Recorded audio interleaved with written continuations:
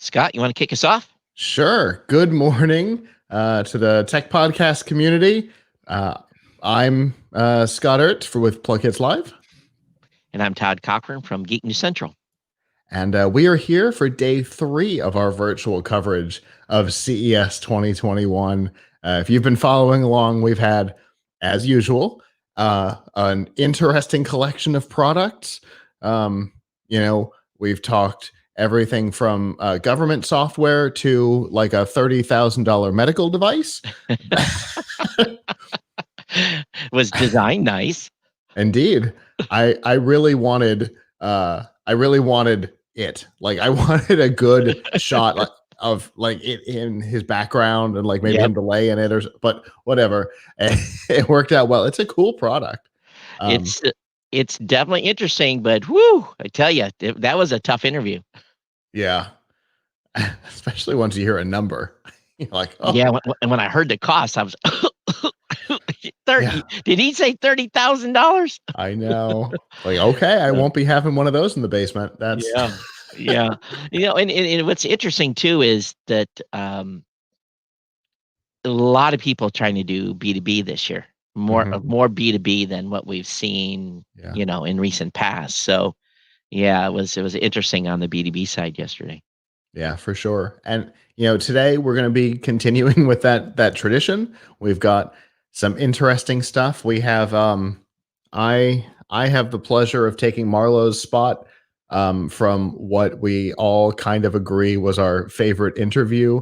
Maybe not necessarily our favorite product of last year, but certainly our favorite interview when Marlowe turned bright red when he realized what was happening. Laura DiCarlo will be on later today. We also have a company that has supplies for home beekeepers. Oh, that's interesting. Yeah, it's another weird day, and that's CES, honestly it's my favorite. CES is definitely CES, not what it used to be called. Mm-hmm. Yeah. Like MTV not standing for anything anymore. The letters don't mean anything. CES definitely does not mean what it used to mean. I have a hard time not saying the actual. I know. Yeah, it's very difficult for me to not say that. We're not actually supposed to say it. We're not supposed to say the old designation. I have a hard time not saying it. But hey, for all of us, we're not old guys to that event, but it'll still be what it originally stand for me. So yeah, for sure. And if I remember correctly, this home beekeeping stuff is connected, and it is for home use. So it is still a consumer electronic device. So it still falls under the old. But we've had some stuff that's more, like you said, we've had some more B2B things or B2G with our government product. Yeah, and it's and whenever I hear about government software, I did 25 years in the Navy, and I've been how should I say it? Afflicted by government software, because here's what happens with government. For if you're a government employee, they know it. Their developers know it. They do not get the guys that go to Google and Amazon and all those places, because they're under the GS schedule. So the government service accounting pay grades are GS1 through, I think, GS12 or 13 or whatever it goes up to. So like at the top of the GS scale, I mean, it's like near impossible to get there, but that's the type of money that some developers in the civilian world make, and the government just can't compete salary-wise. Right. And that's why it's good that we're starting to see. I mean, there was, and we mentioned it in the interview, there was the company GovWorks during the .com bubble to bust that was featured in a documentary about startup failures that tried to do what these guys have done today, but without all the overhead of trying to bilk investors out of money, which is what GovWorks ended up doing. Well, and that's why the government outsources most of its coding, because they can't afford. And the few coders they do have, though, are usually very specific. They're into old systems, or like they're a systems programmer, or they're using some old code base that they're experts in they're experts in Fortran or COBOL or something like that, Yep. because there's some mainframe somewhere that's being held together with duct tape and cheetah blood, and it's the only reason it keeps running. I had a computer that did one function, had a special software build that could only run on that machine, and it was exactly that, Scott. And we put that thing in like a hermetically. We didn't want dust getting into it. I mean, it put like two power supply controllers on it, so the power was steady, and made sure it was always cool. Because we knew if that machine ever decide, of course, at any time a chip could have smoked and that would have been done. But that machine sat there and run there for years. And you just come in every day, and you look over there in the corner, and is the red light still on? And you're like, it's live another day. But there was you no hug it and remind it that you love it, and that no. it You don't needs to hug stay it. alive. You don't touch it. You don't reboot it. You don't nothing. You let it run. And if But the power goes out, you remind it that you love it, so that it will continue to run.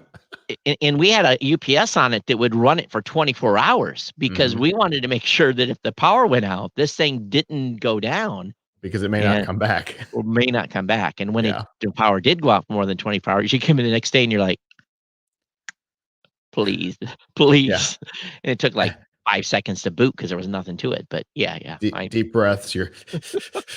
And a lot of the IRS systems run that way. So I wish, Yeah, I did a project that was integrated with the IRS, and one of the things when I was first brought onto the project, I was given like a document that had the flow of data, and this was, I don't know, this was only 2008 or 2009, and I looked at it, and I looked at Mark, who was the project lead. I said, "Are you sure that we're going to have internet access way back there in 1988?" And he says, "What do you mean?" I said, "There are 3 fax machines in this process." And there's also like they've built parsers. Like, okay, so they're trying to get from one technology to the next, and so that holds them for 5 years, and then they have to write in a parser for the parser. So sometimes the data goes through 3 different configuration changes in the way it's handled and labeled before it gets to a modern system. Yep. And but they don't want to spend the money because the old system is still being. Oh, it's just it's a miracle things still work. Absolutely. That's why the Chinese can hack us so easy. These systems are old. They're not like modern. People don't. The government doesn't keep up like private industry does. Yeah, absolutely. And so doing a software as a service product designed for communication for government work totally makes sense to me, because they can pay talented people to do at what they're worth to do the work, and then just license it to the the government. And like he said, they're available in, it's being used heavily in big parts of Paris right now. And I saw the software on the website in action for being able to see where your local garbage truck is on its route, to know how close it is to picking up at your address. I mean, impressive stuff. Right. And it's stuff that you would think would exist today, because, they're tracking trucks and how fast they're going and how long they've been moving. And I have a buddy that's a truck driver, and he's got one of those monitoring systems in his truck. I'm gonna have you vamp and have Kirk pull me out, because the curse that we mentioned, the curse that we mentioned earlier is happening here on the other system. So before we can deal with everything there. Oh, nope. It looks like we might have. Nope. Yeah, go ahead and pull me out, Kirk, and I will see you later, Todd, when we transfer back at 2:00 East Coast, 11:00 West Coast. All right, awesome. So any sign of our first guest, Kirk? Yep, he's on right now. Oh, awesome. I didn't see the so let me go ahead and load this up and make sure that I'm ready here. So I want to welcome Rafi from Orcam Technologies. Welcome to the show. Thanks very much. Thanks for having me. Yeah, absolutely. So last day of CES, and but we've got a full lineup of companies coming in today. So tell me what you guys are doing and what's new for 2021.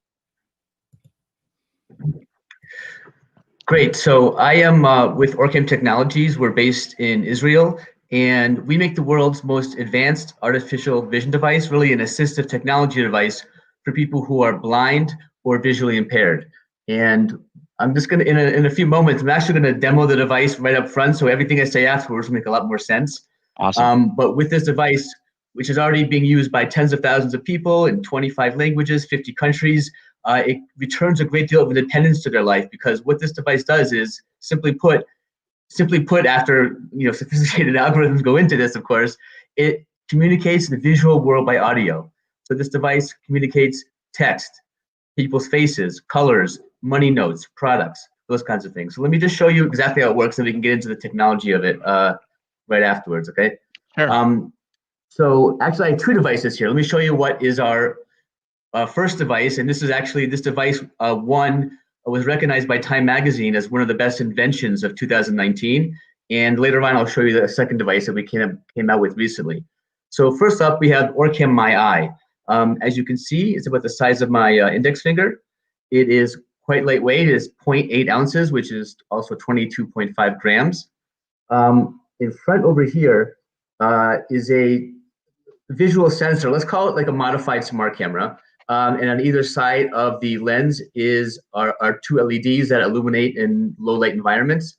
On the flip side of it is a small speaker for audio. And this side over here is a touch sensitive area. So by tapping or swiping, I can control certain operations of the device. Now, Sure. Orcam My Eye is a wearable device. And the most natural way we developed to wear Orcam My Eye is on almost any pair of glasses. So regular pair of glasses right here, you can see there's two magnets over here on this mount. And I just put the glasses on like I normally would. Okay, hold on. Okay, and then I take the device over here, which has two embedded magnets over here. I just snap it into place, and I put it on the right side. It will go into place very easily, and I'm ready to start using it. Now, normally, as the person wearing Orcam My Eye, only I would hear the audio, because the speaker, the internal speaker, which is right here, sits right above my ear. Normally, I wouldn't wear these headphones, obviously, but Sure. You can use actually Bluetooth headphones with it. It's Bluetooth compatible. But I have the audio coming to my ear, but for demonstration purposes, I have a Bluetooth speaker with the audio output. So this has nothing to do with the device itself. It's purely for demo purposes. And I'm going to keep this on the screen because it's not really relevant to the device. No worries. Okay, so first up, I want to show you is text-to-speech reading. So I have a Orcam brochure over here with some text on this page. I'm just going to take my finger. I'm going to point to the text that I want to read, and then you'll hear and see what happens right after that. Let me actually put it on this side. Actually, like this, you can see like the side angle. Okay, so I'm taking the text. Yep. I'm just going to take my finger and point to somewhere on the text. Reads any printed or digital text, newspapers, books, restaurant menus, signs, product labels, computer and smartphone screens all become accessible to you in an instant. If I go like this, that stops it. So what you just heard and saw took us many years to get to this point, right? But very, flawless in the execution. What happened is I took my finger, I pointed at the middle of the page, then I heard a beep. Took my hand away, Orcam My Eye, snapped a photo. The device remembered where I placed my finger, and one or two lines above there started reading the text. And if I didn't stop it with the stop gesture, it would have gone to the end of the page. As far as we know, this is the only assistive technology device in the world that responds to intuitive gestures. I use the pointing gesture to activate reading and the stop gesture to stop reading. Let me just show you one other example, because I get the question often, what if the person using Orcam is completely blind and she or he doesn't know, where to point? And we do have many users who are completely blind and very successfully use the device, because another way is by tapping. When I tap the side of the device, Orcam's going to read the very first word to the very last word, not wanting me to miss any of the text on the page. So if I just like this. Orcam My Eye 2.0 for blind and partially sighted people, an artificial vision device with a lightweight. Just one other example of text reading.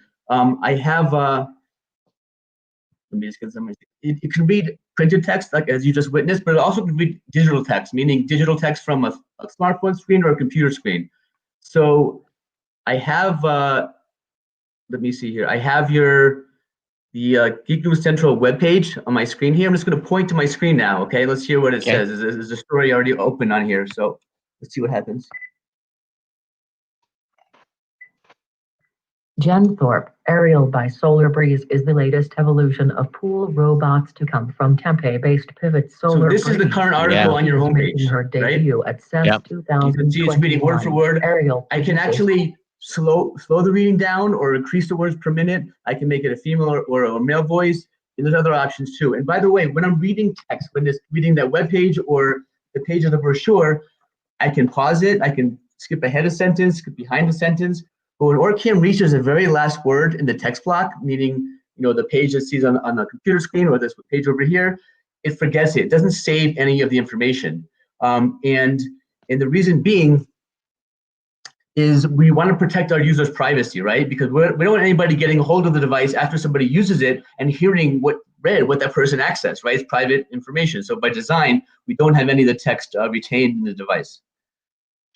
Just a few other quick things to show you, and then I'm happy to see if you have any questions, and I can move on to other features. But if I take this reading here, this text over here, I'm going to turn it upside down and try to read it. Let's see what OrCam says. The text seems upside down. To read it, rotate the page again.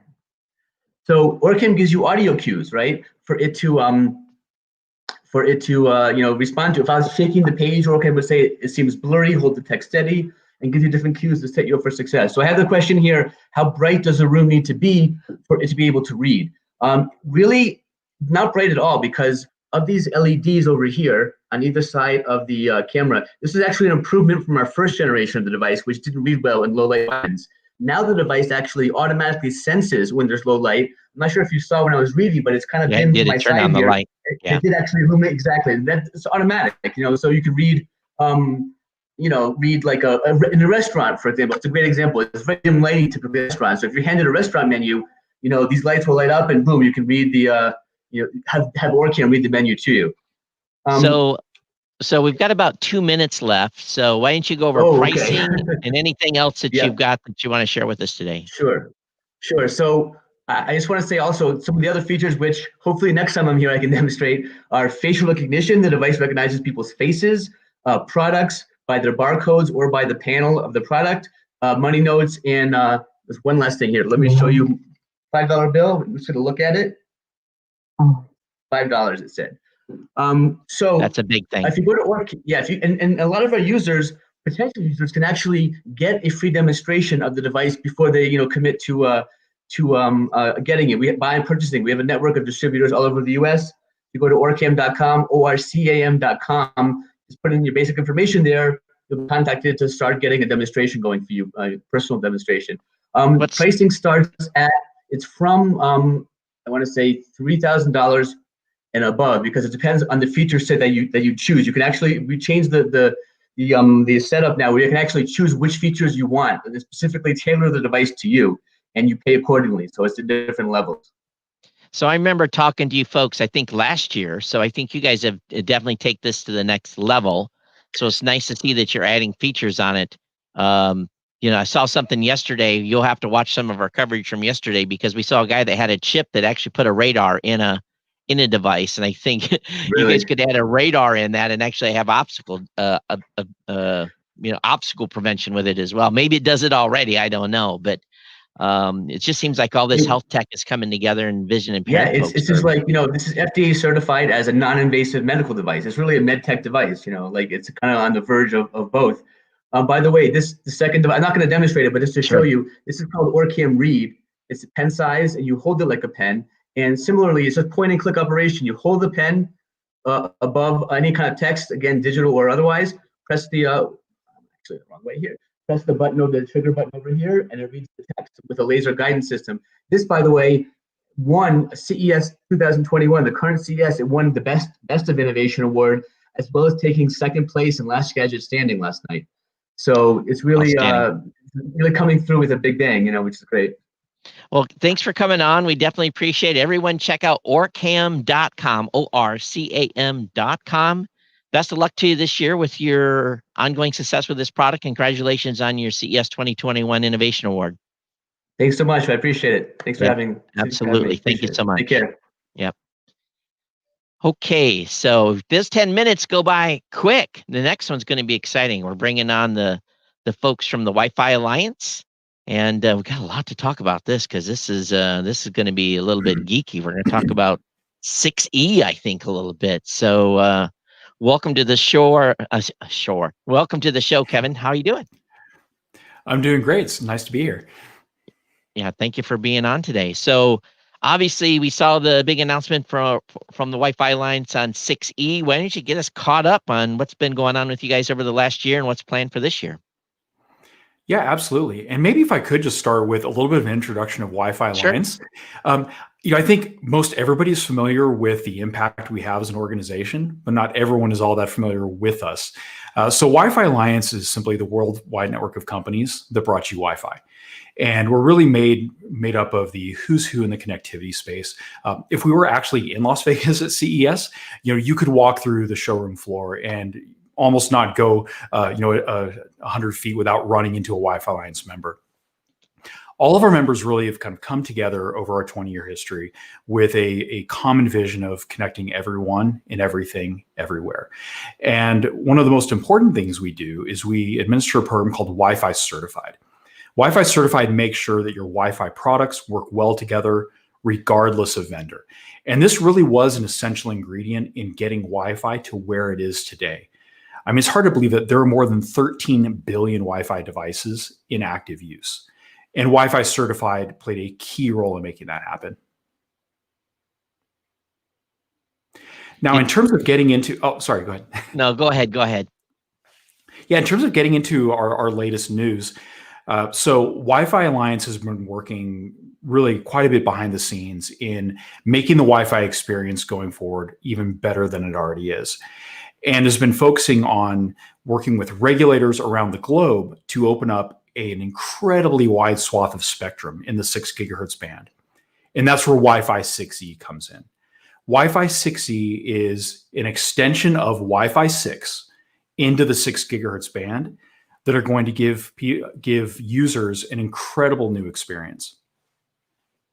So I'm assuming then, and for those of you that are not like super technically inclined, the different Wi-Fi, I guess for whatever word, maybe not versions, but there's frequencies that have been allocated. So most people know that Wi-Fi operates in the 2.4 gigahertz range, but now you're up in the 6 gigahertz range. What does that really mean then to the consumer? I have a pretty good recollection of what it means, but obviously I'm assuming higher speeds, better penetration as far as the signal goes, or what's Wi-Fi 6E actually bring to the table?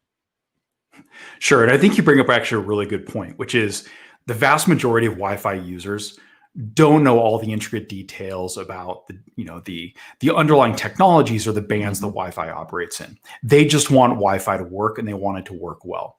And that's where Wi-Fi 6E comes in. So an average consumer can look for Wi-Fi 6E on the box and know that it's going to offer this new capability. And if it's certified, it's going to work well.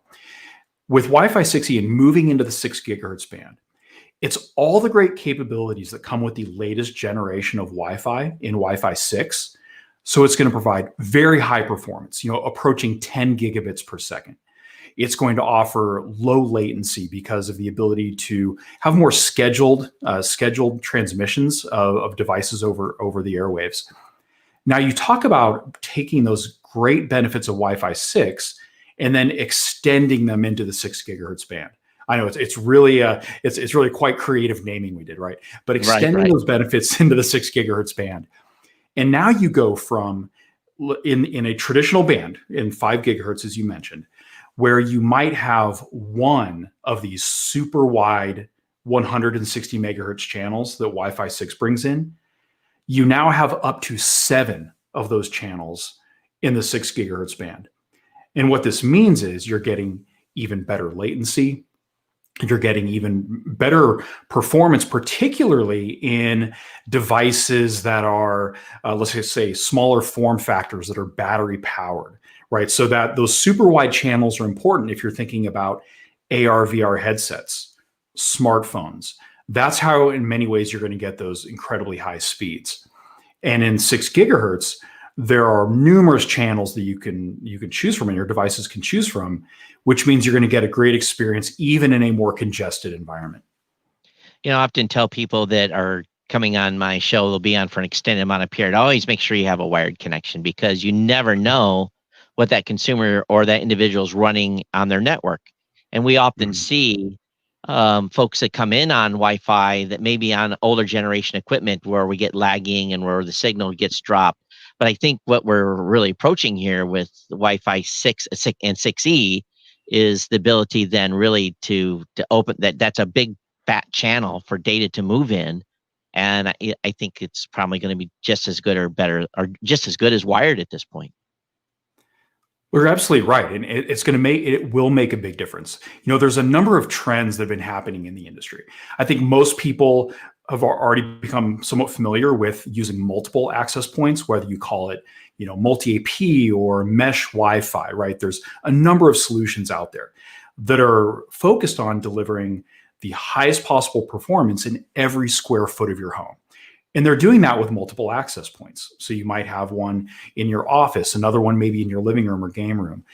And what's interesting is what Wi-Fi 6E is going to allow is it's going to be able to provide this, you know, this uncongested, very high performance channel or connection between each of those access points. So it's really kind of that replacement for the Ethernet cable that would go from one AP to another in, let's say, a work or enterprise environment. You're going to be able to do that entirely over Wi-Fi, so that the devices are getting a great experience, even if they may not have been upgraded to Wi-Fi 6E yet. And one thing folks should remember too is everything is reverse compatible. You don't have to go out and replace your gear tomorrow. As you upgrade in the future, you're going to get this new technology. Speaking of which, when do you think we're going to start seeing Wi-Fi 6E devices on the market, or are they already on the market? They are already coming to market. In fact, there are a number of announcements that have happened around CES, vendors announcing new products. There are analysts predicting that there will be more than 300 million Wi-Fi 6E devices just in 2021. So we're not talking about technologies that are going to be, you know, a year, 2 years out in the future. This is a very real development, and users should be looking for it. We have about a minute and a half left. Do you see more spectrum being opened up for us to be able to expand into some of these other frequencies that are now restricted? Well, I think the focus with the industry right now is ensuring that users around the globe are going to benefit from Wi-Fi 6E. So there are some very forward-looking regulators in the US, the UK, European Union, et cetera, who have, in fact, even recently, the United Arab Emirates has made a decision to open up 6 gigahertz. So there's still some work to be done to ensure that users around the globe can really benefit from this incredible new technology. And regulators really kind of pay attention to that and ensure that their citizens have that opportunity to benefit. Makes sense. Well, I want to thank you for coming on today. You guys, if those of you that want more information, you can go over to wi-fi.org. So, or just Google Wi-Fi Alliance on Google. You'll find their website as well. It comes up in the top search result, and you can get information about the companies that work with them. And of course, look out for that 6E logo on some of the new stuff that you're buying that may be Wi-Fi connected, because that's going to tell you you've got the latest and greatest. Any other thoughts from me before we bounce out of here, Kevin? No, I guess the last point is I think we finally made it to 2021. And one of the things coming out of 2020 is it really highlighted how important Wi-Fi is to users' everyday lives. And, you know, Wi-Fi Alliance and our member companies are really working around the clock to make sure that Wi-Fi meets those expectations now and well into the future. Yeah, I agree. And I wish we could make more fast advancements in rural broadband too, because I'm on rural brand and it's ungodly slow. So with time, we'll have better speed for rural communities, but has nothing to do with going on in your home. But thanks so much, Kevin, for being on with us today, and good luck with what's coming for 2021. Thank you. It's my pleasure. Yep. Thank you. All right. I think we've got our next folks. I'm looking at the chat here. All right. Are we going to bump somebody up? All right. So I don't have the note on who you are, so go ahead and introduce yourself and the company, and thanks for joining us. Sure. Can you listen me? Can you hear me? I can hear you good. No Okay. problem. I'm Marco Cappellini. I'm CEO and co-founder of Virtue Italy, which is a startup spin-off of Centrica. Virtue Italy is based in Florence, Italy. So tell me a little bit about your product and what you're bringing to market at CES 2021. Yes, basically we bring two kind of products. One is an immersive and interactive digital exhibition devoted to Renaissance. It is called Renaissance Experience. We have already brought in Italy, in Germany, and in China, and we would like to bring it in US. And So, go ahead. I'm sorry. Sorry. And the second product is a cloud application called Art Centrica. In that case, it is a completely full digital application. And the idea is to bring art at very high quality inside schools, education institutions, but also at a later stage in houses of people, common people, and so to the consumers. So just so everyone's clear, these are about virtual exhibitions. So having digital. Yes, it is. Yes, it is. It is basically the idea to create an exhibition in a physical space with only digital technologies that are both multi-projections as well as interactive applications, so that visitors can enjoy art in a new way. If you want, I can share my screen and show you a video, but perhaps it's more that would clear. Be fine. That would be fine, just as long as there's. Is there any music in the? There is music. If you want, I can mute it. Or yeah, we'll need you to mute the music so we don't get a copyright violation in case it's using copyright music. So that would be best. Okay, it is not copyrighted because we have. Did you guys? Yes, we have cleared, so no problem for copyright. Okay. And so I go to share my screen, and then once that's up, our director will bring the screen to the forefront so we can see it. Okay. All right, we can see your website. Okay.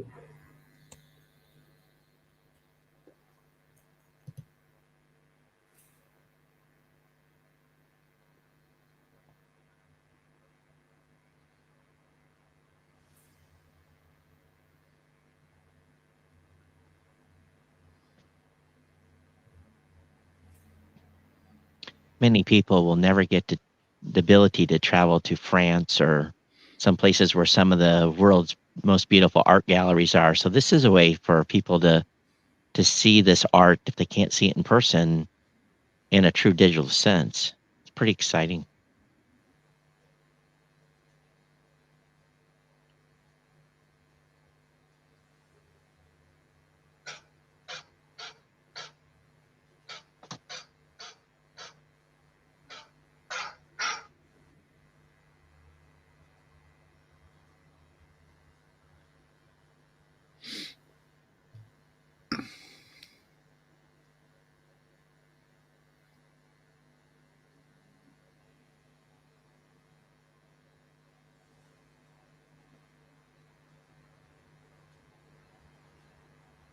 That's cool.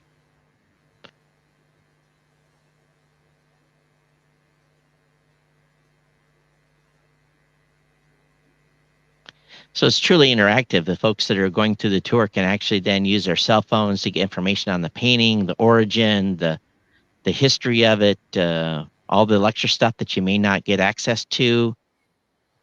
It's very, very, very impressive. Thank you. So this is what I described before. So the possibility to be in a space which is not a culture or artistic space, but it becomes an art place because of these digital technologies, and the experience is really fascinating for people, and at the same time it is an edutainment experience, so they can learn more about this art. Who do you typically work with then? Do you work with corporations that are bringing stuff in, or someone that wants to do an exhibition? How does someone work with you to employ this technology?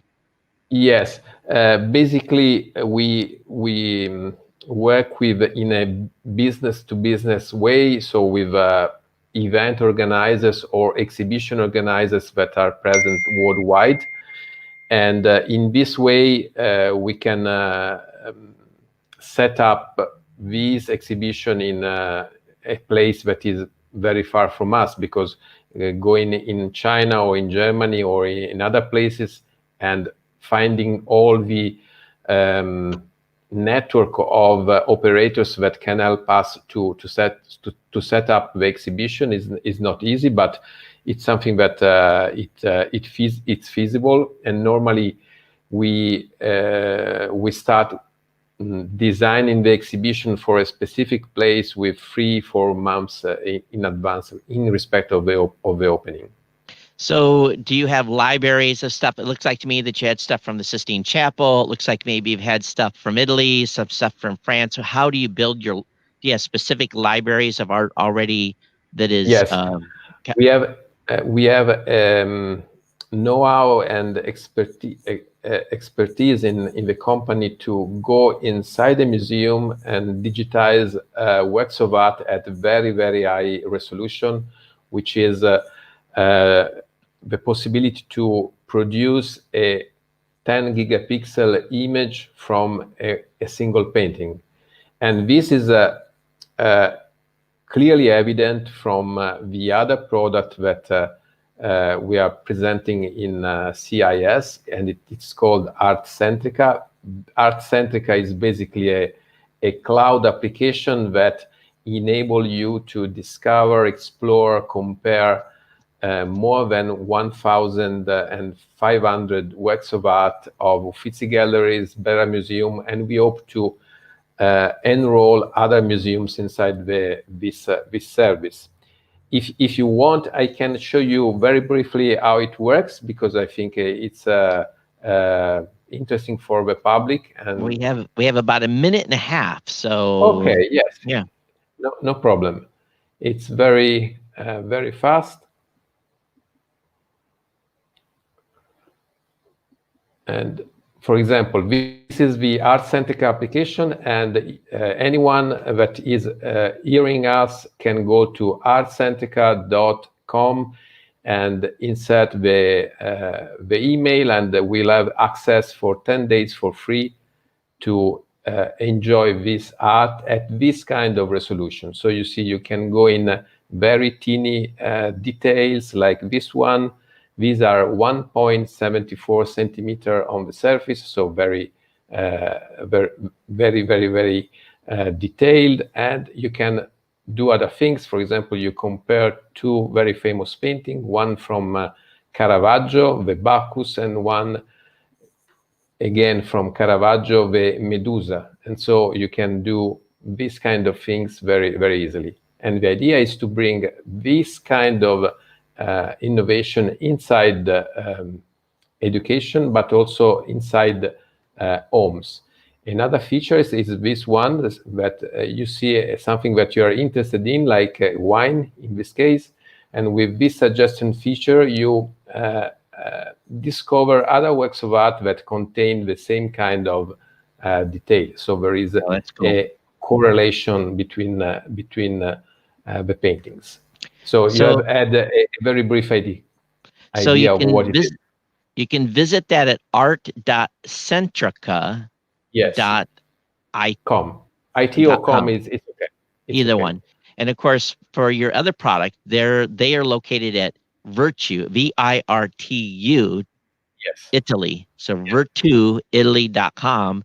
And this is really fantastic. And I can see now in the time of COVID, where people are stuck at home, they can't go to galleries, they can't go to museums. This is a great way to explore. And for those that are one studying art, I think this is a fantastic resource. Thank you so very much for sharing this with us today. We Thank you very much. Very, very cool. Very, very cool. You. Awesome. Yeah, thank ciao you so from much. Italy. All right, ciao. You just never know what we're going to see here on CES. I mean, it's such a simple but brilliant idea. I mean, really, I would have never seen some of that art ever, not in the detail that they are able to display. So definitely check it out. I don't know what their monthly recurring cost is after the trial, but you can find that out on our website. Is our next guest ready? Don't have one yet. Oh, okay. So, I thought we were out of time with him. We could have kept him on for a few more minutes. But again, for those of you that were, and they were nice enough, they've got us like plastered right on the front of their website. It was, they were showing our tech podcast coverage there. So, but again, yeah, and they still are. So that's really, really cool that they were able to highlight us on their website. So VIRTUITALY.com. You'd have to tell Scott, we don't get many of those folks that actually do what he did, but he put an embed and a link to the content right on the website. We want And to thank them for that. And he said the trial is for free. The trial is for free, right? Yep. For the first 15 days. Yeah. Awesome. So very, very cool. What do you know, I like to look at art.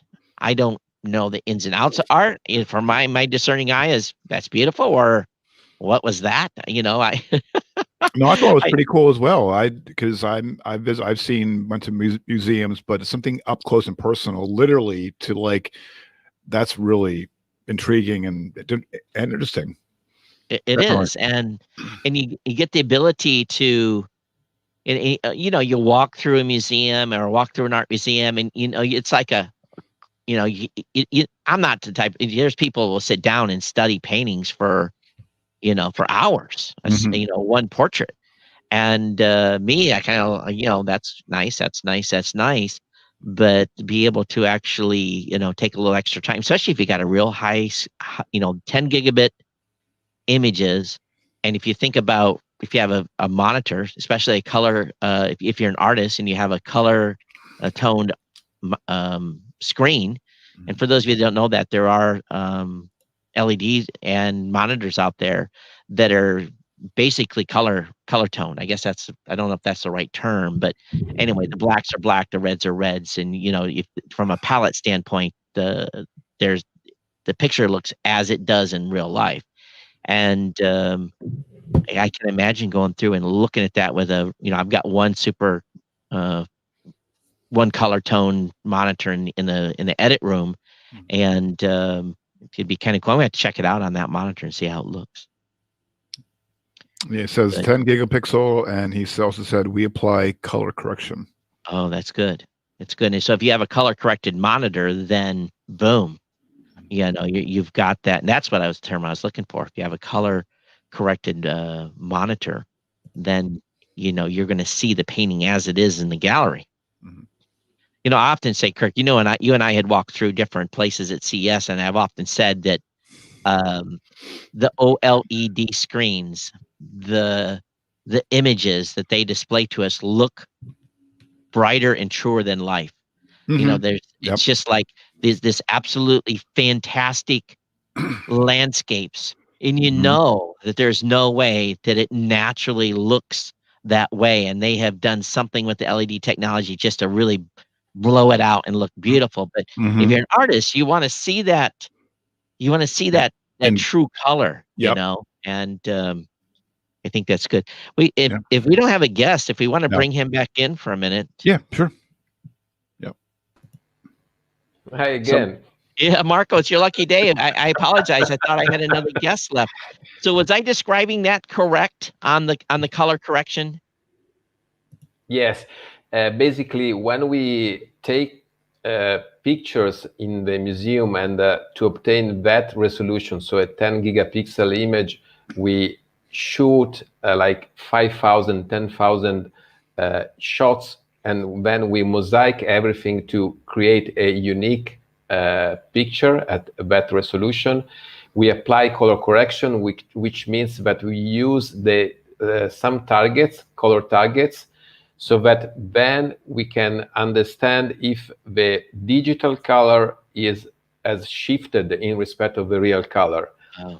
In digital technologies, you will always have some errors in respect of reality, because reality has a bigger color gamut. Digital technologies can approximate reality, but with some error. And our effort is to create an error that is so small that you cannot perceive by human eye. Oftentimes too, some of these paintings are 500-600 years old, or maybe older than that, and the paint has faded a little bit. So for sure. do you do any correction then because when your museum takes a painting for restoration, they will often do things to try to bring the color back out. So do you do any of that type of work where you try to? We do also that kind of corrections, but obviously you must be guided by a very expert restorer or art historian, because no one knows exactly what was the color 500 years ago. Right. So you can guess, or you can understand from studies, from books, understanding also what was the origin, the physical origin of a specific color.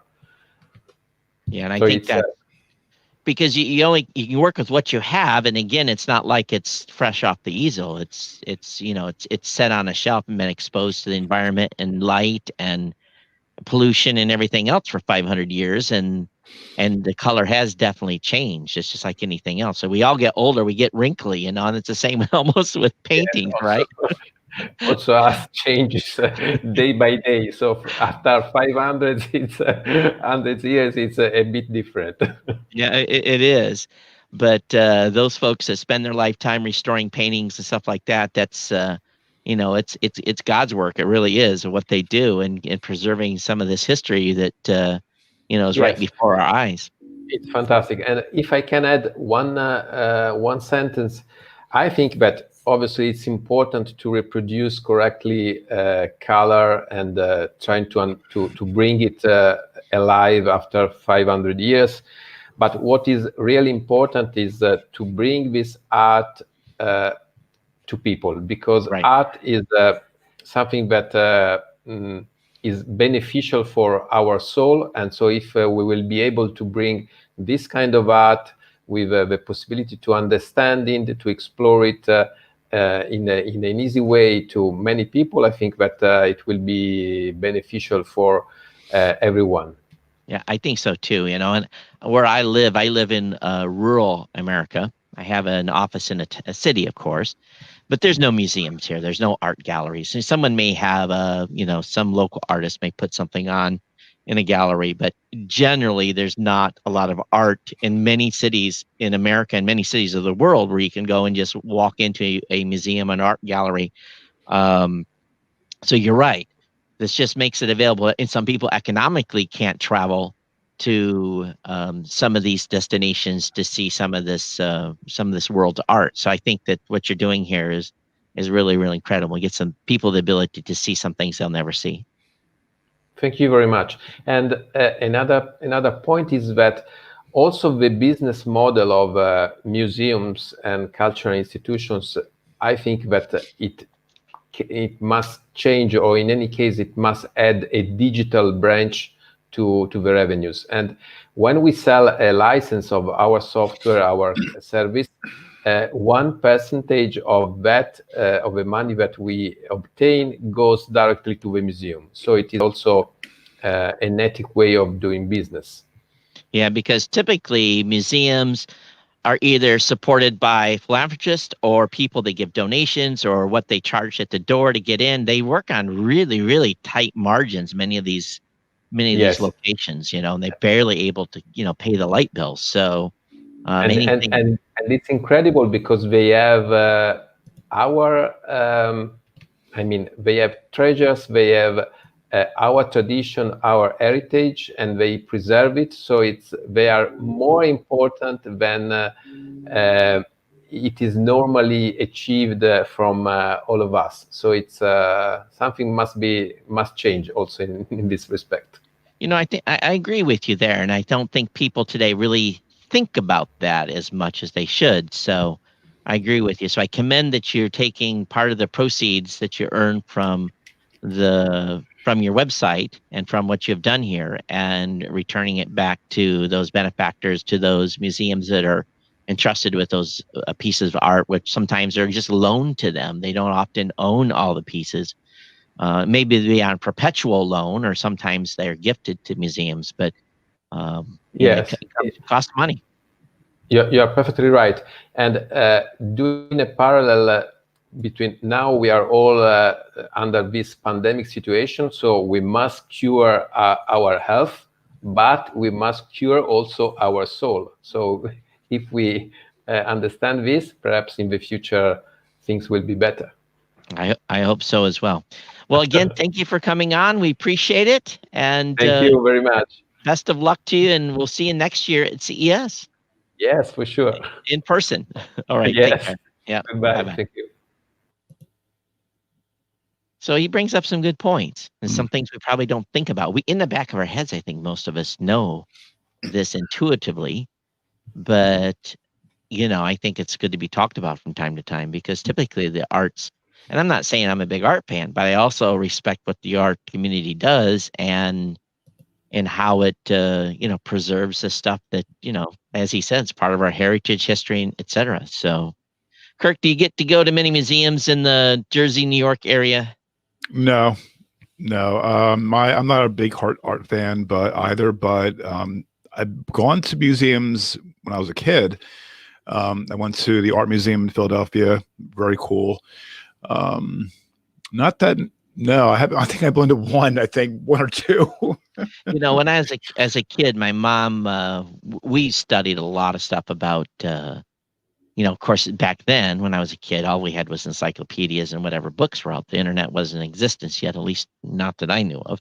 Probably in its rudimentary form, but the Chicago Art and History Museum had the Tutankhamun art exhibit that was making a worldwide tour, and we were able to go and see that. And really, for me, it was kind of one of those highlights of, I was probably 13 or 14, something like that. It was one of those highlights of my childhood, and being able to, so I have a love affair of being able to go to museums. And like, if I'm ever in Washington DC, I go to the Art and Space Museum, a little more techy, but you can spend literally, if you take your time and read the things that the collections have put together, you can get a lifetime's worth of education just by visiting museums and look at the exhibits. And I think it's important. And when we get out of COVID, I'm definitely going to avail myself of that as well, of being able to travel around and seeing. And it's not just museums; it's a whole host of other things that are available to us that we've really been locked out of now for just about a year. Mm-hmm. So I think that's the key here with this. But definitely, everyone's want to go check out Art Centrica, ArtCentrica.com. It's got 1,500 works of art there to look at. I'm sure they're adding to the library all the time. So, well, let me look at the schedule here. We've had a couple people miss, haven't we? Yeah, that's just looking right now. The Auravision is missed. Right. No. They were on, right? Auravision. Yeah, they were on. Yeah. And then Fly Wallet is the one that right. is potentially missed. And then sounds like we have another Italian company coming, Hole, or maybe it's French. Yeah, I bet it's French. Is up at the top of the hour. So let me go look here and see what. And this happens sometimes. This is typical for our CES coverage, where usually it's people are running from hall to hall to try to get to us. This time they got to. Hey, this time they've got to run from the bathroom or something. I don't know. I figured I'd help you vamp, because we had somebody not show, and then you've got a gap at the top of the hour to help catch up in case we were behind. And I was going to go look at the company that missed. Usually we don't give them any promo, but let me see, what is it? Was Fly Wallet. Yeah, Fly Wallet, looks like a and travel service. Fly Wallet and Auravision both missed. We've had two no-shows. Yeah, and but I tell you what, the art piece was good. It really was. Yeah, for sure. Oh, it may not matter, because I think somebody just No. Oh no, it's Terry. Never mind. Sorry. Okay. So you have. Oh, there we go. Auravision is a AI. Everyone's doing AI, Scott. It's all about AI now. And Yeah, it's AI today in the way that that it was blockchain a couple of years ago. Yep. Where I said this the other day at Collision a couple of years ago with Danielle and I. We kept having this situation where a company would come on and pitch their thing. It would be this great idea, and we'd be all on board. In the last 30 seconds, they'd say, "And we also have our own coin." And it's like, oh, why? It's Well, like, okay, can you explain why? No. Okay. And all those coins are gone. Some of them under Yep. SEC investigation, paying multi-million dollars in fines. Yep. Yeah. Because the whole ICO craze was an absolute disaster. Right. But a lot of people got rich and some people went to jail. Let's see here. Let's look at where, speaking of coin, my God, it's up to $39,000 right now. It's Is back it? up. 39. Oh my God. 439. Jesus. I was kind of okay, so I'm revealing something. I had a buy order in. I was waiting to get to 27. It never got there. Uh-huh. So now it's back up to 39. Oh man. Yeah, I don't know what happened there. It dipped yesterday down to 34 and it was headed down. I'm like, oh, keep going down. And I'm going to, do the buy. I'm going to put a little money in at 27, figuring that now we're back on the way. We'll see where this thing goes. Yeah. Right? Yeah. And it's the oddball, right? Yeah. It and Ethereum are the oddities out of the overall space, because like you said, so many in that ICO space where they were trying to do an IPO, an initial public offering, without going public.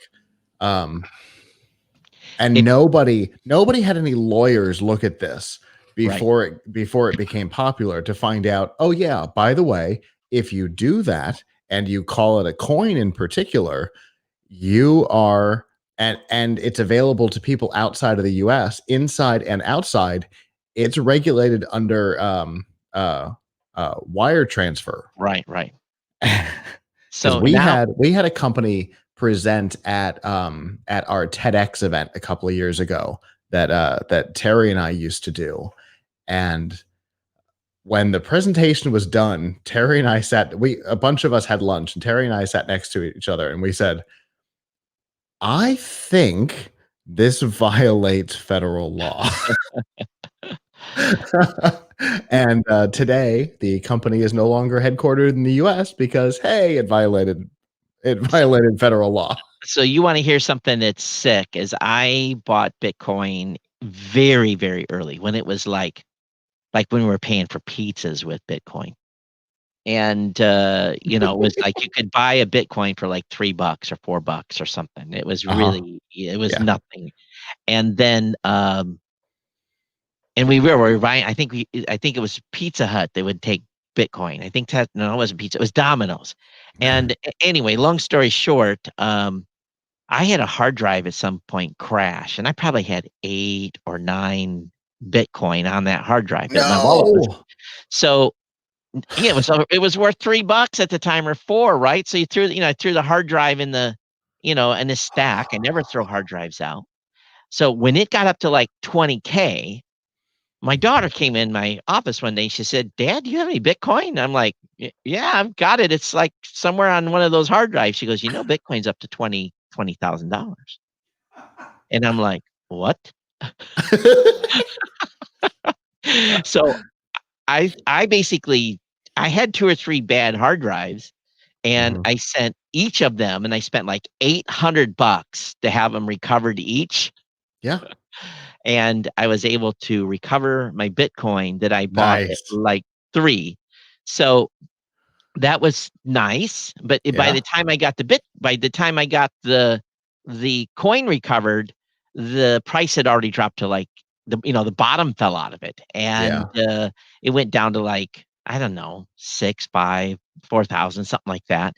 But if Still a hindsight was massive return on value. still, for something, I really got something for nothing because I really didn't know that I had what I had. So free is, Right.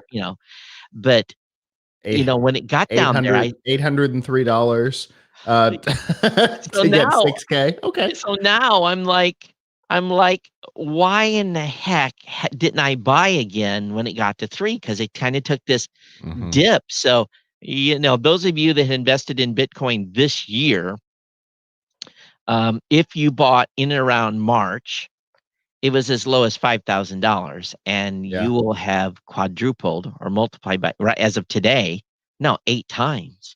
Yeah. So if you put in $100, that's now worth $800. Yeah. And So if you are looking at getting into that, I'm trying to remember the name of the company from yesterday. I use Uh, Bitcoin.com and Coinbase. That's the 2 I use. So well, the personally, thing that I always remind people is when you're using one of those services, just in 2020, over $10 billion right. worth of Bitcoin was stolen from services like that. So make sure you Um, download your wallet. right. And Right. keep your coin safe in cold storage. Right. Uh Yeah, mine's in seriously, cold storage. what Yeah. was the name of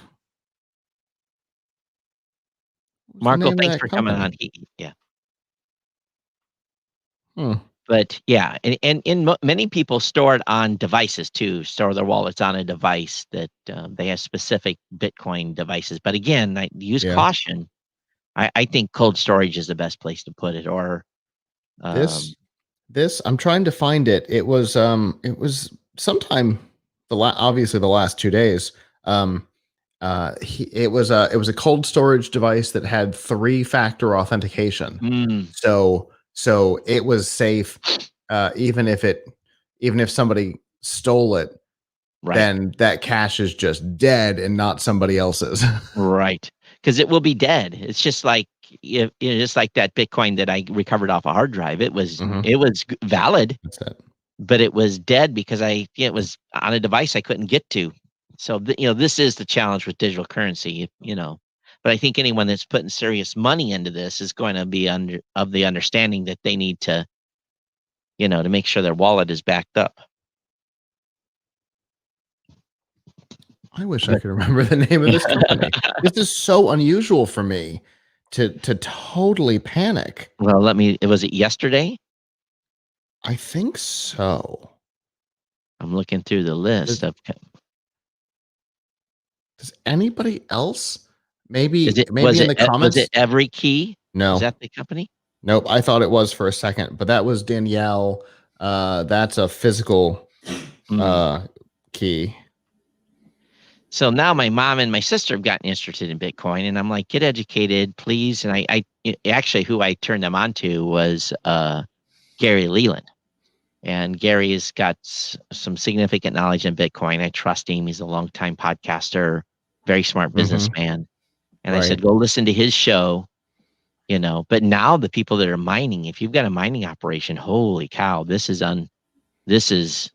amazing time to be a miner in Bitcoin. I bet you Bitcoin mining machines are selling like I bet you can't buy them right now because of the GPU shortage. Exactly. I was actually I think it was Tom's Hardware.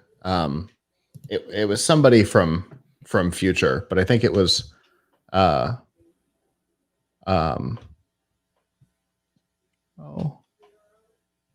Are you okay? Yeah, I'm trying to read. There's a comment that just came in that I'm trying to read.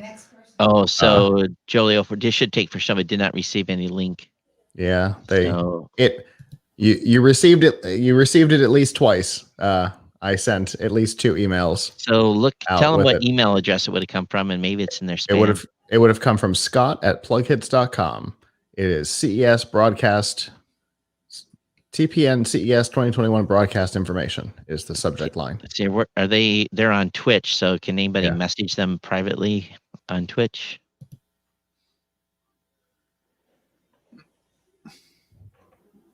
I don't know, maybe. Yeah, I'm not on your Twitch account, so I can't do it. Yeah. I'm trying to. You can go ahead and pull me off, Kirk. I'm going to try and deal with this. Okay. All right. So that happens sometimes. Emails go missing. It's a big challenge of scheduling stuff digitally. We apologize for that. And Scott's going to see what he can do to get your information so we can get you in. One thing that we kind of got off topic. You're talking about Bitcoin, but I think what you've seen, if you've been watching the show today, is that the CES coverage is it's wide and varied from the different types of companies that attend the events. If you're watching today on Facebook or wherever you may be watching, make sure you check in and say hello. We want to hear from you. If you just comment on your specific Facebook page, that would be great. Again, my name is Todd Cochran. I am from Geek News Central at geeknewscentral.com. Tonight, it's don't want to take away from this coverage, but tonight at 7:30 Eastern, I'll be recording my 1500th episode live. We'll be on Facebook, we'll be on Twitch, we'll be on Twitter, not on this channel. You'll have to come over to geeknewscentral.com to watch that.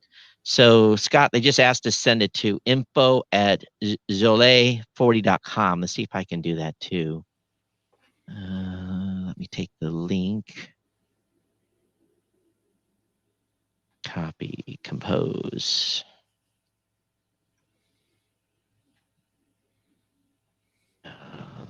Again. Zole40.com.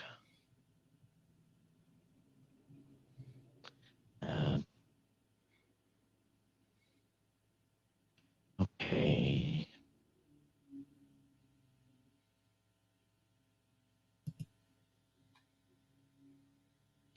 Probably we're all trying to get it to him, so he'll get two at once. All right, I just sent it to him as well. You should have it in your inbox now.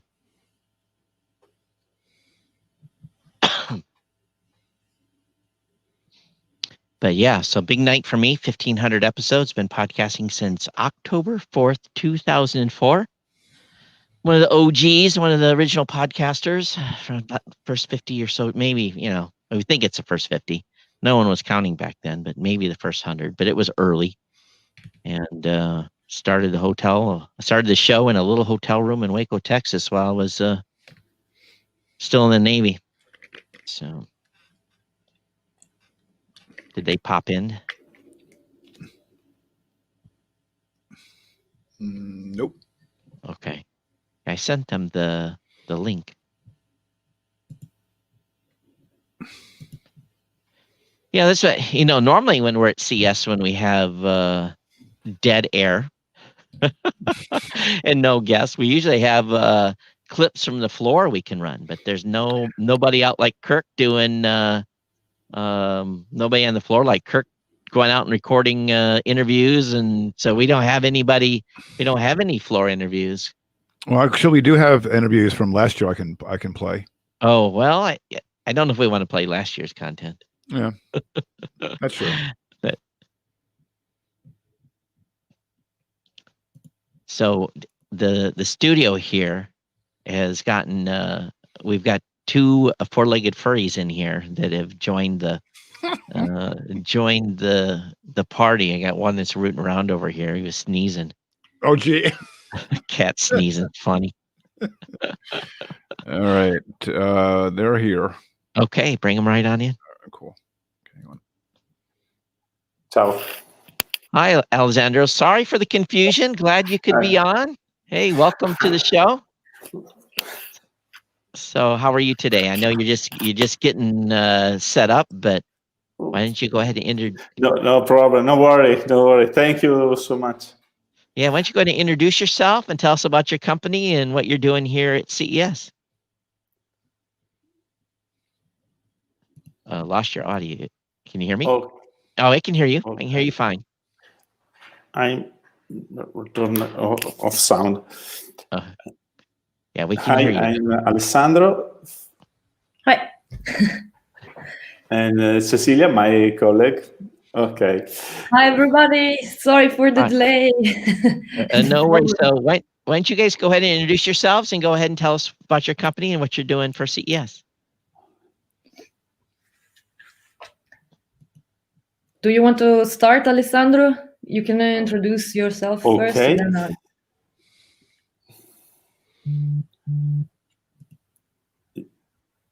Okay. Hi, everybody. I am Alessandro from Joule 4.0, innovative startups, Italian startups. Our works are smart metering, energy consumption. Do you hear me? I do. We can hear you fine. Okay. I return of the sound, my voice. We are was in 2016, and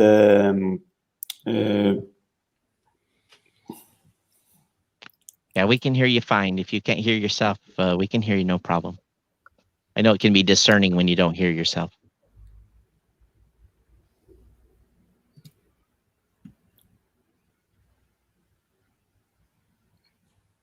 okay.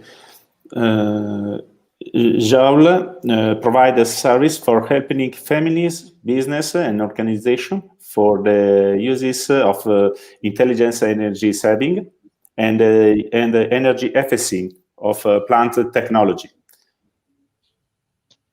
So as I was looking at your website, it looks like you do a monitoring of energy consumption. Is that the core, or also see that you also have some sort of devices as well that maybe report on maybe solar?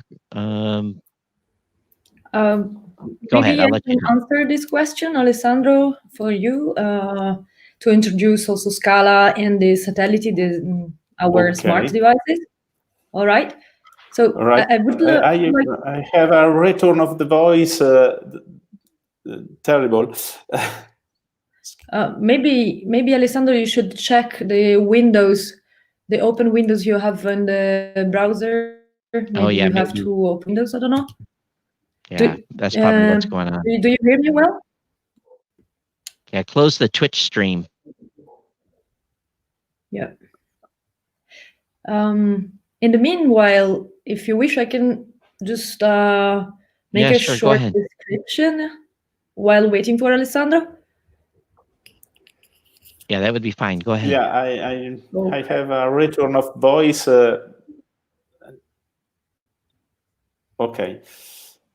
We introduce Scala, our IoT, the new IoT of energy consumption.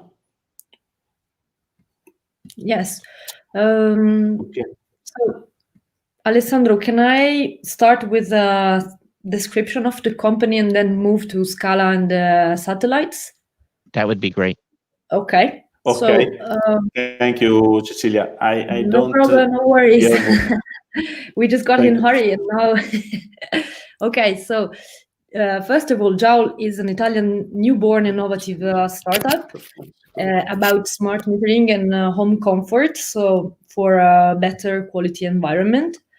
And Joule developed a cloud platform that collects data from any kind of meters, such as new or old generation meter devices, for consumptions in residential, commercial, and industrial environments.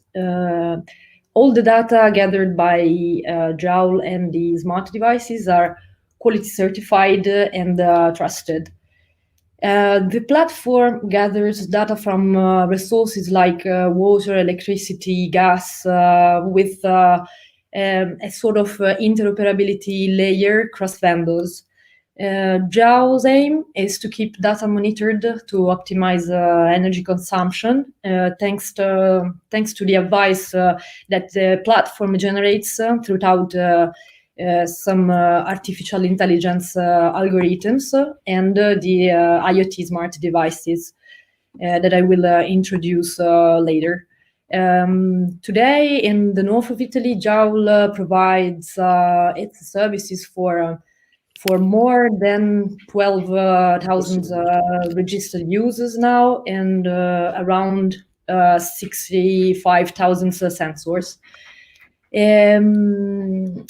What's the aim for Joule? Joule users will be able to improve their consumption behaviors, and they will be able to make the difference in the ecological footprint.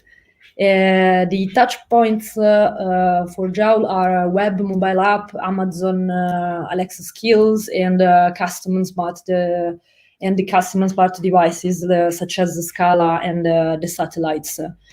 Talking about Scala, it is a freestanding smart device with voice interaction, and it is based on natural language process, which is NLP.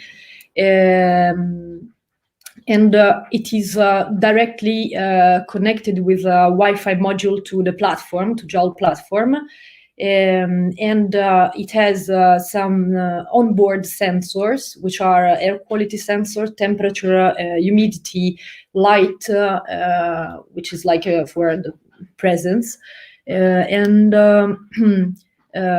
it's able to record any data around on the environment around. And it is able to send alerts and display all the informations connected to the platform, to Joule platform. Together with Scala, we developed another IoT device, which is called Satellite, and it is a smart plug. It has as well onboard sensors and a Wi-Fi module to send data to Scala and so the cloud platform. The difference between the satellite and the Scala is that the satellite is a kind of a smart plug, so you can connect to it any kind of appliance, and it has a sensor to measure the electricity current of the appliance, so plugged on it. So its aim is to, let's say, control all the electricity consumptions inside the domestic or commercial environment. So can I ask? Okay. Can I ask on the Joule platform itself? Does it connect to the home, or is it purely software driven? Is that you referred to as a platform? Does it integrate with at the power station, or how does the original core readings come from? The platform is a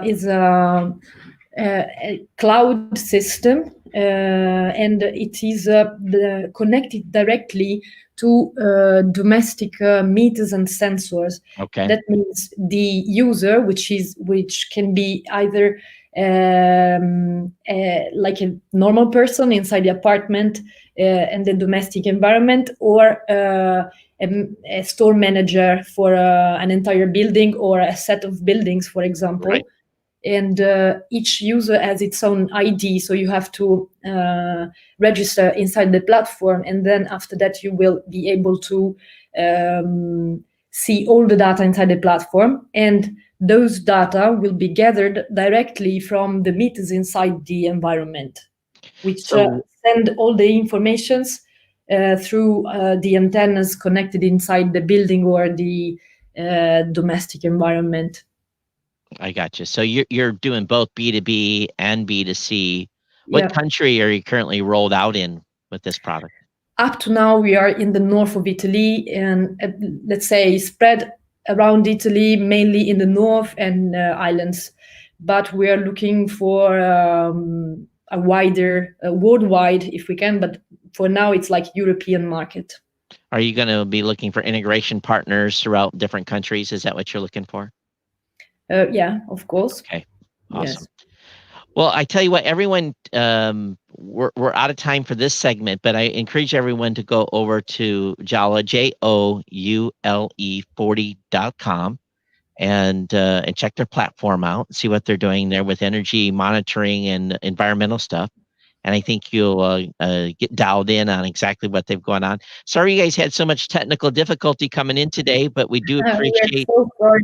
Yeah, it's okay, but we got your found out what you guys are doing in this space, and much luck to you in the coming 2021 and in your endeavors, and we'll see you back in person at CES next year. Hope that. So thank you very much. Yeah, thank you so much. So, Thank you.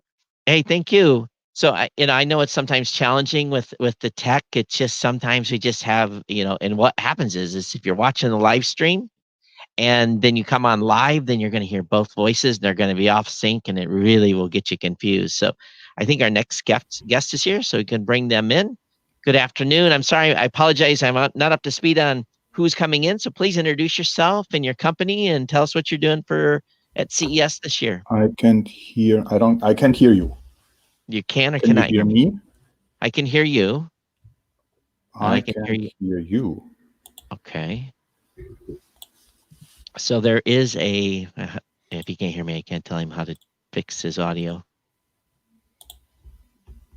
So I'll keep talking while he's. I don't know why. Yeah, so I'll keep talking. Let me send him a note.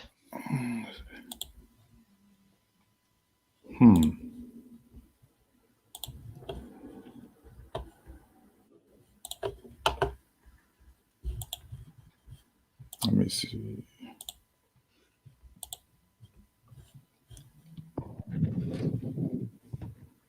Is the computer muted? Oh yeah. Oh, I think you heard me for a second. I'll keep talking and maybe you can hear me.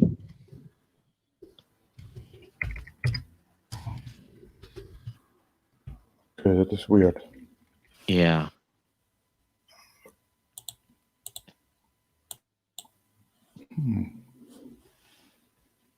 Kirk, can you see? Yeah, we can trade. I have the microphone. Everything shows like it's working, but I don't know why I can't hear you. Yeah, we can trade guests while he's figuring that out. Just make sure you send him a note. So we can go ahead and trade him. No problem. Just let's send him a note. Yeah, let's check. Go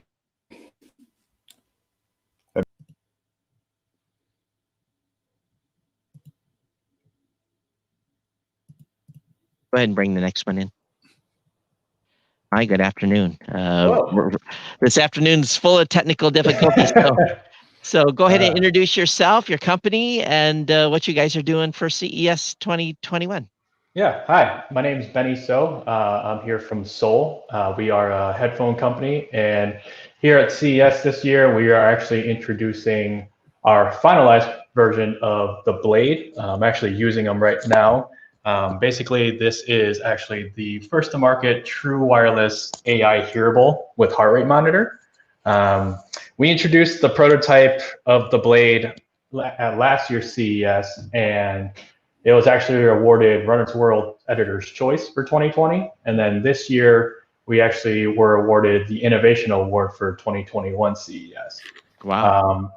Basically, what makes the Blade unique is that it is a very special product that combines real-time AI voice coaching and gait parameters with a premium built-in heart rate monitor. So what gait parameters are, gait analysis itself is kind of like the study of human locomotion.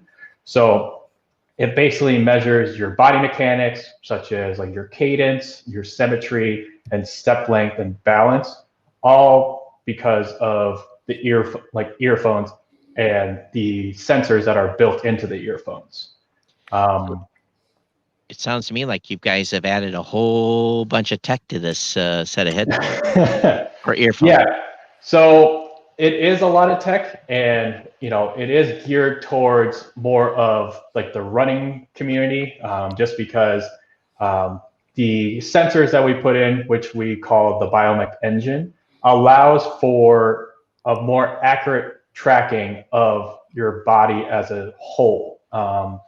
Because it's based off of head motion data, anytime your head pretty much moves, your body is kind of moving that same way. Unlike most kind of fitness trackers or like Apple Watches where they're on like a wrist, where you are kind of moving those joints independently.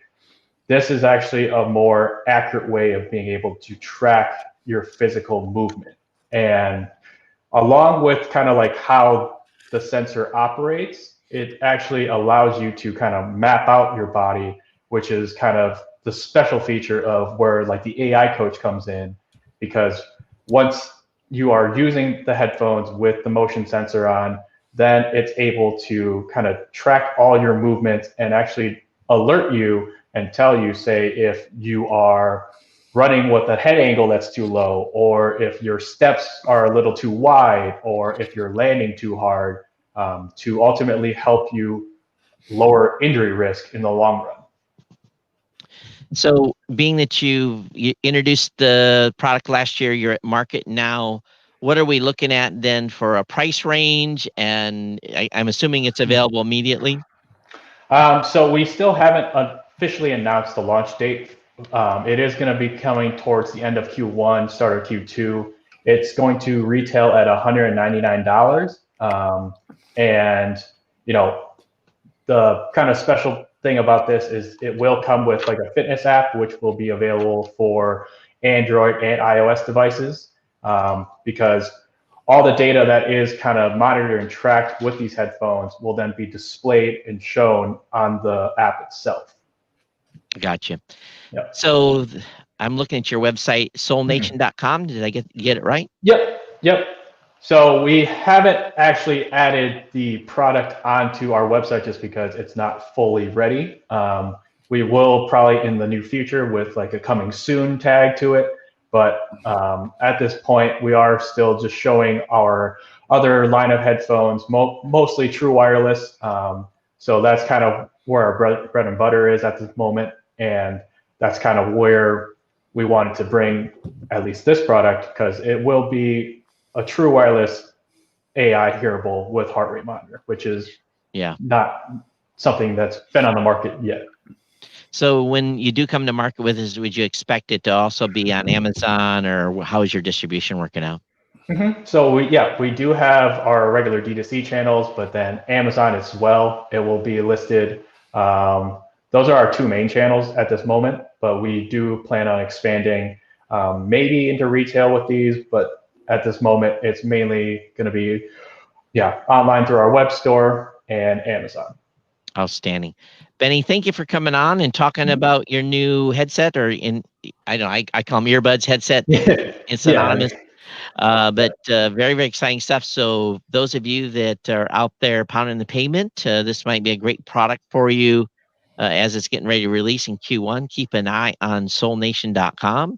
And thank you so much for coming on. And we look forward to seeing you next year here at CES. All right. Yeah. Thank you very much. Yeah. Thank you. Yep. All right. I think we've got Paul figured out. Yes. So bring Paul back. Yes. It's okay, Paul. Don't worry. No problem. Thank you so much. Sorry, go ahead. Yeah, we're patient. Don't worry. We understand people have challenges. So you're with Direct Smarter Technology. Why don't you tell me, first introduce yourself, then of course, then what you have, what you're introducing here at CES 2021. Yeah, first of all, thank you so much for having me. My name is Paul Schnorr. I'm the CEO of Direct Smarter Technology. We are a developer and manufacturer of smart technology. We have locations in Germany, here in the US, and in Asia and the UK. I am originally from Germany. I was born in Germany.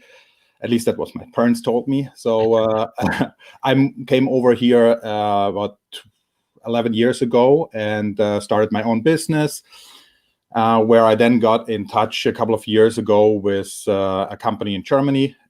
We saw the need here in the US about smart technology, new solutions. And to make a long story short, we decided, become partners. And this year we are so proud and excited that we can display our products here at the CES show. So tell me about what you're bringing to market this year. So we actually tried to, or let me put it this way: when you look at the market nowadays, you hear, and it's to some of us, it's still very fresh, where you hear companies, selling their smart devices. They are all server based. They all need internet. And we have heard, in the news where homeowners were like attacked by hackers. This unfortunate story where a hacker got access to a camera and then spoke to the child. Another situation where the homeowner got hacked and the hacker turned up the thermostat. So when the homeowner came back, the house was like at 90 degrees and so on. So these kind of things, we felt like, there needs to be a new solution where we can protect the privacy, because also the information gets sent to servers scattered all over the world, and you do not know what companies do with it. You do not know who possesses, who has them. And so we decided, we need to bring out technology that is not server-based. It does not need the internet. It does not need a router. It works directly, communicates directly with each other. So basically, we developed our own radio chip that can be installed in any electrical device, make it instantly smart, and basically protect your privacy, because the technology, and protect you from hackers, because the technology is inside the chip. So, for example, we have here, which one of our, I was very, very proud about this. This is this little tiny sensor that you see, our device includes 14 different sensors. So it covers an area of 50 square meter. It's about a little over 500 square feet. It has like a fire sensor, motion sensor, infrared light barrier, glass break sensor, you name it, including smart home control. So basically you need this to cover one room. You have, basically everything covered. The technology is directly on it. If you have like a camera, you can, we also have the chip in our cameras, and all kinds of electrical devices, which then communicate directly with each other. There is no way that the internet is constantly needed. You have basically the technology directly in your device. The other major advantage or benefit for the customer is we also heard, companies that introduced smart devices. Someone bought a smart refrigerator. 6 months later or 8 months later, the company decided, what, this is not working for us. We turned the server down or turned them off, and now your smart refrigerator became dumb. So with our technology, that can happen, because the control is with the customer. And that's for us something major, because we feel like, there is a need in the industry. There are, of course, people that love, they don't have an issue with sending out their privacy or being a victim of an hacker. But we feel like there is a need, a market, especially also in like corporates. As we remember, the data breach with Target. They got access through the internet. So that's just like the device, actually, to add that. It right now you need like a control panel with that, or a control center with it. But the next version will have like a SIM card included. So that means like you can have, let's say you are a freight company and you have cargo, right, and you want to see, my ship is just left Shanghai, and I want to see what is the humidity. Did anyone open the container? What is the daylight? Is there anything like sensitive that is in there that does not should not see any daylight, etc.? So you get that directly in real time to your cell phone or to your laptop. So when you, with the current version, then you have the sensor and you have a home station. Yes. And then how do you connect directly to the home station via Wi-Fi, or does the home station connect to the internet? How does the consumer interact with the product? Yeah, you have like a control center. Yeah. Basically, it looks like this. You connect it to your home internet or home Wi-Fi, and it works with Wi-Fi, without. And that's basically sends the signal from the device, sends it to this control center, and from there it sends it directly in real time to your cell phone. I got you. So you're not really. So I'm going to be connecting to the control center. I'm not going to connect to a third-party server somewhere to get access. So basically, it's a closed system. So. Yes. And you're using radio frequency to communicate with the main controller versus using Wi-Fi. Yes. And really, what the difference? So, what frequency then are you? I think and I understand what you're going to do by doing a SIM card, but what frequency you're operating now to talk to the base station? Well, we have it's like on Bluetooth. Okay. Oh, it's on via Bluetooth. Yes. That's really interesting. We have like, and it's like it's like a repeater integrated. You basically have like infinite range. So this one has like about 300 feet.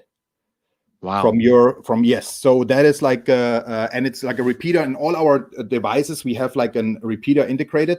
So that means like you can, like, if you have a large building, warehouse, etc., that you want to protect. So you have like let's say the warehouse is like several thousand feet long or wide, and you through the repeater, the cameras, the smoke detectors, etc., it's like connects and sends in real time the information to your laptop or to your smartphone. So what kind of encryption then's on the base center, so that obviously I'm going to have some address to connect to that base unit? What kind of encryption then do you have for making sure that only I can get access to that base? Well, we have like a 4-stage basically security technology. It's like an AES 128-bit encryption. We have a secret password transmission of a 16-digit password. The password can only be read out, and it's transmitted with every signal. We have a worldwide unique MAC address in every sender, so only the recipient has access to the MAC address, or has this MAC address. Sure. So the message is accepted every sender. So regardless of the type, always produces its own unmistakable, non-changeable MAC address. And we have an own 32-digit data structure that nobody knows. So just so everybody understands what's happening here, most of the IoT devices that you have in your home connect via Wi-Fi to your router. Mhm. Then really it will communicate. Like if you have a Nest camera or something like that, it will talk to the cloud and send that data if you're on a recording plan. This situation is not the case. It's No. self-contained. And correct me if I'm wrong, but instead of connecting to the cloud, you connect to your base station in your business or your home, and then you have access to all the sensors that are attached to it. Right, This is exactly. I really like this a lot. Yes, that's like you have like, of course, you have like the internet. It's not constantly on the internet. Like let's say if you want to go to your camera, you have you send out that command. Whereas like with a Nest, it's constantly on the internet, and while it's out there, you have like, it's basically an open invitation for a hacker to get access to your system. So with us, you control it basically. And I assume then on your cameras, you probably have got the ability to put an SD card in them so that you can play back the video. So you've got storage right on the camera. Yes, absolutely. Does the base station have storage as well, or only on the devices? No, the base station does have storage as well. It does. Well, that's good. So if you have a camera that's knocked off the wall, then you still have stored for a year. For a year? For a year, yes. So how much hard drive space you got inside those space units? That well, our technician in Germany, they confirmed to me that they can do that. So wow, I was like, okay, impressive. I'm on the sales side. Good. So that's good to hear from me. Yeah. So let's talk about price and where people can find it. Yeah. So right now we have started selling it already in Germany.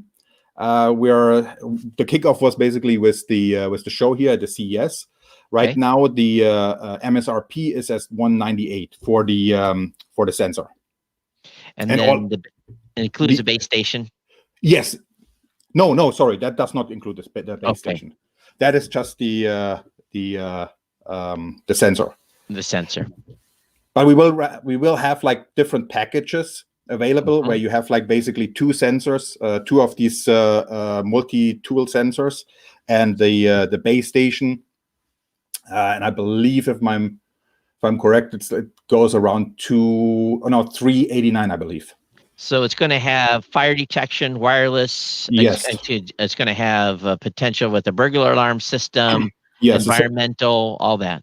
Yes, humidity, daylight sensor. Like you can play it like with your home entire electrical system. Like let's say you have like an air conditioning system. You have a humidity sensor in there. You have like a temperature sensor in there. Awesome. Daylight sensor. If you have like your shades, you want to lower them at a certain time. You have like a repeater. You have like a time set that you can set directly from your phone. So am I correct that your website is direct-smarter.com? Yes, that is correct. All right, outstanding. This is a new, for those of you, we're in a world today where many of us are concerned about security, and just like you said at the beginning of the interview here, we've had kids spied on from cameras in rooms by third parties that weren't supposed to. This is a much, much higher level security system. It may not, you're going to access it through an app. It may not be as absolutely convenient as having a Nest Cloud, but you're going to have at least this peace of mind that the base unit control has everything that would normally go to the cloud someplace. So I think that's a much better solution. So thank you for coming on. Thank you for talking about your product. And Paul, good luck. And we look forward to seeing you at CES 2022. Thank you very much. Stay safe and be well. Yeah. And thank you as much. Thank you. Bye. All right. Awesome. So unique value proposition there. Because everything I have here in the studio is connected to my router via Wi-Fi, and if I don't update my router firmware on a regular basis, the router's susceptible for hacking. And I look at my phone and I've got like 10 apps for different sensors that are reporting to the cloud somewhere. All of those can be susceptible to hacking. So that's saying something there. Is our next guest ready? Are they here, or are we still solo? We're still solo. All right. So interesting way to do it, isn't it, Kirk, on that device? Yeah. Yeah, it is. Also, I'm glad that I don't know if the question was asked about that they won't release that data to whomever or not. Well, here's the key. It's in your house. True. The data's or on your business. Right. So the only way they're getting the things that are on the camera, the data's there, is if they kick the door in with a search warrant. That's the only way they're getting the data off those devices. But so if they need access to it, they're going to get it one way or the other. But you're not going to have some dude, some hacker someplace, talking to your kid over a camera. Now there's still going to be the security of your username and password and the security of the home station. Right. So there is susceptibility there. Always, nothing is foolproof, but it's just a different vector that is probably not as easy. Right. Because they would have to know your MAC address of that device, have to know which port it communicates, which they could probably do. They could probably scan for that. But still, they're going to have to get through your router. So there's multiple steps there for them to get access to your system. And once they go with the SIM card, I've got a few devices that are SIM card. Matter of fact, when I shipped my stuff from Hawaii, I had something inside my shipment that had a SIM card on it, and it gave me some details about my shipment. So, that's the type of thing he was talking about. But I was kind of unique. Not everyone's putting their stuff on a train to go somewhere or a truck. Right. And well, our next guest is here from Black Nut. All right, let's bring him on. So, good afternoon. My name's Todd, and welcome to our CES 2021 coverage. Oliver, go ahead and introduce yourself and your company. Sure, thank you. So, look, my name is Olivier Avaro. I am the CEO of BlackNut, and BlackNut is a brand new cloud gaming company. And I would like to share with you, a bit about what we are doing, if that's fine, and if it's appropriate right now. Yeah, absolutely. Go ahead. Okay. Can I share some screen? Yes, you can. And long as if it's a screen and no music, we're good. So I just always put that caution up there because we don't want to have any copyright violations. But yeah, you can share your screen. Okay, absolutely. And I think you should see it right now. Yep, we see it. Okay, great. Thank you. So look, let me share you about BlackNut. So what we do at BlackNut, we are a brand new cloud gaming service. So I don't know if you're familiar with what cloud gaming is about, but it's really about virtualizing the games on the cloud.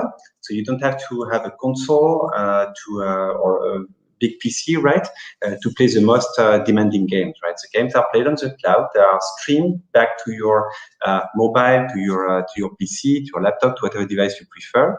And what we do in BlackNut is actually we provide this as a subscription service. And the service is available on virtually all devices, on Windows, Mac, Linux, Android, on the Amazon Fire TV app, and on the Chromecast device. So basically on any device, and it allows you to basically to enjoy a large variety of games. And what I like to do in this show is really to share a bit about the interface, how the service works, what it provides to you, and all these kind of things. Okay. Okay. So when actually you enter the BlackNet service, you enter a new cloud gaming experience. A very, very simple interface, very easy to use, very clear, concise, familiar, right? And we put basically all the games in the center of the experience. Okay, so everything in BlackNet is about gaming. So of course, you can have the kind of easy customization of the interface with dark and light theme, which are very popular these days. We also have the service available in many languages. So we have it in French, in English, in German, and we are working in other languages like Spanish. It's available, by the way, as well in Thailand, right, and in Israel. So I think we are really working about globalization of the service. What you do when you enter the catalog is really you have directly a sense on how the games look like, right? So when we present games, we have the most popular game that we present, for example, as a hero. So this is the first game that you see on the page, and you can really see how the games look like with a little video teaser that is launched that give you a sense on what is the gameplay and about the whole universe of the game. What you can then do, you can actually drill into some different categories that we have, and we have specialized categories of games. So you can navigate into the service, you can access to the different categories, and when there is a game that you like, or you think, okay, I want to know a bit more about these games, what you can do is actually to go in the game detail, right? And for each games, you have a variety of information, right? You have, of course, a video in the background, again, that gives you a sense on how the game look like. You have the different way to interact with the game. So whether this is a gamepad-only game, so you can play with your keyboard, so you can play on your mobile devices. So I think it's in a very visible and simple way, you can see where you can play these games. And actually, when you click on it, then it launches the games. And this is where the magic of the platform happens, in the sense that you don't have to download. There is no waiting time. In just a couple of seconds, you can enjoy the games without having to have any download. The interesting thing in the service, like Netflix, or Spotify, is really about discovering, right? How are you going to find the next game that you'd like to play? And we are putting in BlackNet a particular attention on how you will indeed find the next games you would like to play. And we do this by talking about the games, by presenting video about the games, by having a little blurb, that describes the games. But of course, we do have as well a very advanced search engine that allows you to search the games, either by category or games that you can play in a certain amount of time. So for example, if you just want to enjoy a game for a couple of minutes, you can say, look, I want to have a game with a short duration. Or if you want to have a game that you can enjoy, during the whole weekend, you can say, look, I would like to have, this kind of games where I can play for hours, right? And there are really virtually games that you can play for hours, right? Yeah. We're running a little short on time. So Okay. what I want to make sure we do is, it looks like you've got a really, really robust interface. Can you tell me what the library looks like? What is the library count and game count on the platform? Thanks. So we have about 400 games on the platform. Okay. All right. And we have major AAA licenses and great brands. So for example, recently we've been adding Disney. We're adding great indie games like Overcooked, probably Team 17. Famous brands like Paw Patrol from Outright. And so I think we have a large variety of games. So the catalog has been designed to address the needs of the whole family. It's a general public, service. So we are not specialized to just shooters or hardcore gamers. The service and the catalog has been meant for everybody in the family. And actually, if you look at the interface as well, we have this capability to control the kind of game that will be exposed to the different member of the family, right? All There right. is some game that can be a bit violent, and then you can actually want to define, okay, for my kids that are this age, I would like them to see this and this games, but not this one, right? So we have this kind of parental control that allows you to define what kind of games will be exposed to your kids, and the game that you just want to play by yourself or that you don't want to see at all in the interface. So I was over on your website. I was looking, and folks can find you at blacknut.com. Correct. And it looks like your pricing is looks like you got a special going on right now, $7.99 for a month, I'm assuming. So is there a trial period too? Can people get a free trial on the website? Yeah, so that's correct. I think there is a specific discount on the website. If you access, by the way, the service from your mobile on your Fire TV stick, the BlackNet service has been one of the first cloud gaming service available on the Amazon Fire TV stick, right? Oh. And on this, you will have a trial period that allows you to access, the whole catalog of games without any limits, and to try, to see if the service fits your requirement in terms of gaming. Outstanding. So glad to see you guys entering the market and bringing this on board. I wasn't familiar with you now, but now you're getting a lot of exposure to some Twitch folks, so I'm sure they're going to be checking you out as well. So blacknut.com is the place to go. I want to thank you for coming on today and sharing with us what you guys are doing, and much success to 2021. And of course, we'll see you at the show at next year in person, I hope. That's great. Absolutely. I'm looking forward to meet you in person, and I hope that next year will allow us to be there and to be in Las Vegas all together. All right. So let's go ahead and quickly bring in our next guest so we can try to stay on schedule. And I want to welcome, and go ahead and introduce yourselves and the company they're representing. We'd love to hear what you're doing here at CES 2021. Hi there. What's your first name? We don't know your first name. I'm Todd. I'm sorry. Go ahead. Todd, nice to meet you. My name is Kurt. I'm the head of sales and development for Kicklight. And Mohamed is with me. Mohamed is the CEO of the company, Rodlight, and he is also the creator of the device. Awesome. So what are you guys introducing this year at CES? Yeah, so actually we come with a new product. This is a wearable safety light system that you put with a harness on your back. And it reproduces all the signaling system of a car, pretty much, Oh, so is it for cycling or so? Yeah. So you can definitely jump from a e-scooter, a cycle, and jump to a motorcycle. As you can see, Mohamed is demonstrating it right now. Yeah, and oftentimes it's hard to see cyclists or people on scooters. Yeah. So this gets the signal up a little higher then, gets your, that way it's not so far down. Exactly. It's more in the direct line of sight of people. So you have left and right indicators. You've got hazard warning lights. You've got fog light, brake light, and position light, and auto rotation. So yeah, that's awesome. So is this a brand new product that you guys are bringing to market then, or have you been working on this for a while? Well, actually, this version is a new brand. It's a new version. Actually, when I met Mohamed, I put a team together in order to just move to the next version. That's the version you see. But the product existed in France for, I would say, 2-3 years, something like that. So is it, I'm trying to look your guys' website up. Is it Rodlight or Clicklight? What is the... So Rodlight is the company and Clicklight is the product, what you can see. All right, awesome. So maybe Mohamed would like to just say a word about it. Yeah. Yeah, Mohamed, come back. Hi, this is a Clicklight. 3 parts. You have the luminous safety device and the harness and the remote control. When you want to turn on the left or on the right, push the button 1 time. Finish, use your arm. And you scratch it on the harness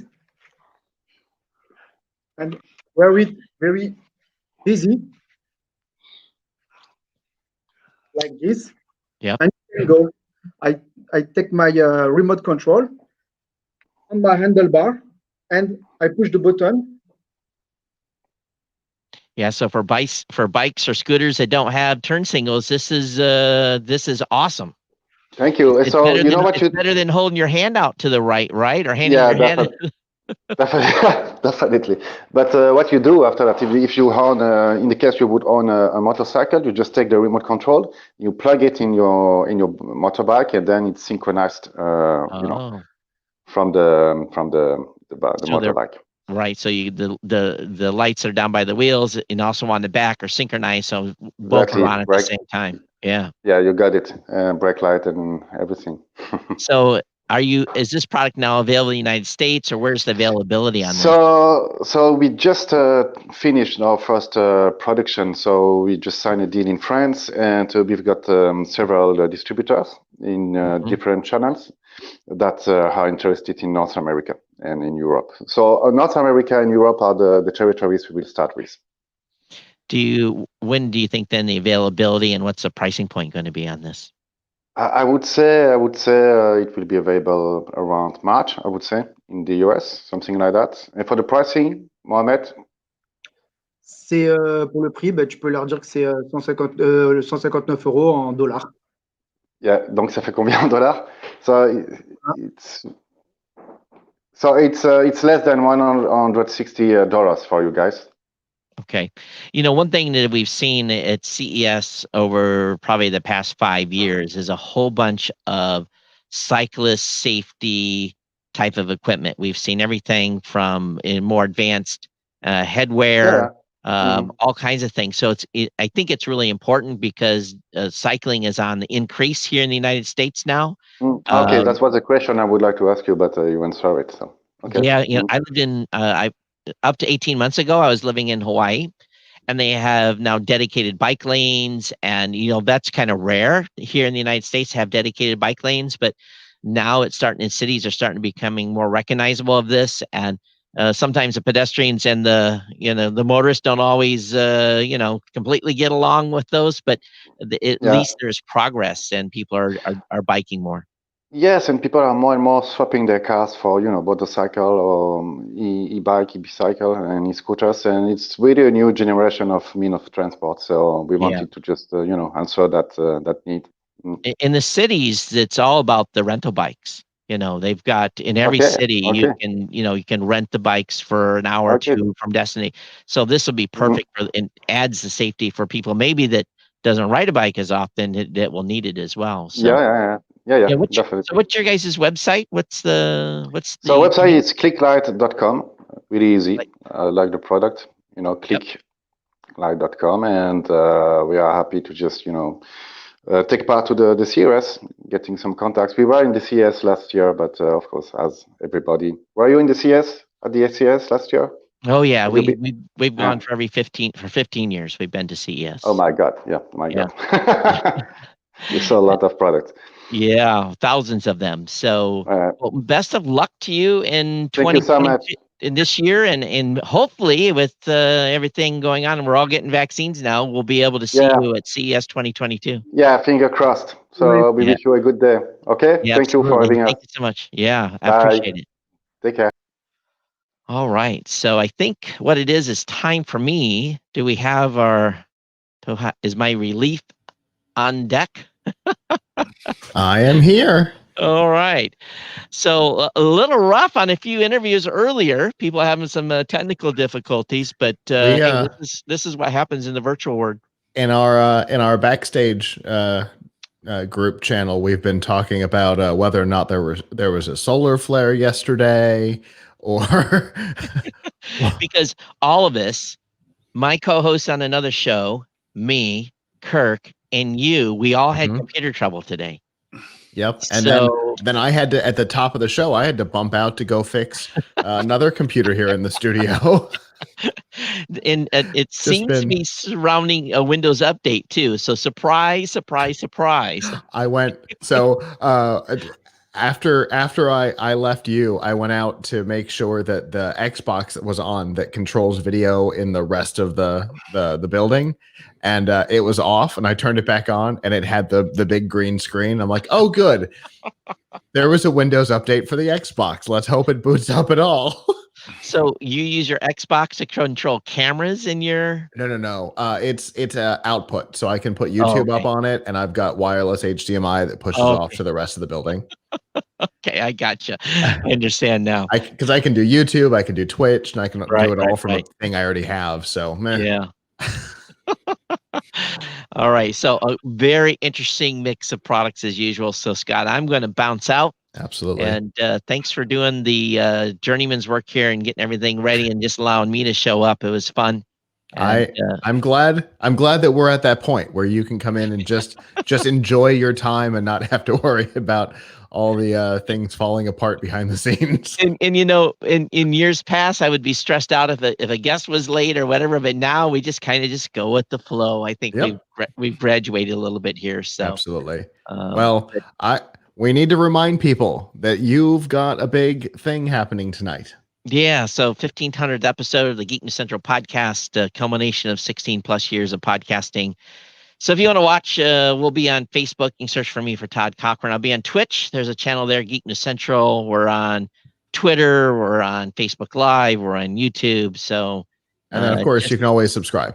You can always subscribe. That's the key, and catch it later if you don't want to watch it live. So that way you can stay here with us. That's and watch right. Us live. You guys until 8. Yeah, when you guys are done, or whatever time you finish tonight. So. Yeah, and then you can subscribe to Geek News Central on Apple Podcasts or Google Podcasts or wherever. And catch his 1500th episode. Yeah, get that podcast the normal way, the podcast way. So.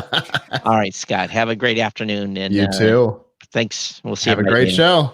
And Kirk, thanks for the work behind the scenes, friend. But you're welcome, my friend.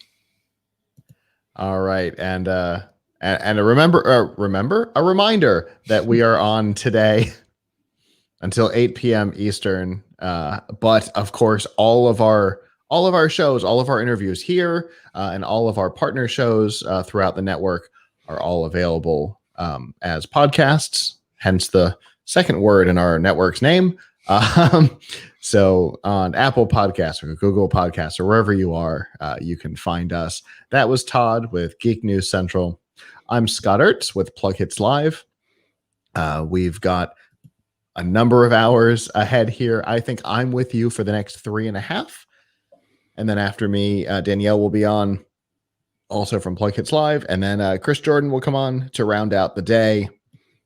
We've got a lot of cool products coming up. I'm fortunate to be joined again in a little bit by our friend Jennifer, who will not be talking about Monster this time. She'll be talking about Energizer products. I'm looking forward to that. We've got at least one other repeat interview from last year, which is always fun. And again, 3.5 hours for myself and then 2.5 more after that. If you want to follow our content for Plug Hits Live, you can go to plughitslive.com/subscribe. See all of our shows. We host 8 different shows currently, and you can find all of them there and all the different ways that you can subscribe. So there's lots of stuff going on there. I know that we are running a little early, and that is always better than running late. And so with that, our next guest is here. Hello. Hello there. How are you doing today? I'm great. How's your day? How's your day going so far? Now that I'm on air and not trying to run things behind the scenes and things have been going weird, I think my day is going to get better. Thanks for having me.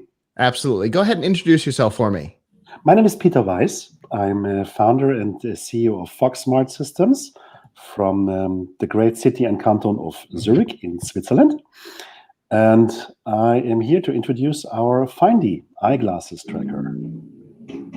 Oh, I remember this email.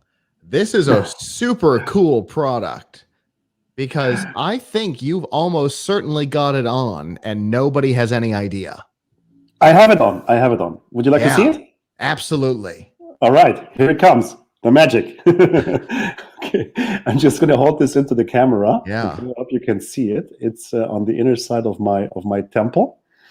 And this is where it should disappear. And when I wear my glasses, I actually I would say it's hard to recognize that I have something on my frame. We've designed it sort of to be very, very discreet.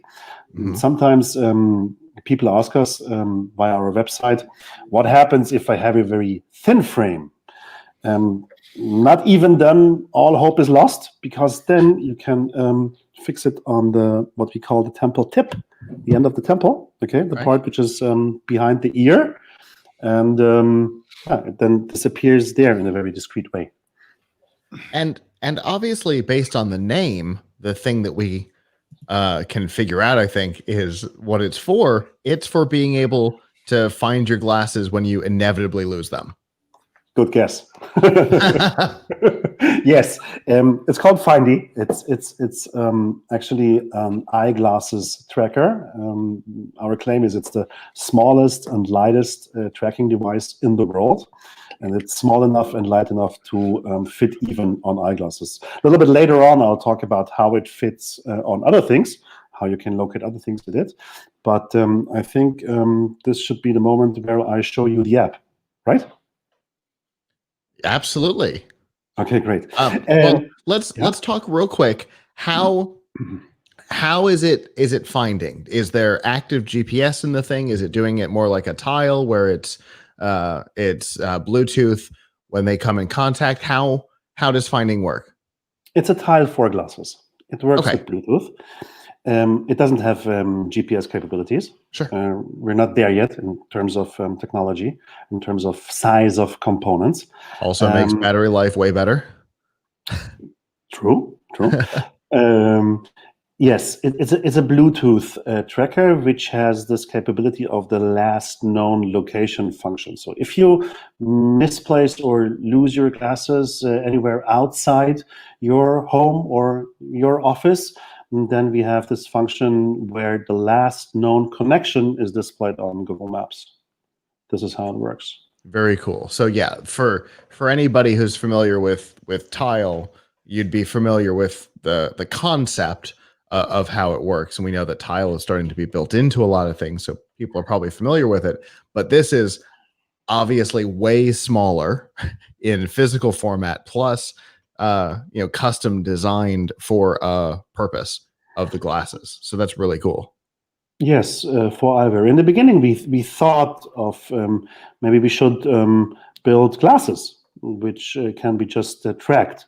But then we did some research, and then we found that eyeglasses are something that is very individual, very personal. Okay, everybody chooses his glasses or her glasses according to the very specific liking. Okay, the face format, I don't know, hair color, age. In my case,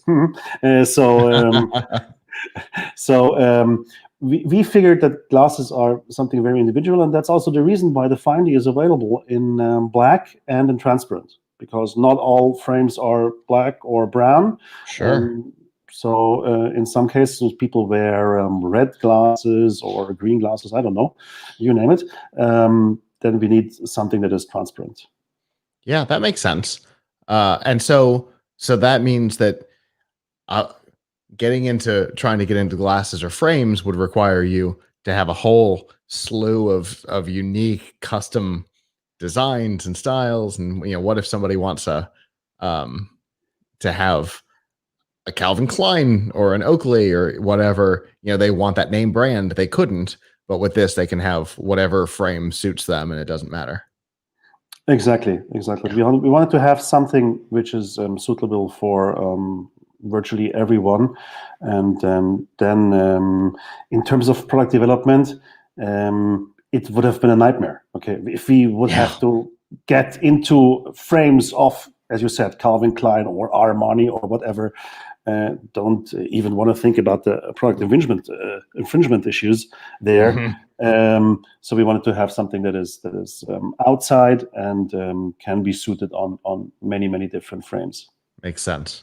All right. So when it comes to the app, because we know there's a paired app with this, how does that all work? Okay. So finally, I can show you the app. Yes, I've been preparing this sentence for a very long time for this show, because I wanted to tell you that this is probably the most piece of cake app that you have ever broadcasted in your show. It is very, very simple. Good. Okay, it basically has only one screen. Okay, and you see an icon in the middle, which is green. It's very big. Okay, we made it extra large because if you don't have your glasses, you don't see very well. Right. And you want to have a large icon. So this icon now in the middle, this circle is green. It indicates I have a connection. If I don't have a connection, it's gray. And then if I press it, well, let me see if I can do this. And it also says it's buzzing. Okay, so it's a very, very simple concept.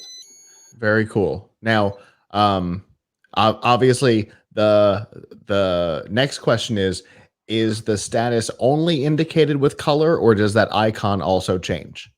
The icon is gray if there is no connection established, and we push a message which says, please wait for a connection, or use no connection mode. Okay, so there is a message. It's not just the color, because obviously if you're colorblind, green and gray may not show up differently. There is a message. Wow, we didn't think about that. You're right. We didn't think about the colorblind people. Good point. Good thing we have that message. I'm a software engineer, and that's one of the things that I always tell my clients is that you never indicate with just color, because red and green is the most common, and red and blue is next, and those are your three standard status colors. I'm like, oh, why is he asking me this question? Oh my God. But you've got a message on there, so it's not just indicated with color. There are other ways to know. So that's perfect. You've got a backup. Exactly. I want to show you something that is really unique for the Findy, because we have this silent search mode. We have developed a system, a method of finding your glasses, even if you don't want to sound the alarm. If you're in a room, or if you're in an apartment where somebody is asleep, okay, you don't want to wake anybody up. Sure. Then you want to have silent search mode, and this is called Smart Track. I'll try to show you. So you press here, get direction. I'll just quickly demonstrate. It will tell you, please stand in the middle, in the center of this room. Okay, hold the phone as close as possible to your body, and then turn 90 degrees. Turn 90 degrees again, 90 degrees again, 90 degrees again, come back to your original position, and then you get this sort of radar, okay, which will indicate the position of the Findy in relation to you, okay, and then you know in which direction you should walk in order to find your lost item. Now, obviously, the direction is not enough. We also have to have an indication of the distance. So this we call it the cold warm meter. Indicates the distance from the Findy. So since I'm very close now, it indicates red. But you're going to be starting to walk into the correct direction from the center of the room, and only if you're really nearby, it will indicate red, and then you'll know that you found your item. Because you're hot. Because you're red. Yeah, because you're hot. You're close. You're playing hot and cold. So the closer you get, the warmer you are. And when you're right on top of it, you're hot. That makes sense.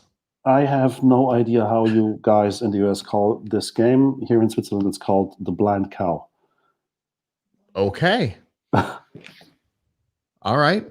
And I'm guessing that the radar feature is probably the reason why you're holding it close is because you're using your body to shield the signal so that you can then find what direction the signal is strongest in. You are an engineer. I am. As a matter of fact.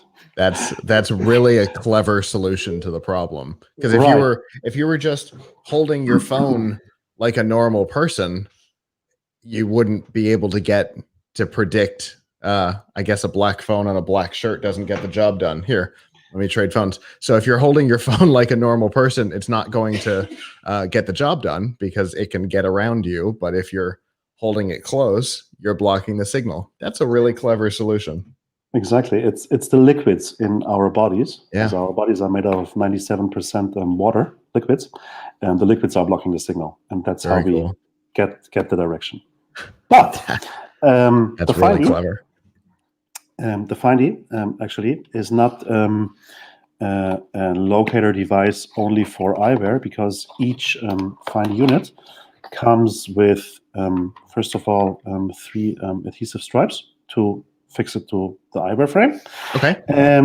But it also comes with this, let me show you, this adapter. Okay, it's a free adapter, plastic. It also comes with a sport ring. Okay, so you just put the Findy into the adapter, attach the ring to it, and then you received a tracker device for anything else besides eyewear. Got it. So that's kind of the idea of some of the earlier Fitbits, where it was just a little thing and it could be put into a variety of wristbands and things like that, but all the technology was in just the little thing, and the adapters are what made it more universal. I don't know about that product. Okay. We just thought that we should be fair towards our customers. Yeah. And we shouldn't sell trackers for purses and another tracker for keychains, another tracker for eyewear, and have our customers buy 1, 2, 3, 4, 5 trackers. Sure. No, we wanted to do one, which is good for everything. Makes sense. So what's the availability on this, and what's our price point? It's available right now. You can order on our website, foxsmart.eu, and it retails for $39.95 if you buy one. If you buy more, if you buy 2 or 3, you get a better price. We just learned, since 85% of our customers are US citizens, that Americans like deals. So we had to learn that. So had to give people a discount. Makes sense. Well, I really appreciate you coming on and talking about this today. I'm watching the chat room, and lots of people are commenting that they would like one of these tomorrow. So you've definitely found a need out there. So good on you. Thank you so much. Thank you very much for having me. Absolutely. Have a good rest of your CES. Thank you. So do you. Bye-bye. All right. I saw, for example, Terry, who's who's our associate producer right now. I know that she has trouble with her glasses. I saw her comment that she would like one. So yeah, cool product. It looks as if we have our next guest here as well. Hello. Hi. How are you doing today? Good morning. Go ahead and introduce yourself for me. Excellent. Great. I'm Amir Einav. I'm a Chief Revenue Officer for Karamba Security. We protect the IoT. All right. And how do you do that? Well, IoT is a funky thing, right? It's a device. And if you think about it, everything now is IoT. So the Internet of everything, that's the idea, right? And we started with connected cars, which is an obviously very big topic for CES. Sure. And we expanded. A big topic for security. A big topic for security, big topic for the whole world of the digital life experience we're going to have in the next few years. So connected cars are a major issue, but of course, a lot of other devices are now connected. And what we focus on is creating a security posture, improving the security posture of the actual device. So providing technology and providing ways for the developers of those devices to make sure for their customers that their device are actually secured. Okay. And when we talk about security, obviously we could be talking about physical security. We could be talking about digital security. We could be talking about communication security. Where does your company fit in with the security of IoT? Right. So Karamba is focused on the cybersecurity. So we are trying to provide our customers with a better posture for those devices. So if they are coming out of the factory in level A, and we will be able to help them, we will be able to prevent attacks on those devices. Okay. So like, for example, we know over the last couple of years, we've seen 2 or 3 major botnets get built out of IoT devices, right? Security cameras in particular, IP connected cameras, but we've also seen DVRs involved in that. So this is something that's in place to try and prevent that from happening. Yeah, if you think about it, the hackers' main objective is exactly to take control over the device. Right. And then either they'll be able to change its behavior and operations to something that it will be good for them, or they'll leverage that for ransomware or some way of making money from this malicious device device that has been compromised. Like or those, like the IoT baby monitors that were compromised last year. Exactly. Got it. And in the case of the botnet, is basically just after you compromise the device, why don't you use it for your own objectives that may be totally different than what the device was planned to be used for, because you're in control, right? And so security has multiple facets. You have to, our customers, the people we work with is developers. So I heard in the previous conversation that you have a technical background, and developers are a funky animal, right? They always have security in their mind, but it's not top of mind. It's always something that they have to do, but it's another thing to do. There's so many things to do these days. And in reality, it probably depends on the developer, the engineer. The host that will be on after me is actually a software engineer with a degree in cybersecurity. So it's probably always at the top of her mind. Okay, excellent. But it's also a matter of priority of the company, right? Not always people say priority. Because of the connectivity, you have so much innovation that people are just spending the time and energy, like the previous speaker was talking about, such a good innovation and the capabilities of today's technology, that security is something you have to do. Many times, maybe the next speaker has this, but many times the developers don't have the expertise.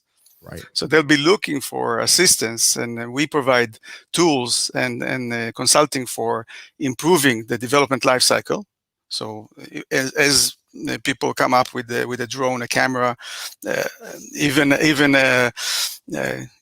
again, security is everywhere. Think of the inverters of your solar panel, right? Our customer Solar Edge is using our technology because they think security is a key element to use. And if the developers even have the attention, many times those devices are very, very restricted and very limited in their resources. So it's hard to add, and already are packed with a lot of cool money-generating features, and then comes cybersecurity, which is, not really money-generating by itself. Right, but if it's breached, it's certainly money losing real quick. Yeah, the risk is there. Exactly, the risk is there, and so that's the second part. Once those baby monitors were compromised, that company doesn't exist anymore. They shut down last year because that was the end of their brand, because there was no way for them to fix it because the resources on the device were already limited. What are they going to do? They can't do a firmware update later if there's no resources to support it. We always, I worked with a hardware company a couple of years ago, and they always used to say, iterating hardware is really expensive. You got to go back through the FCC, and it's $250,000 every time you do that. You probably only get one shot at it, especially if you're a small company. So getting it right the first time is essential. Very, very, very true. Very true. And medical devices is an exploding area. Everybody now is looking for sophisticated connected medical devices, but thinking about it up front, as you say, and also implement security controls inside. So what our company is doing is, beside of helping the developers get their life a little bit easier and faster and have a good visibility into the posture of the software that they're developing, also we provide them with the mitigation tools, controls that they can implement into the code. It's like an agent, and that agent can protect the device from within, identify if they are trying to be malicious, if there is a compromise happening, and also, of course, monitor if somebody is trying to attack your device. The manufacturers want to know and want to be able to report that to their customers. Yeah, for sure. And you're amazingly, you're hitting on all of my personal topics right now, because I'm actually working on a medical device. Wow. I mean, not as we speak because I'm on air, but so let's talk afterwards, right? But Monday I'm back to it. So when it comes to medical devices, has the security technology that you're working on been looked at by the FDA, things like that? You know, if I were to implement it in this technology, Yes. do they have to go through all the strenuous insanity that is the FDA approval process on security? So the FDA does have a draft about this. They didn't really ratify a clear standard, but they have a draft of from 2018, and a lot of our companies do address this draft as as a requirement, right? Sure. And it's clearly they're doing a good job in terms of covering all the elements that needs to be there in order to make sure that the device is coming out in a good shape. The hackers will always be ahead, and we always keep running, right? It's not. Absolutely, it's a moving target. It's a moving target. You're never like, okay, we've secured it. That's not how it works at all. Right. Very cool. So this is out in the wild. You've mentioned a number of customers that are actively using your technology now. Yeah, we have today signed the 12 million devices to be protected with our technology. Ooh. Yeah, it's growing fast. It's a nice business. Yeah, that's and CES really is always a great show every year. See, when this year it's kind of strange CES, yeah, but every year CES was a great show for us. Yeah, we keep talking about how weird it is for us because we're used to being, up on our tower overlooking the show floor, and here we are all in our individual studios, not even getting to see each other, let alone our guests face to face. So it is strange. Next year is going to be, I think, back to normal. Fingers crossed, because I really want to see that new convention center, the new building, right? That was supposed to premiere last week. Yeah. Oh well. If people want to find out more information about what you do or possibly engage you as a client, how can they do that? Yeah, so we put our CES booth up and running, and we are ready for a conversation. We actually have quite a few guests over there already, and it's a nice showcase of the various technologies that we offer for our product manufacturer customers. Fantastic. And I imagine you've got a website as well? Of course. And that is? www.carambasecurity.com. As simple as... Easy enough. Yeah. Well, I appreciate you coming on and talking to me today. Great.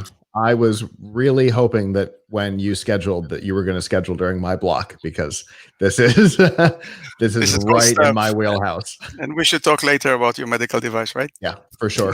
Okay. I'll try and connect you with somebody who matters on the project, because I sure don't. Love to. Thank you. Have Wonderful. a great show. Yeah. You too. Bye-bye. Bye. All right. That's great technology. Security should always be on every device and platform manufacturer's forefront, because like I said, in the last year, we had baby monitors that were compromised, and people were talking through the baby monitors, threatening the people who owned them. That's terrifying. So, any technology to make that go away is always better. Well, we have our next guest here. Hello. Hey, how's it going? Fantastic. How are you? Doing great. Go ahead and introduce yourself for us. My name is Jared. I'm with J5 Create. We do a lot of computer peripherals, computer accessories, perfect for the work from home environment that we're sort of all kind of starting to embrace. Yeah, for sure. And I can tell you from where I'm sitting, I am looking at least one J5 product here in the studio, and perfect, and a bright orange bag with your logo on it to my left. So yeah, I think we've done business before. Indeed. Or had conversations before, for sure. Yeah, there was an event that Gina held last year that we met at. Oh, perfect. Nice. Which is where both that cable and the orange bag came from. Yeah. Anyway, so I know that your company has, a wide variety of things. We've got a USB-C cable. That's the thing that I'm looking at right now, bright red, which I love, by the way. Right. But it's more than just cables. You guys have a wide variety of things, right? Yes, we do.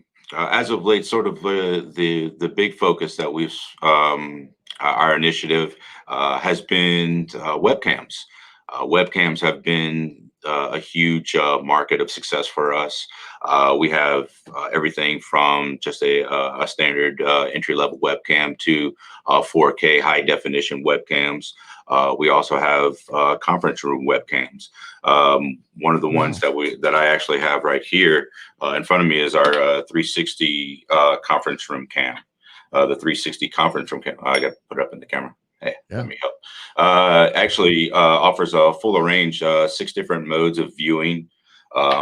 Actually allows for 2 different versions as well in the 6 different modes. You can use it as a conference room cam for viewing the whole entire audience that's in the conference room cam, or in the conference room, I should say. Sure. As well as it doubles as a standard webcam as well.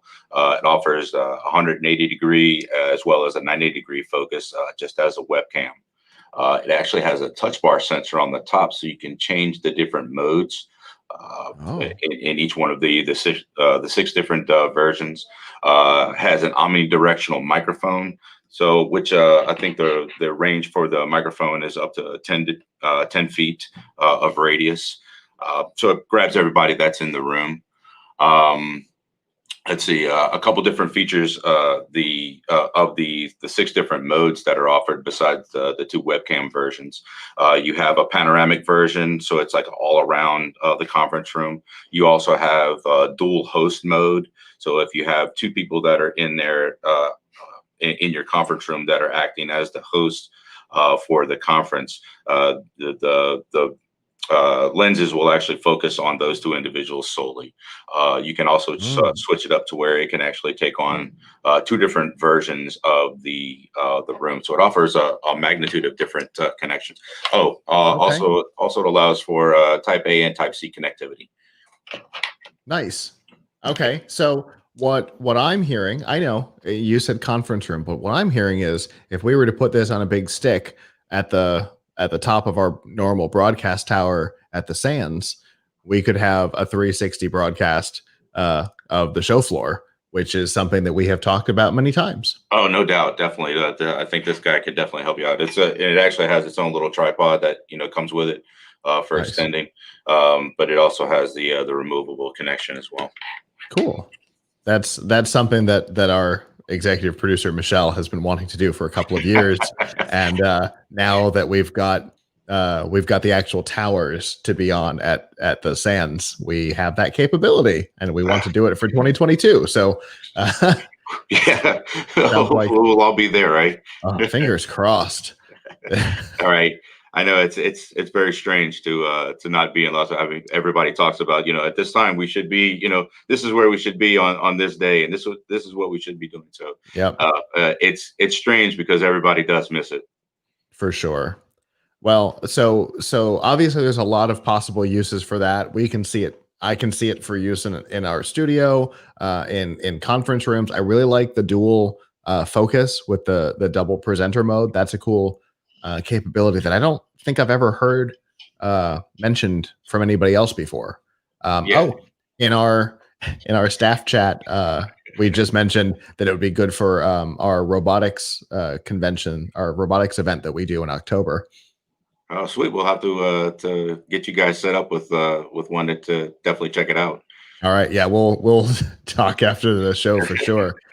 So what else have we got going on this year? Because I know you guys always have interesting stuff happening. Yeah, some of the other things that we do, the video capture card is another thing that we've been able to focus on and push out to the masses as well. Once again, for those folks that are doing live broadcasts from home, podcasts, weddings, all these different events, well, maybe not weddings, but if you're doing different events from home or even in the field, this JVAO6 allows you that ability to do that. It offers dual HDMI inputs. You have two different sources, whether it be two camera systems, whether a still cam and a webcam.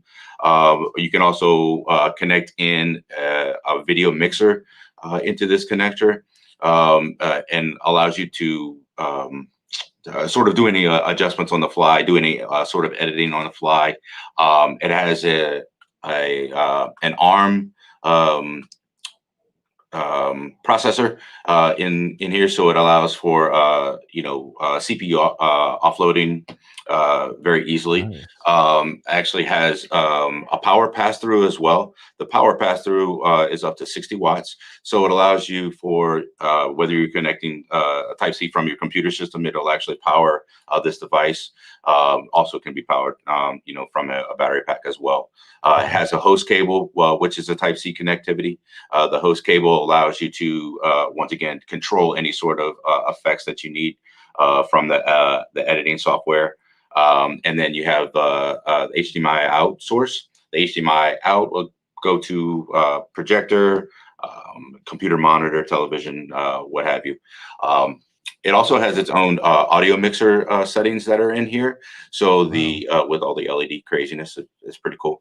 But it's got the individual audio mixers for you, as well as the ability to do picture by picture, as well as picture in picture functionality. So if you're doing something with the dual HDMI and you want to adjust on the fly of what you're seeing, you can change those different images within these features in the JVA06.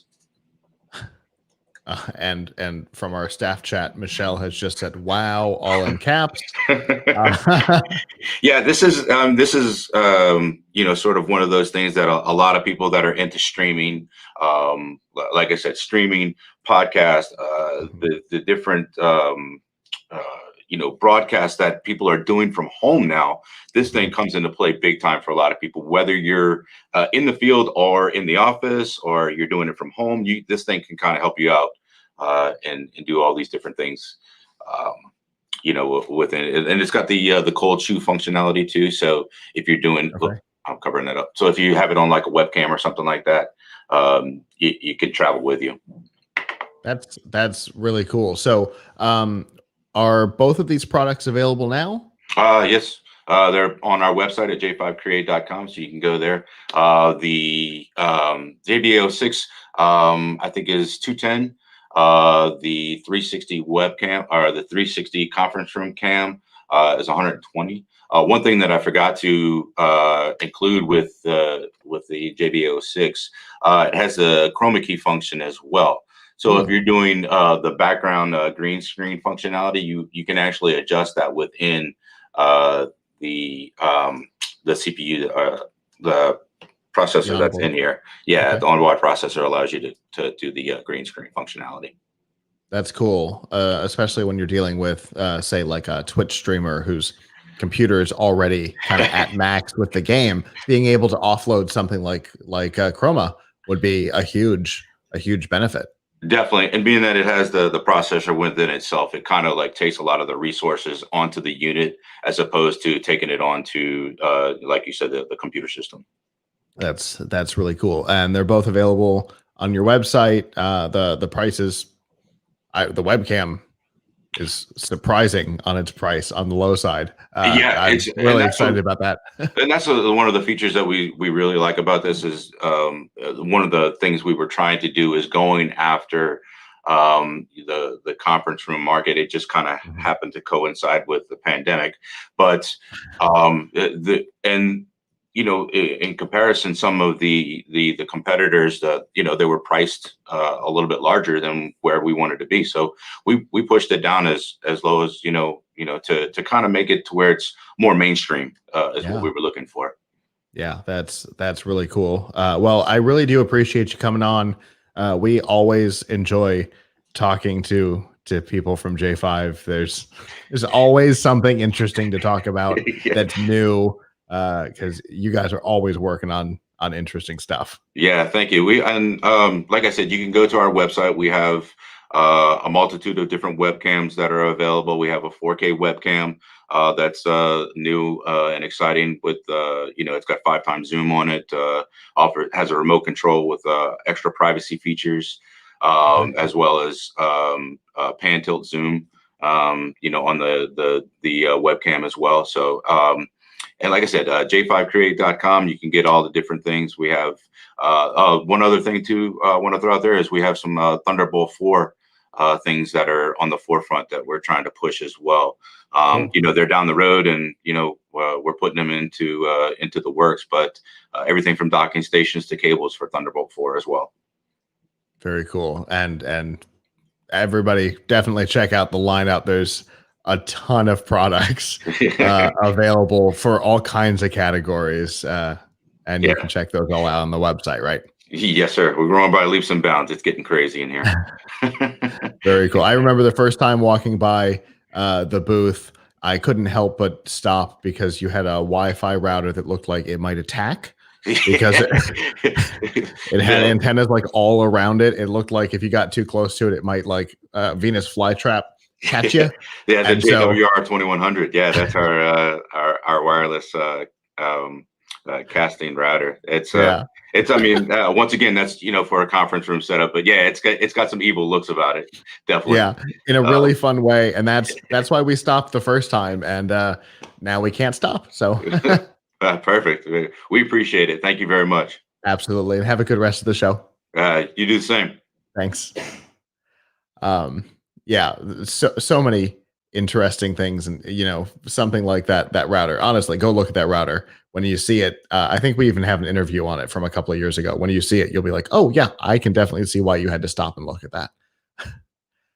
Well, our next guest is here. Hello. Hey, how's it going? Fantastic. How are you? I'm wonderful. Thank you. Thanks for having me. Absolutely. Go ahead and introduce yourself for me. Hi, everyone. My name is Donnie Courier. I am a retail marketing specialist at Aftershocks. Happy to be here. Absolutely. And for those who don't know who Aftershocks is, I know if we've got gamers watching, they will definitely know who you are. But for those who may not know, tell us a little bit about the company. Yeah, for sure. Aftershocks, so we make open ear bone conduction headphones, and we actually have 2 product lines as of last year, 2020. So we have a sport headphone line, and then a communication headphone line, which is what I'm using. It's our new OpenComm model. So like what's unique about Aftershocks is that they're headphones that are designed not to go in your ear. So as you can kind of see, like there's nothing going in my ear, there's nothing kind of cupping it. It sits outside, and it uses, like I said, bone conduction to deliver the sound through your cheekbone, and that goes into your inner ear and your cochlea. So that's basically like the quick rundown of how the bone conduction works. But yeah, so you're kind of like aware of your surroundings and staying safe if you're like a runner. But then like if you're at home and you don't want to have things in your ear all the time, or you need to like hear like your baby crying in the other room, or just be around like just be familiar with like your surroundings. These headphones work well for that. Yeah. I know you guys have become popular or starting to grow some popularity in the gaming space. I know a lot of gamers that are using them because they don't sit on or in your ears, and so you can do a longer session without feeling like your ears are going to fall off. Yeah, ear fatigue, right? And I know a number of podcasters that have started using it for the same reason. That's awesome. Yeah. Number one priority is obviously like safety, but number 2 is definitely like the comfort. I mean, this model, like other than having this boom mic here, like I could have it on, like forget I'm even wearing it. Sometimes like I'll go into the grocery store wearing like our basically like our Aeropex is like the same model as this, just without the boom mic. It's for more like running. I'll go in the store and like I'll get a phone call and I'll hear like my ringtone. I'm like, what's going on? I forget like I have the headphones on. Like that's how lightweight they are. Yeah, it's crazy. A little bit like Futurama with the eye. Yeah. Oh, what's happening? My head's ringing. Yeah, I can definitely see that. And in fact, I could see using it now as I'm going to be on the air for a number of hours. And, like I said, your ears can get real annoyed with earbuds after a short period. So Yeah, for something sure. like that would be really cool. So how long the company's been around for quite a while, right? Yeah, so it was actually started in October of 2011, but we really started gaining like traction in like 2015 whenever we launched our at the time it was called Trex Titanium. It's our titanium line. That was the one that kind of really got us moving and got us like got more traction towards our brand. So we launched it on, I believe it was Indiegogo, and it got like really good feedback from our audience. And then from there, we kept, coming out with new models. We came out with Air, and then Aeropex, which is our top of the line currently for our sport headphone. And then, like I said, the last year in October, I believe it was, we came out with the Open Com. So we're always like getting feedback from our audience and kind of just seeing like what, like what headphones do they need and what can we like deliver while still keeping it at an affordable price. But yeah, I would say like 2015 we started really rolling. Gotcha. And speaking of price, what kind of price point could we expect on your products? Yeah, for sure. So for like our entry level model, which is called Open Move, that's kind of like the direction we're going now is like Open Move, Open Com. It's Okay. kind of like, the new trend for us. But yeah, Open Move is our entry level. That one's going to be at $99. We have like a mid range, which is the Air model. That one's for $120, and then like our higher end model, the Aeropex, is $159. And then that's like our sport product line, and then for the communication, there's only the one model, the Open Com, and that one is $159 as well. So the same price as that Aeropex range. Okay. And the ones that aren't specifically designed for communication, do they also have mics in a more like traditional style? Yeah, exactly. So yep, so they won't have like this boom mic. They'll have like two mics on this right. They're called transducers, the thing that produces sound.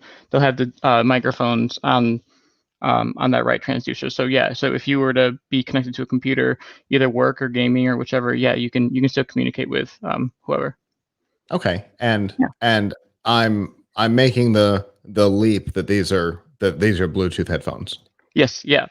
We used to have a wired line, but we discontinued those just due to lack of demand and everything. But yeah. Lack of headphone jacks probably Yeah, that too. contributed to that. Thanks to Apple. Yeah. I've got 3 devices in here right now from different manufacturers. None of them have a headphone jack. Yeah.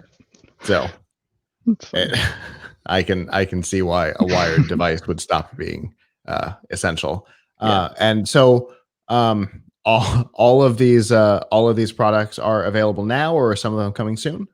Yep. Yeah. So they're all available now on our website. You can get them, aftershocks.com, or if you're more of you have like a gift card to Amazon or like a Best Buy, we're also available there for Best Buy, both in store and online. But yeah, we're kind of basically any retail store we're in these days. So yeah.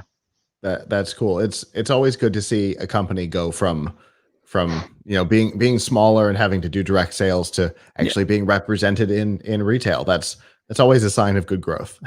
Yeah, it's been the previous gentleman said like he's seen crazy growth as well, and that's kind of like us too, like especially 2020 we were definitely trending in like a larger, like we started getting so much retail presence that it almost started like eclipsing our .com, and then obviously with COVID and everything, it completely flipped, and like .com was like king again. But yeah, it was a lot of adjusting, a lot of people in roles doing tasks that don't really usually fall under their umbrella, I guess. But yeah, it's been a lot of fun.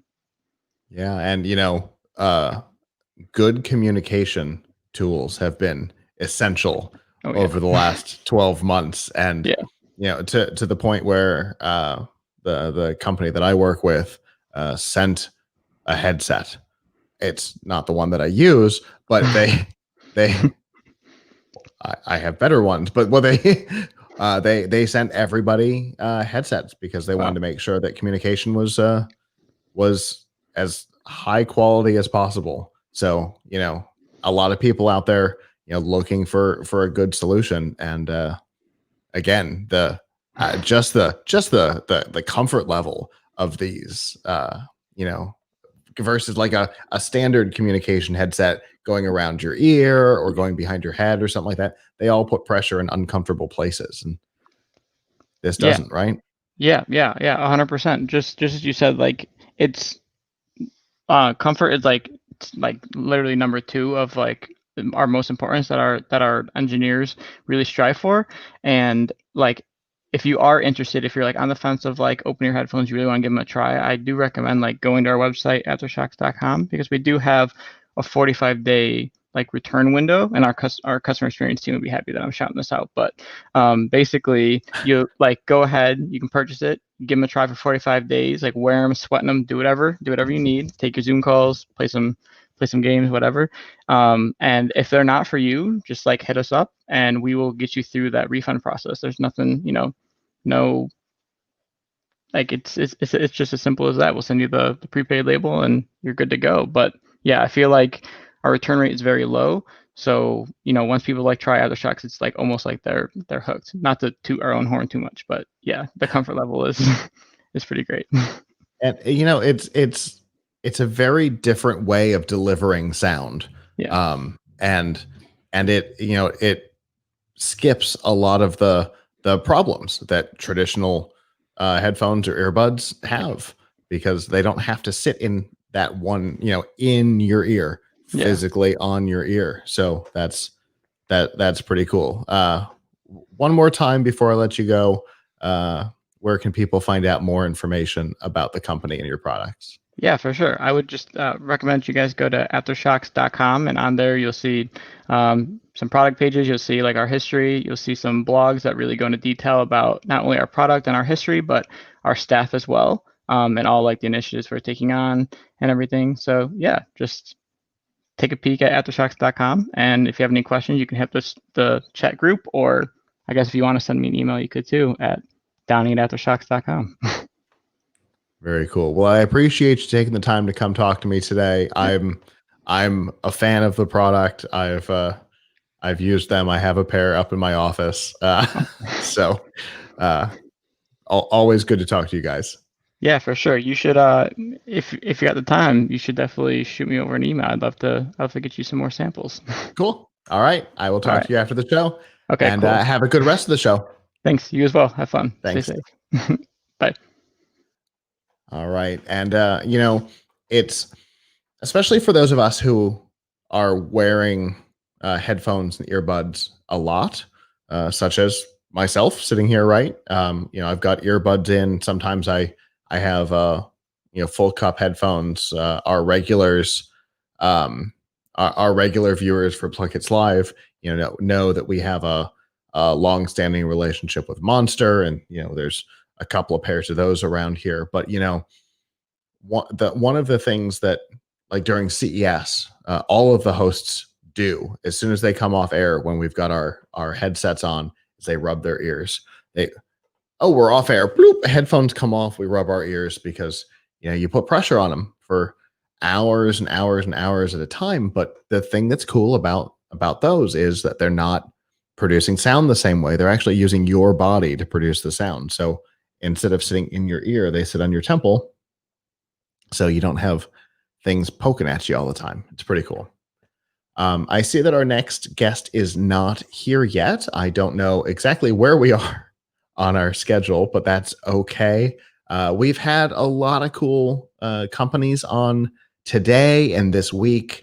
A whole big variety of products, and the variety is not changing. We're going to continue seeing interesting companies for the rest of the day.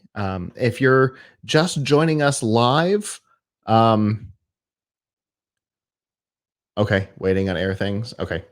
Hopefully they'll show up, because that's a cool product, cool company too.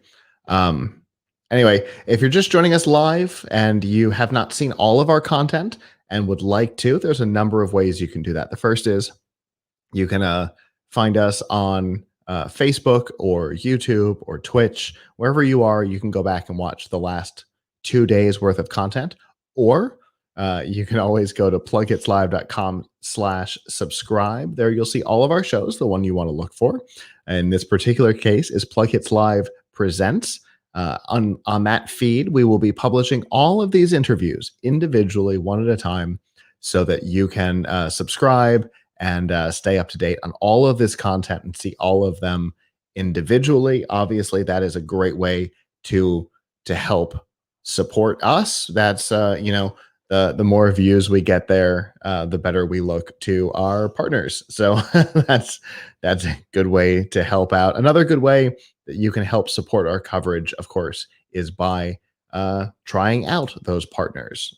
For example, when you buy things online, if you use Privacy, the service gives you a unique debit or credit card number for every service that you use.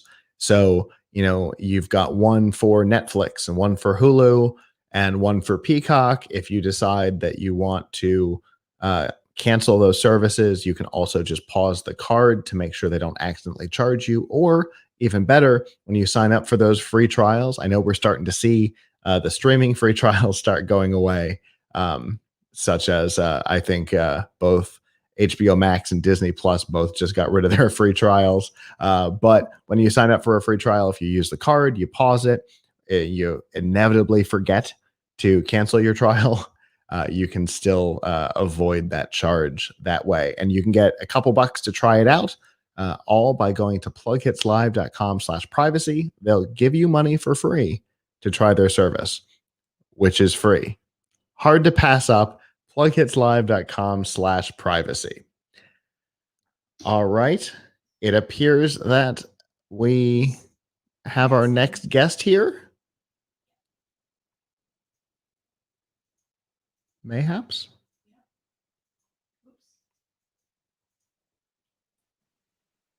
There we go. Hello. Hello. Glad to meet you. Nice to meet you too. Go ahead and introduce yourself for me. I'm the CEO of the company called Kawan Tech. I'm evil enough. And we're designing a sensor to make your street light more intelligent, to bring it to brain and bring you new functions in your streets. Okay. What kind of functions are we talking about here? Well, you have to see your street lights as, let's say, an angel, which is always above you in the street. And if you bring the same kind of intelligence as your smartphone, you have the capacity to put sensors and to know when there are people, the number of people, when a car is parking, if a car is, you are entering the street and there is a truck which is delivering goods in a shop, then the street light is able to detect the truck and saying to your Waze or your car that you have to wait 3 minutes or take the next street. So the idea is that your street is becoming intelligent and scan everything to help you have a better experience as mobility. So the first feature is to reduce the power usage of your street light. And we have a few thousand units like that working already. And so in mostly in Europe, we have some cities that are able to lower by 65% their energy bill.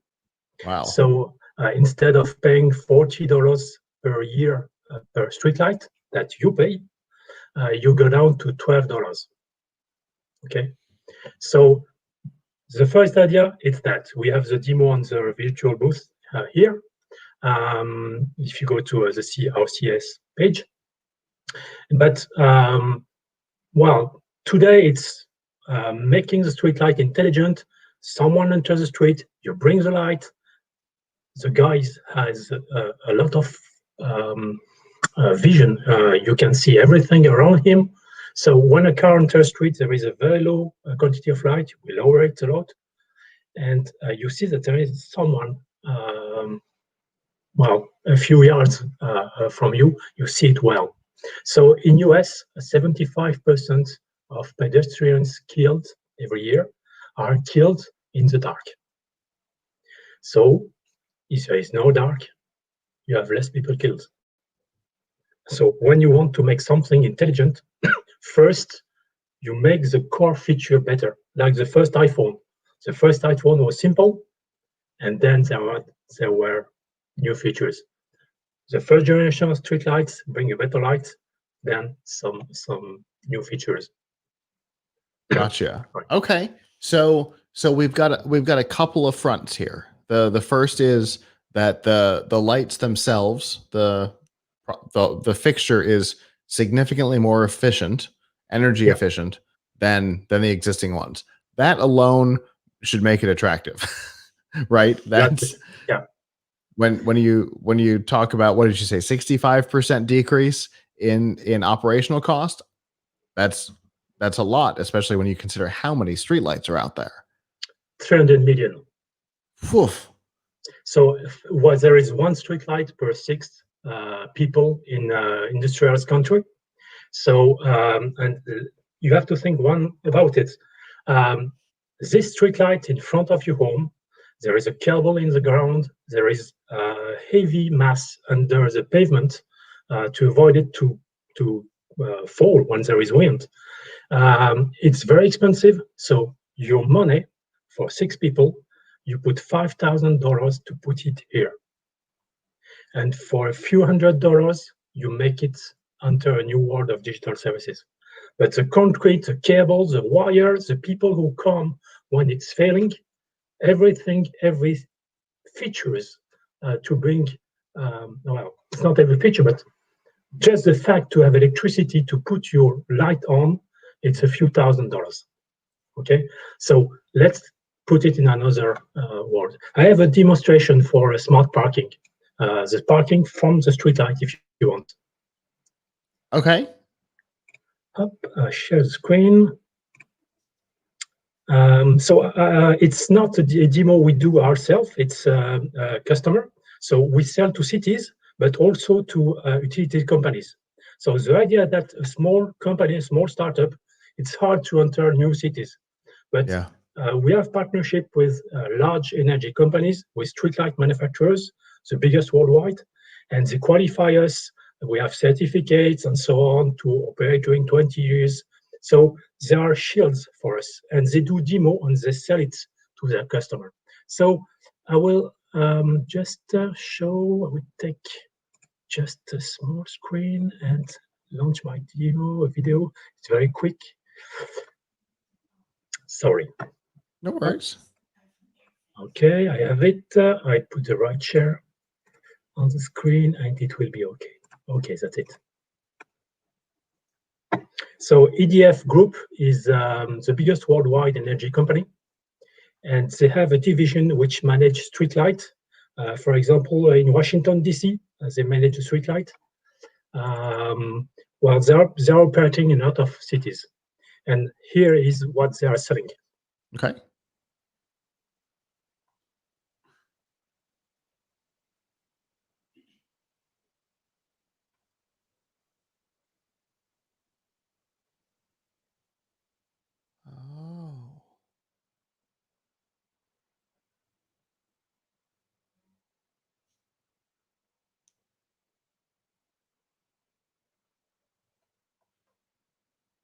Okay.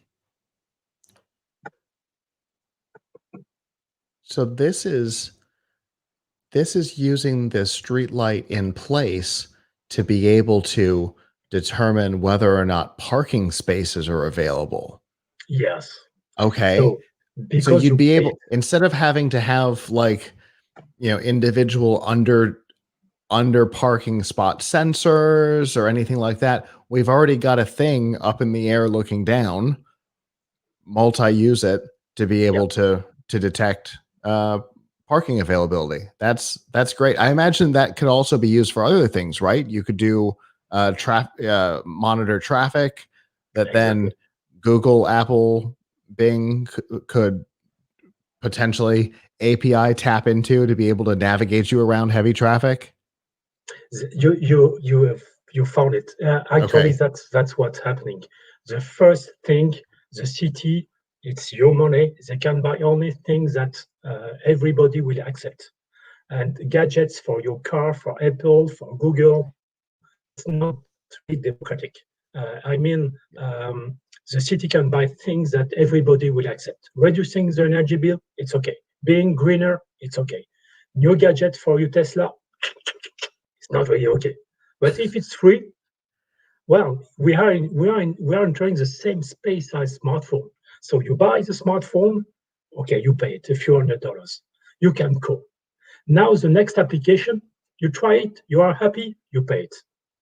So the street light is like that. You have the core features, and now you have new features. Parking, you want to find a parking space, within 10 seconds, you know in your block where there are places. Your car is intelligent, we're able to transmit to your car, and your self-parking feature will bring your car to the right location. Better. Next year, you will have a few autonomous cars. You go out of your car, you go to your home, your car is trying to find the place and go to parking. Okay, so this is what will happen. You spend too much time finding parking space for your car. So the system knows everything everywhere, and the kind of feature we are working now with some silicon developers, NXP and a few companies making processor for cars, is being able to send information about the tracks of pedestrians. If you have a kid crossing the street, we transmit it to your car and you won't shoot him. So this is what we call V2X, vehicle to infrastructure. Okay. So your street light, you pay for it, and you want to have new functions. It's exactly the same thing as your phone line. It was analog phone line. It's now digital. It's now TV. Everything in the street is becoming like that. It's becoming digital. Okay. So this is like we've heard smart cities, and conceptually they're big, but they tend, implementation wise, they tend to be pretty small. Right. This is kind of like the realization of that bigger vision of what a smart city could be. Exactly. Okay. I don't use this word smart city because today it's not really a good seller. Yeah, because it's been so watered down, because most implementations have been so bad. Yes. Okay. So yeah, I don't blame you. Thank you. So if you have a good concept, a good technology, that's not the technology for the city which is important, is how citizens accept it. First, think of their money. People want to pay less for the infrastructure, to have a more efficient city, and to be safe. And the cities always say us, okay, technology, wise guide, okay. But if you want to go above the proof of concept, technology things, think smart scale, large scale. We want to be able to provide your technology to the whole city, and we want to remove your name. That happened, for example, in France, in Paris. The city won a prize for energy efficiency, and they asked us to avoid communicating. Themselves, they competed with other cities to compare their cost of energy per citizen, and because of the technology we provided them, they won. So the real smart technology is when everybody has stopped talking about technology. Makes sense. Yeah. You want service. Yeah, I like that. Yeah, it's not about for the people who are being affected by it. It's not about how it's accomplished, just that it's accomplished well. Yes. Yeah. Makes and sense. The price. Well, yeah, there's that too. Well, if people are interested in more information about what you do, how can they get that info? Well, we have a Twitter where we put a lot of things. It's K1Tech1, the name of the company. The website, k1tech.com. And our virtual booth here at the CES. So if you look for streetlights, the word streetlights on the search feature, you'll find us directly. Very cool. Well, thank you so much for coming and talking about this. It is cool technology. Thank you. Goodbye. Have a good one. All right. That's super cool. I can't wait until we start seeing more stuff like that out in the wild. Well, our next guest is here. Hello. Hi. How are How are you you? doing today? Good. Go ahead and introduce yourself for me. I'm Philippe Losseur. So I joined the team for a company called Elysee, so French company. Two founders started the company 2 years ago, just because they were fed up in always having the smartphones without batteries. So they were thinking about a smart backpack. So not only for the batteries, and step by step they added some extra features onto the bag. And Okay. here we are. So I joined the team just few weeks ago. So, and I really felt in love with their product, because very, very nice, very designed very well, and all the features that are already available on the backpack and the coming one are quite interesting in our modern world. Okay. Yeah. So tell me about what a smart backpack is. We prefer to call it intelligent backpack. Okay, intelligent backpack. Okay. So a bag that's connected to different devices that helps you in everyday life to carry your things. So this is the first, this is the aim of a backpack, but to be able to be autonomous, adding some security, anti-theft control, geolocation, and then we're working on other stuff like health and all this. So, and started to talk with other company to be able to connect the bag to other devices like electrical bikes or scooters, etc. So there are quite good things coming on. Okay. So tell me about the security features. Obviously, if you've got a bag and you're, out walking or riding a bike, you set it down and it could be gone.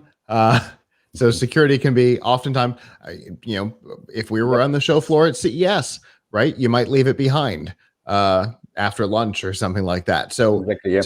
So tell me about the security features. Yep. In terms of security, so it's possible to lock remotely the bag. So it has a electrical zip control, and the other security feature is the geolocation. So if somebody steals your bag, so you can follow it through GPS connection, and you can trace it on the map. So those are the two features. Working on some other features that for the moment we're not talking about also.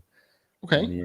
Say, but the main ones are really anti-theft. So it can be locked through the app on the phone. So you can unlock the bag and then to follow it if somebody if it get lost, or if somebody steals it.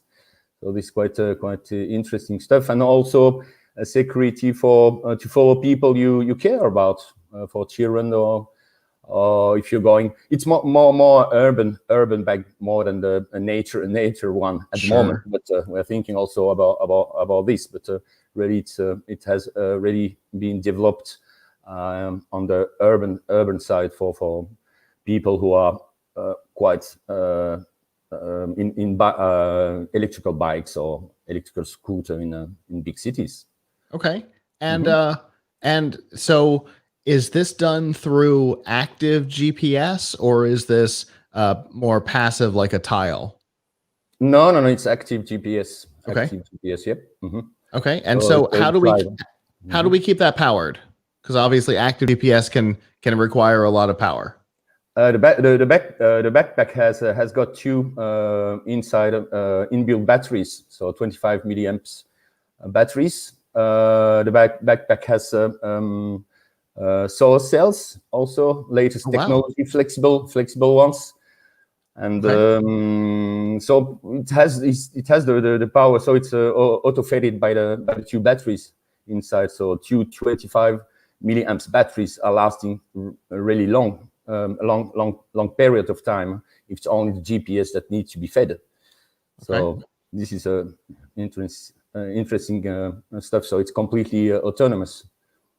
Okay. Is that 2,500 or 25,000 on the milliamps? 25,000. Yeah. 25,000? Yeah, milliamps. Yeah. So they are the biggest batteries that you can find easily on the market. So is that each or total? Two of them. Okay, so that's 25,000 each. Yes. Whoa, that's a lot of power available in that thing. Exactly. Yeah. So it's how it has been designed. So maybe thinking about putting only one, it will depend on them. At the moment, we are finalizing the prototyping of the bag. So in terms of the bag itself, the shelf itself is almost finished. So only needs to go through some certifications. So the certifications take a long time, especially in Europe. We're starting to talk with distributors in the world. So we'll go through. We need to go through the certification also. So it's a long work. Yeah. On the electrical side, so we still have some work to do. So we are open to. So we are talking with distributors, with investors also. So. So it has been a little bit postponed. I think a lot of companies like this with the crisis, with the virus crisis. So it has taken much longer than we thought. So sure, yeah, because if this had been 2018, the process of getting through all of this and out into the wild would have been easier than trying to do it in 2020. Exactly. Yeah. So, but we're hoping that everything will go better this year. I don't know if it can be worse, but so very optimistic, and yeah, I can definitely see this as our floor bag at CES with the camera and stuff in the bag, being able to charge camera batteries and things off of the pair of 25,000 milliamp hour batteries. That's a lot of power and could easily keep us going throughout the day. And also, what's interesting, as I said, so we're working with cooperation with all the companies are French at the moment, but we have some contacts all over the world. And in terms of the cells, those are the latest technologies. So this means that you don't you can use the internal light, artificial light to charge. Of course, they're charging. They are not charging as quick than with the sun, but it can be interesting, as you say, like going through the CES in physical with your bag, and it can keep on charging. You're only using the artificial lights there. So this is also an extra thing, and they're flexible solar cells. So this means that they're taking very, very strong ones, so they're shock resistant and anti-scratch. So this is good cool. Because the problem with some solar cells that if you have a lot of scratches, so they don't work so well. These are quite strong ones. So we're going through the last validation tests. Yeah. Very nice. Well. Obviously, people can I show you a picture? This is quite interesting. So it really talked to me. It's where the name Elysia is coming from. It's coming from hang on, if I can get it. Share screen. This one. Can you see this one? Yes. So it's coming from this sea snail. And what's funny about this sea snail is that if it doesn't have enough to eat, it's coming back to the surface, and it's fed by how do you call this? Photoluminescent. So by the sun. So this where the name came from for Elysia. So this talked to me quite a lot. So from the nature.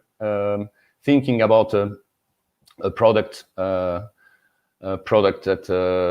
a bag. So here's the bag. So quite cool.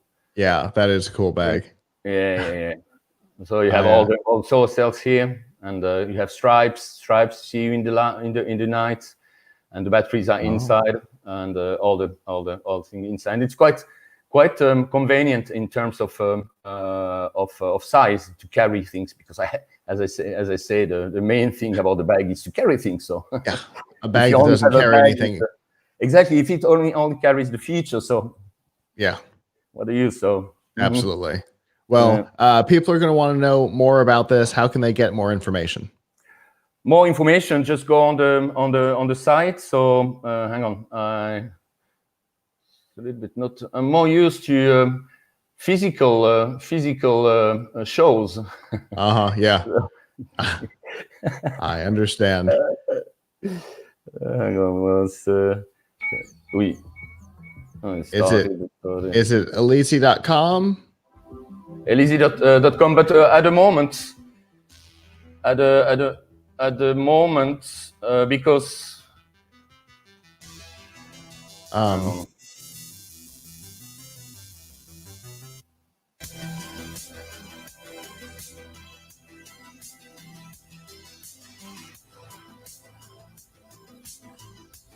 all right. Well, unfortunately, we are out of time. Yep. But we can include the website and stuff so people can go see more information. Elisi, but at the moment, because it hasn't been yet, how do you say, recorded by Google, so you need to add the HTTP slash at the beginning. Otherwise, you're going to the search for it. No, on the government site on the Elysee. Oh, yeah, that's no good. Well, I appreciate you coming and talking to me today. This is a cool product, and I cannot wait to see it out in the wild. Yeah, hope to see you next year on the physical visit, because it's quite frustrating. So, but anyway, and thanks a lot for your invitation, and absolutely, and take care, and yep. I'm glad we could have you on. Okay, have a good one.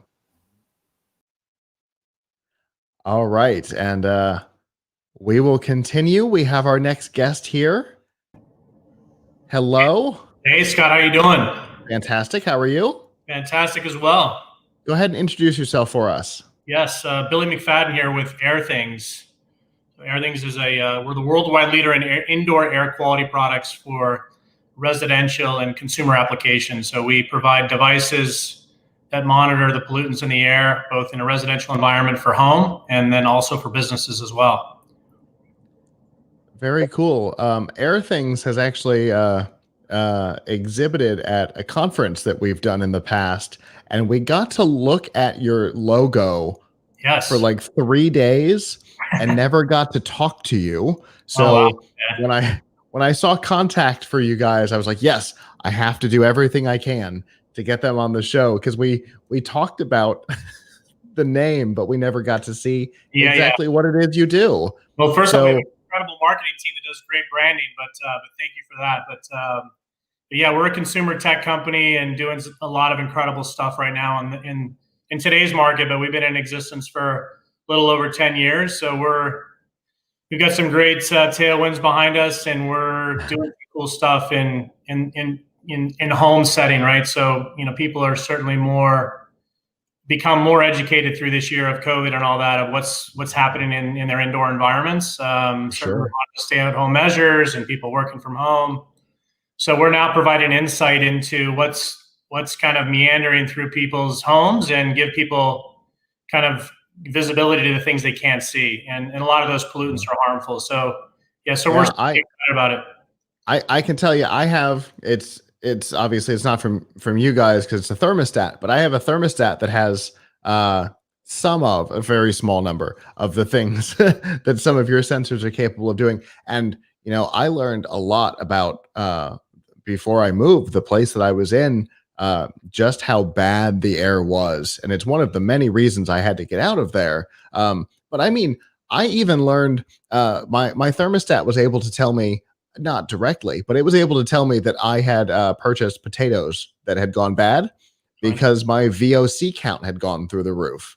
And I love that capability, but obviously I only have a thermostat in one room, and that does not cover what's happening upstairs and things like that. So I'd love to be able to incorporate, that kind of the sensing throughout the house.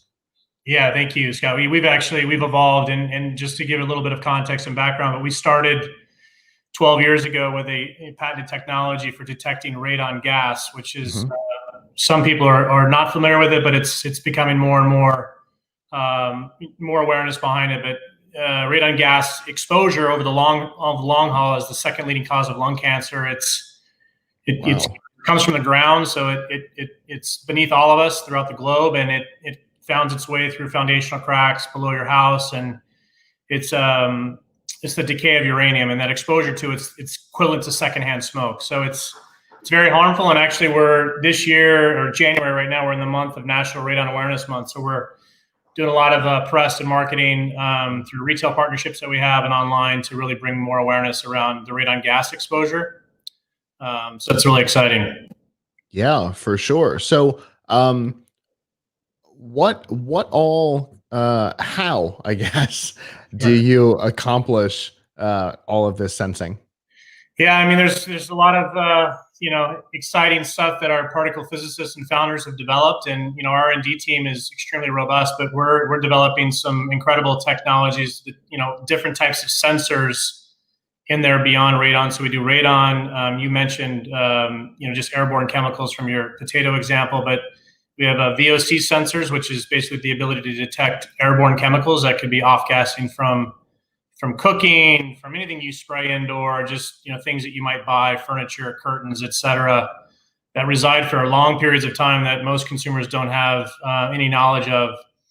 And we also detect things like carbon dioxide. So that's becoming more and more important. But carbon dioxide detects how occupancy levels in a home. So whereas we're spending more time at home, those CO2 levels can arise, and it's basically it's a direct representative of how well ventilated your home is. So that's a really good one.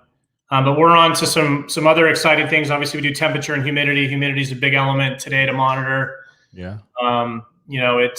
Virus transmission transmits at a higher rate, longer distance in dry environments, which is kind of an interesting study.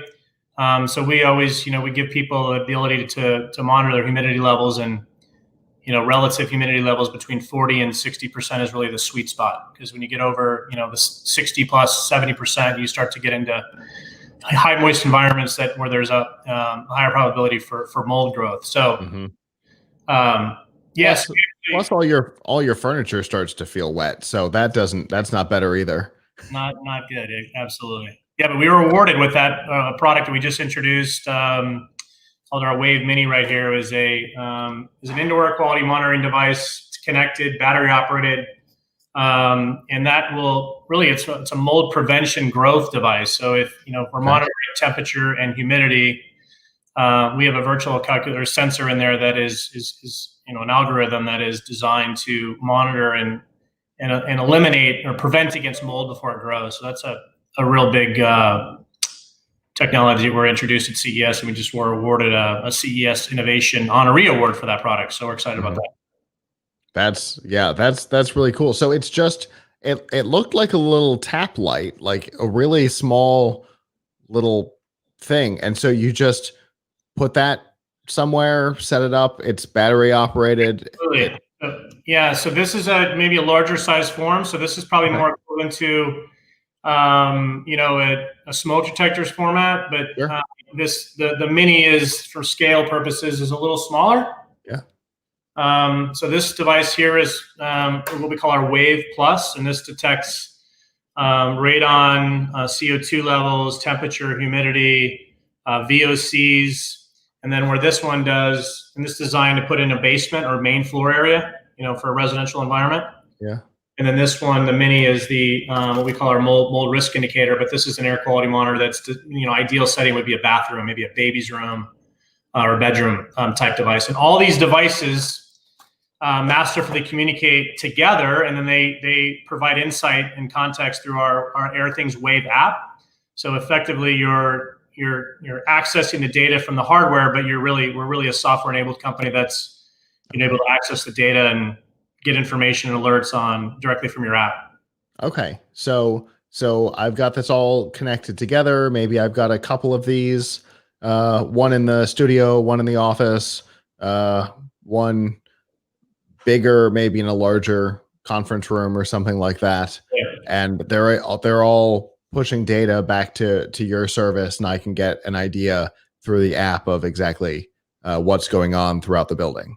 That's exactly right. Yeah, it communicates to the cloud, and the devices communicate off of a low energy Bluetooth transmission. So all the devices are battery operated, so there's no hard wiring or installation required. Even better. Yeah, so even better. Obviously, trying to wire something is a pain for most people. This means that just about anybody could install it themselves. Absolutely. Yeah, there's awesome. zero installation. There's a battery compartment on the back, which is awesome. And this is actually, this little disc here is magnetic. So you either do double-sided, two-sided tape, or you can do a single screw into the drywall in your home. And then the back of the unit, we have 2 AA batteries here, and it's magnetic. So you can actually dislodge and remove it anytime, which makes it really cool. So we know in the consumer space, you got to be, you got to be dummy proof on installation, because technology tends to be, people get, overwhelmed by it, right? So the installation is a big important part of it. Yeah, for sure. Easy installation makes something way more likely to be adopted. And when you're talking about maintaining air quality, that's something that should be adopted. Absolutely. Very cool. Well, people are going to want to find out more about these. How can they get that info and possibly make a purchase? Yeah, lovely. Just go to that, and you can see it up there, that beautiful logo, airthings.com, and certainly learn more about who we are, what we do, and we also transact on our site as well. So airthings.com to learn more about our indoor air quality monitoring devices. Wonderful. Well, I really appreciate you taking the time out of the last day of CES here to come talk to me. Thank you, Scott. It was really a pleasure. Absolutely. And enjoy the rest of the day. You as well. Thanks. Thank you. Bye-bye. Bye. All right. Obviously, we've seen a lot of IoT, a lot of connected devices, everything from, we've talked about lights and security and, air quality, all kinds of things. It's, being connected is a big part of what's going on today, because you can connect things together and be able to make decisions based on the information. Information is king. Well, we have our next guest here. Hello. Hello, Scott. How you doing? Good to see you again. Yes.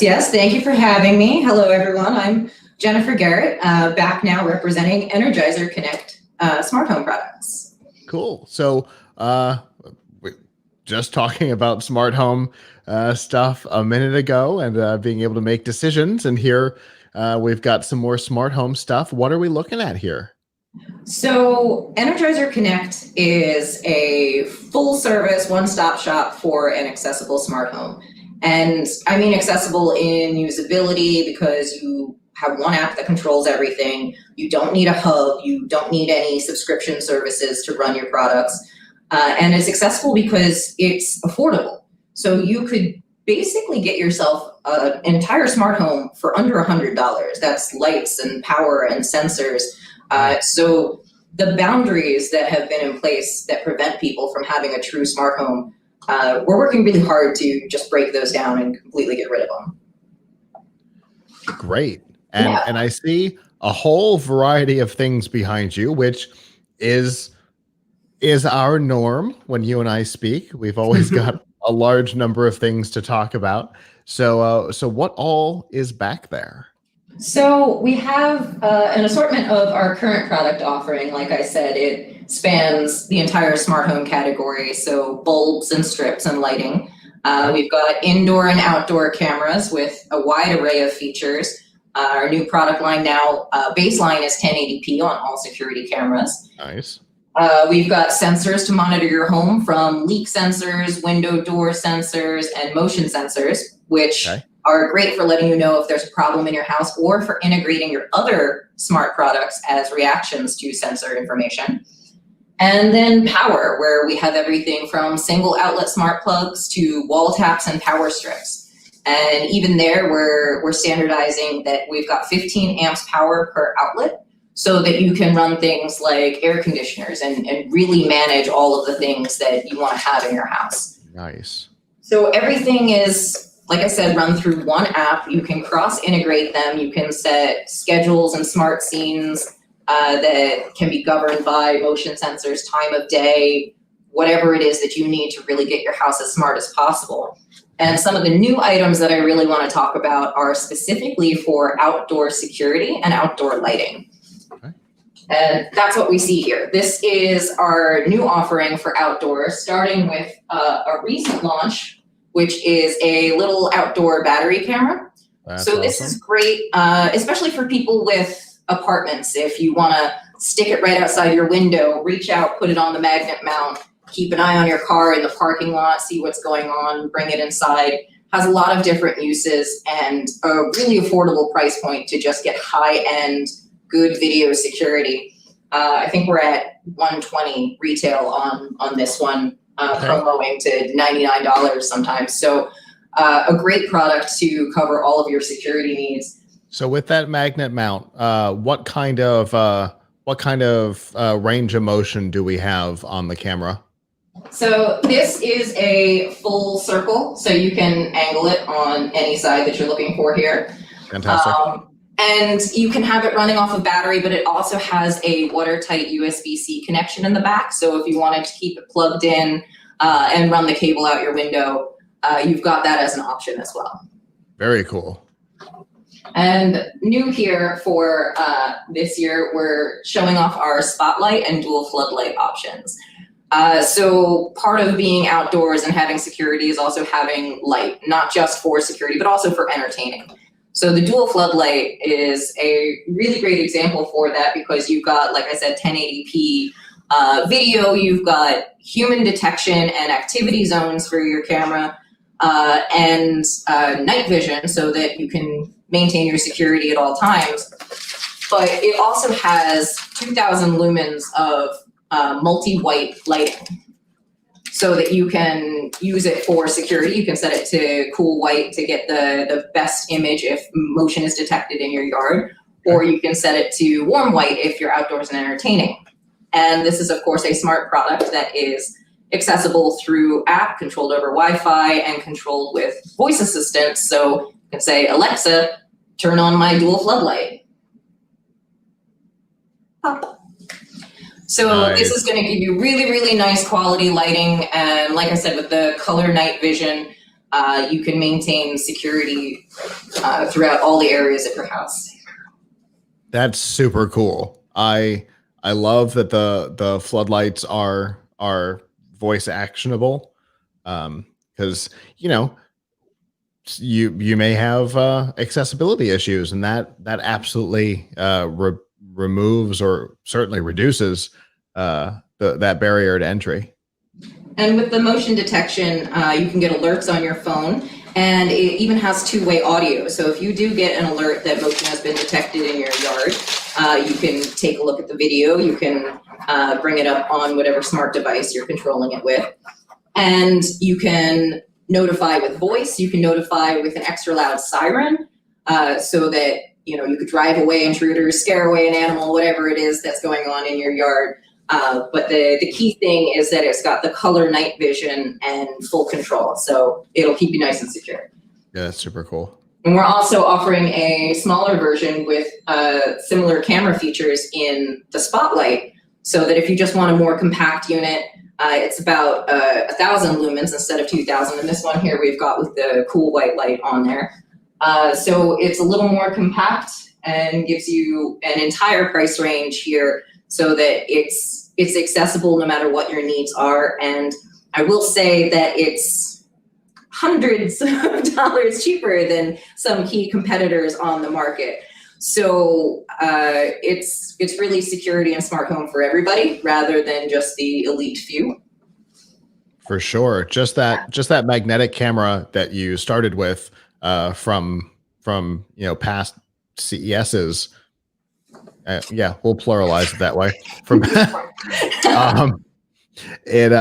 it's about $100 less than the ones that we've seen, just that one alone. Yes. At other shows.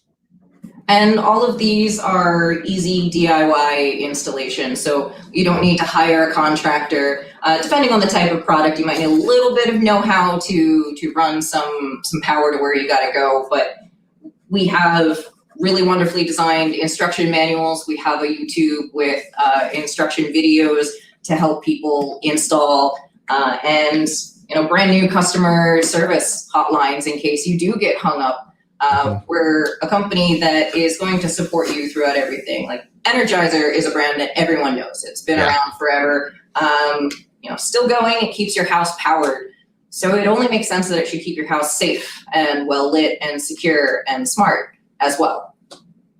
Makes sense for sure. I have a personal project that I need to discuss with you. Hopefully, maybe tonight. I'll send you an email right after CES comes down, because I think this will solve my problem. If people want to find out more about the lineup, the new products, things like that, how can they get that info? You can stay up to date on Energizer Connect by going to energizerconnect.com, and you can sign up for our newsletter there, or keep an eye on the homepage for new product launches, deals that we might be running, anything that's happening. And you can also check out our Energizer Connect YouTube channel for videos and information. Cool. Well, as always, we're going on a ride. My engineer here has the controller for the camera. And wanted to participate. Well, as always, I appreciate you taking the time to talk to us about this. It's not necessarily a product line that you think of when you think of Energizer, but you're absolutely right. It makes sense that it's a core part of our lives, so it makes sense to be another core part. Absolutely. So thank you very much for talking to me, and I hope more people get acquainted with the Energizer Connect product line now. For sure. Thanks so much. Thanks, Scott. Have a good one. All right. And again, IoT, security, connected devices has been a big topic, a big trend for our CES 2021. And it makes sense considering that we're all connected virtually through CES. It makes sense that we would be talking about a lot of connected devices. But our next guest is here. Hello. Hello. How are you? I am fantastic. How are you? I'm good. What a strange world. I've had the pleasure of kind of watching you through 2020 online and jumping on and watching some of your podcasts. So thanks for letting me come back this year. I was going to say, and right back at you, I've gotten to watch your progress over the last year through LinkedIn and whatnot. Good things happening over there. Tell our audience who may not know or did not see you last year who you are. So I'm Gary Montague, the CEO and founder of Heart Hero. Heart Hero is a revolutionary company that's really impacting the way that we take care of cardiac arrest as a nation. That is why we are at the Consumer Electronics Show, because our device is a consumer electronic.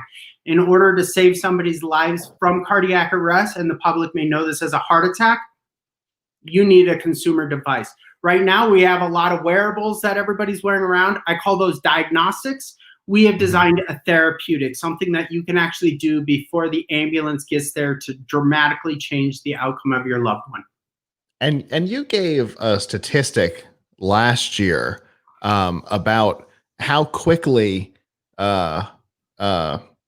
interaction needs to happen to be able to save a life, and it was unbelievably short. It is. So there is a difference between cardiac arrest, and cardiac arrest is when the heart muscle sits there and it's not pumping systematically the way it needs to pump. It just starts to quiver because the electrical circuits of the heart are offline. If that lasts too long, it becomes still and you die. Cardiac arrest does not need to mean cardiac arrest. cardiac death. But that lasts in seconds. And it's really the consumer, the bystander, the person, the loved one at the side that can make the biggest difference. We don't have time to wait for an ambulance or a doctor to get there, etc. We need early recognition, good CPR, but most importantly is an AED. An electrical shock onto the heart will dramatically change that outcome. Right now, the national average is about 7%. If an AED is applied in the first 3 minutes and a shock is delivered, that number can go up 74 or higher percent. So we're talking dramatic difference of having another birthday, having another moment with your loved one, just continuing on with life on something that could have been preventable. Yeah. And, 3 minutes is such a short period of time It to is. have such a huge statistical change. So right now we're seeing the national average for EMS and the ambulance to get there, if you call 911, comes in about 7 minutes. We're actually, because of COVID, because of 2020, we're seeing that number go up. In fact, in New York, when this first came out around the February timeframe, we saw a 59% increase of cardiac arrest. And cardiac arrest doesn't get talked about the way it should. Everything right now is COVID, COVID, COVID. But cardiac arrest is actually the untold, untalked about pandemic. It kills 300 to 400,000 people in the United States each year, about 7 to 9 million people globally. And because it happens so fast, we really haven't come up with a great solution. But the solution has been around, and it's a portable AED, and that is exactly what we created. And I'm happy to say that Heart Hero, in these disturbing times, has actually maintained our course and has had a banner year.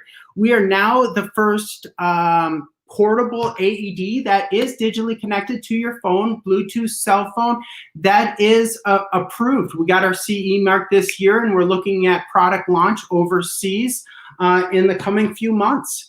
So we're really excited about how we're actually going to be able to change this landscape and give the public a solution that they need. Yeah, I remember when you announced that you got your CE mark. That was such a big deal.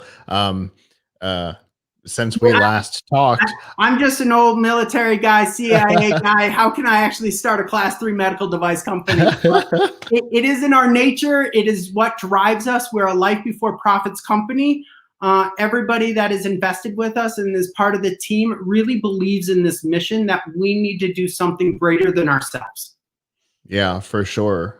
Since we last talked, I've kind of changed what I do for my day job, and I've actually been working with a medical company, and I know how hard it is to get that CE mark. Which it is, for a medical device, it is incredibly hard. Our filing was about 12,000 pages. Jesus. And the rules of displaying it and all that are complicated.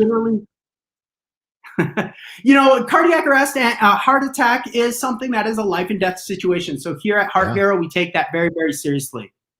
Yeah. So talk about the device itself. Now that we've got the CE mark, and that means that we're coming closer to seeing it. I love following up on Energizer, since Duracell is our partner here. But we intentionally made this device to run off of store-bought batteries. This is a CR123. You can go to your grocery store, purchase this battery. It gets inserted into the device, and it can last for 3 years. This device has cellular and Bluetooth connection. It automatically uploads and alerts you on your phone, can alert your family member on their phone if the device is being used, if the batteries are going bad, if the pads are going bad. A really holistic, encompassing way of taking care of not only yourself, but your families, and making sure that's working.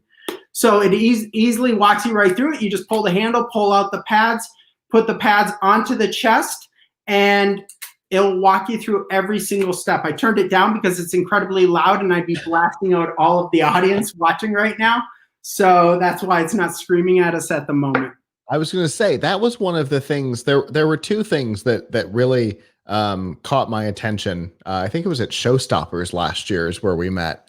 It was the CR123 battery, which most people may not recognize is for a camera. It's supposed to power the flash on a camera, and you've got it you've made a medical device that can save a life using this camera battery, and that took me a minute to wrap my head around. But the other was the fact that it doesn't just like have instructions printed on it, because you've got 3 minutes, right? Within the first 3 minutes, it Incredibly talks easy. you through it. Yeah, when we did our human factor testing to get that CE mark, you have to make this incredibly easy. A cardiac arrest, seeing your loved one on the ground, is going to be the most stressful time of your life. So how do we empower that person? And that's exactly what we did. It auto calls 911. It lets them know the location. So you're listening and doing the most therapeutic thing you absolutely can do, and that's put pads on the chest. It has AI built into it. It detects a rhythm. If it says it's a shockable rhythm, it'll shock. If it's not a shockable rhythm, it will not shock. But what it's done is it's alerted the ambulance to get there faster. So in any stressful situation, you put this on the chest. If you find somebody who's unconscious, not able to wake up, or not breathing normally, or just not breathing at all, that is suspicion. You should suspect cardiac arrest and act immediately. That's really fantastic.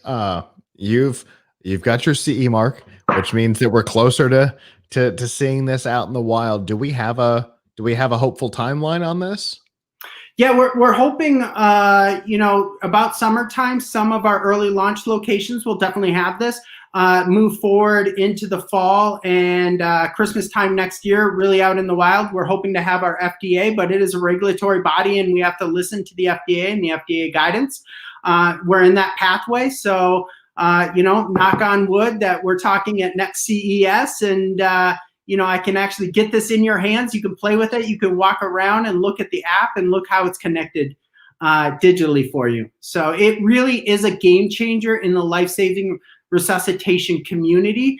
And I think that it's ultimately going to be more of a game changer, and it's going to elevate. Our partnership with the American College of Cardiology has really highlighted COVID and the long-term responses of COVID. If you've had this, we're actually noticing that your heart has inflammation, and when it gets inflamed, it actually develops scar tissue, and that can lead into cardiac arrest. So we're thinking that more and more people are going to need to know about this condition, and unfortunately, we might be seeing that number rise. We're here to be able to hopefully prevent those deaths. Well, that's fantastic. If people want to find out more about the company and the product, and maybe find out when it's available, how can they do that? Yeah, they can go to hearthero.com or on any of our social media. We're Heart Hero AED. Follow us there. We're happy to engage and talk to you, and we're connecting with distributors and taking pre-orders in approved countries right now. I think our biggest win last year is something that I probably grew up reading. You probably grew up. We got awarded the top 100 innovations of 2020 in popular science. So that was a great kudos to our hardworking team. For sure. Congratulations on that. It takes a lot. That's not easy to do. So good job. I appreciate it. I'll continue to follow you guys. Love your information and stuff that you guys are putting out. Appreciate it. And hopefully at CES 2022, we can hold this and see it out in the wild. Yep. You play with the device, and first round of drinks are on me. Fantastic. Well, awesome. Fingers crossed that we'll be able to do that in person, and have a good rest of CES 2021. Thank you very much. Take care. Bye. Bye. All right. And like I said, an eclectic group of presenters going from home security to medical security. There's a lot going on at CES this year. Well, we have our next guest here. Hello. Hello, how are you? Thanks for having me. Absolutely. Go ahead and introduce yourself for me. Hi, I'm Ted Carlin, Marketing Director for the Chirp ultrasonic products from TDK and Vensense. Okay, and what does Chirp do?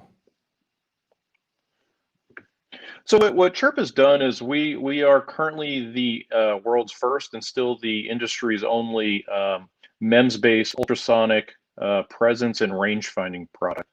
If you are a hardware designer and have done hardware design where you need some sort of sensor to do presence detection, range finding, you may have used ultrasonic products in the past. There's other types of sensors that can accomplish this. Ultrasonic products conventionally were very large, bulky, piezoelectric transducers with lots of discrete components around them to operate them. What we've done is we've brought this into a MEMS, so it's silicon based, and we co-package that with an ASIC, so it's a very miniaturized, very low power, and you can operate it over different fields of view. So it gives a hardware designer a lot more flexibility now in the designs they can achieve with such a sensor. That's really cool. I know, dating myself a little bit, going back to my Radio Shack days, we sold an ultrasonic rangefinder in our parts drawers, and they were big. And then we also had like a parking detector, right? That green, yellow, red, stop, don't, you're gonna hit something. Instead of hanging the tennis ball in your garage. And those were also massive because the sensors were big. So this would allow even something as simple as that, but obviously more interesting and more complex systems to shrink down and not be dependent on the size of that sensor. Yeah, that's correct. So what we do is, this is now co-packaged with the ASIC in a 3.5 by 3.5 millimeter package. So we're talking, IC level size on a PCB as opposed to these large, transducers you've probably seen, and then you need all the electronics behind it. And so that gives us some advantages in that. One, size is, probably the major driver, but also because now it's all based in silicon, it's extremely low power. You can now configure that field of view to what you want to range to and sense over. And so this opens up a variety of applications where this just wasn't possible to do always on, presence sensing with ultrasound traditionally, that you'd have to rely on a different type of sensor, say a PIR sensor or something like that. Right. And that was what I was going to say. The alternative would be like a PIR, which most people would associate with a motion detector on a security system. That's pretty traditionally a PIR system. So would this give like security companies the ability to swap technology? Yeah, so I mean, traditionally, like a lot of these systems have used PIR sensors. A PIR sensor, can work really well because they're low power, they've got good range. The problem with PIR sensors is you're going to get a lot of false positives, and you're also going to miss a lot of motion, right? Because they're not very good with minor motion. So when you see these occupancy detectors, say in conference rooms, we've all been in that conference room where the lights turn off and we have to wave our hands around. They're not picking up that minor motion because they just don't have the sensitivity. And they also have issues in different types of lighting conditions, heating conditions. And so this could be one of those replacements. One of the major drivers in, let's say, home IoT as is a good example. They want to do more intelligence presence. They want to make sure they avoid these false positives. And so because we not only provide the ability to do presence detection, which say a PIR sensor can do, but we're also providing you range information. So now you can put that into your algorithm to use the range information to actually do much more intelligent type sensing, avoid certain cases that you don't want to trigger on, and also maybe just create zones in the room where you only trigger within a certain area and then eliminate a different area you don't want to range to. So it gives you a lot more variety in what you can do with these hardware designs now. Yeah, that makes sense. I know with PIR sensors, one of my favorite things to do with room light sensors is try and walk as slowly as possible to keep it from going on, because like you said, it's not great with small amounts of motion. So it can be fun to play a game to see if you can defeat it, which if you're basing a security system on on something that can be defeated by me just playing around, that's not ideal. Yeah, I mean, ultrasound, we can range to millimeter accuracy. So, we can actually, see that millimeter change in movement, right? So we can actually see you breathing, perhaps, that's the type of accuracy you can get with an ultrasonic product. And what kind of range are we what kind of distance are we talking about with that kind of accuracy? Yeah, so we have two products that's on the market today. We have the CH101 product that ranges up to 1.2 meters, and then we have the CH201, which ranges up to 5 meters. Okay, so that's a pretty good distance, depending on your goals. That's covers what a security system would for sure. Yeah, so I mean, you can think about the other applications, security and surveillance systems, occupancy detectors, and things like that.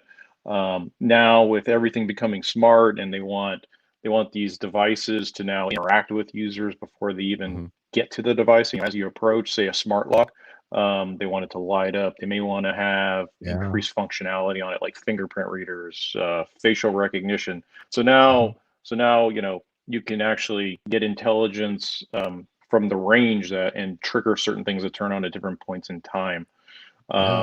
Robotics is a big market. Avoiding, say a robot in your house, a common robot is your vacuum cleaner now. So you need to avoid cliffs, and you need to avoid objects. Well, we can see those objects with ultrasound. Yeah, we work a lot with youth robotics programs, and ultrasonic rangefinders are one of the sensors that the kids use, and they are usually large. And when you're dealing with a weight limit and a size limit and stuff, that would be pretty great. It would give all kinds of capabilities. And I'm thinking I've also got, I've got a smart deadbolt that before you do it, like you tap the screen, but that's because, right, it's trying to limit the amount of power that's being used for the expensive things, the things that take a lot of power. Yes. This doesn't take a lot of power. You could have it come on because somebody came up to it. That's a great use case. Yeah, and that's actually one of the major benefits of ultrasound is that ultrasound sensors are extremely low power. So they make a very good always-on sensor, and then you use that sensor to wake up everything else, behind it. So it becomes your primary sensor, runs all the time, and then you turn on your additional sensors, say your fingerprint reader, your facial recognition, your lights, things like that. It's Right. extremely low power. It's very efficient, especially All of since which we've now moved are this more into expensive. a very power. Yes, exactly. The batteries you Yeah. got to add to make these systems work and things like that. Yeah. Yeah, that makes sense. So it sounds like these are already in production and available out in the wild. Yes, so CH201 and CH101 are in mass production. You can order evaluation tools. We have a variety of application notes on how to design these in. We have algorithms to use with them that are available on our website. So, and we also make miniature modules of these, so customers can accelerate their designs. They can now put these in, their prototypes in a very small form factor, so you don't just have to evaluate it on a big evaluation board. So we have a lot of tools available to the hardware designers to really accelerate their development. We have ready to go algorithms and software and all the tools you need and documentation to go with it as well. That's really fantastic for people who want to find out more or access and download this stuff. How can they do that? So if you go to inventsense.com and then go to the ultrasonic page, and it'll take you to all the products and all the documentation along with all the hardware tools and support to get going with your design. Fantastic. Well, seeing stuff like this may not trigger everybody's ideas, but the thing that's important here is that we know we've got a large maker community who watches our shows and can implement this, and those maker projects sometimes turn into something really cool. It's the basis of the lock that I've got. It came out of out of the maker community, turned into a big product, and with your stuff, the user experience can get better and the battery life can as well. That seems like a win to everybody. Absolutely. I mean, we're finding new applications and use cases all the time with such a sensor because nothing like this was available before. So, it's kind of new areas that ultrasound's now being considered for. That's really cool. I can't wait to see all the cool places that it shows up in the future. Great. Thanks so much. Thanks for taking the time to talk to me today. Have a great rest of your CES. Thanks for having me. Absolutely. Thank you. All right. Like we said, we've got a variety of different types of products and parts that we like to showcase because CES is more than just the consumer electronics event that it used to be. It's bigger. It's parts. It's all kinds of things that apply to the maker community, such as this, or with Gary and Heart Hero, we talked about a medical device that you'll be able to carry with you. It's there's a lot of stuff going on, and I think that's really cool. It does not look like we have our next segment here, which is okay. It seems like we're keeping right on schedule today, which is always nice to see, although I may have just lied because things may have just changed. So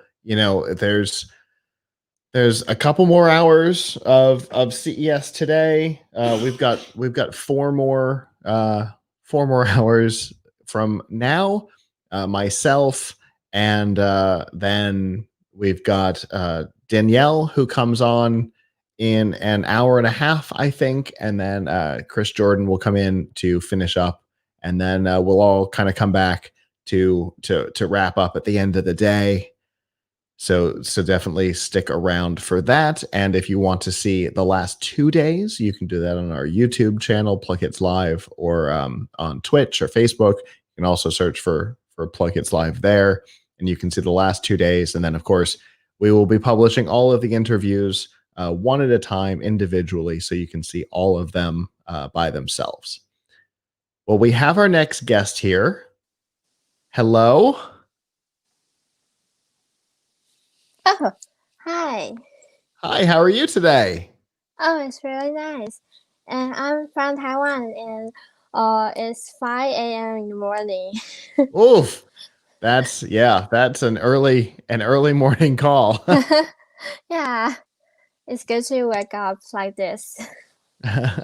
Well, go ahead and introduce yourself for me. Okay, sure. I'm from AV Mapping. I'm the CEO and founder of AV Mapping, and we made a one-stop shop for video music mapping, licensing, and searching for the AI engine. So if you want the video music for your video, like your family, friends, or company, and you can use a one-stop AI shop to do that. And we can shorten the time for video music process from 6 months into just few seconds. So in our platform, just 3 steps and few seconds, you upload the videos, and our AI will analyze the videos and music and the script, and then you can get the music recommendations and also the edited song. We are also developing the sound effect or noise reduction for your video. It's like it's like video makers need it. Yeah, for sure. So I was going to say, I recently, for an organization I work with, I produced a video that was clips of different people talking about a role they had played in a play, and it was a weird length. And then we published each one individually, and I had to take the music. I had to grab music and cut. This one has to be 1 minute and 13, and this one 3 minutes and 3 seconds, and the whole thing is 16 minutes long. And it was a real pain because trying to make it sound natural, coming in and coming out, and that's all complex. I'd be able to take my video and upload it, pick my music based on what's in the video, and then it will get me the length that I need to make it sound right.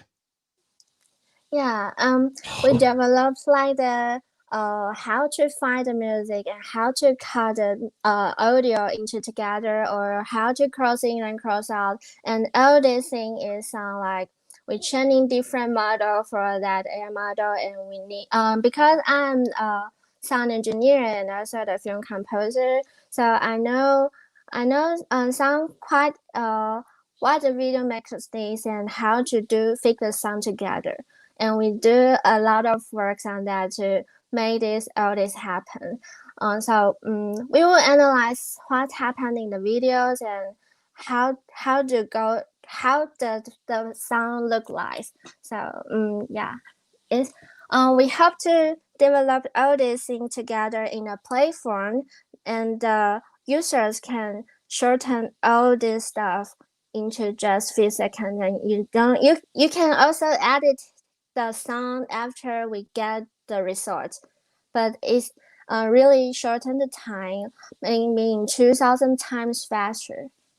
Yeah, that's really great, because I will tell you, I sat there with that video and I had Adobe Audition open, and I'm like, eyes to the monitor, trying to lengthen the music, trying to find just the right point in the song where I could loop it around again, and it probably took a half hour or so to get all of the music just right. And the idea that this could just get it right for me is incredible.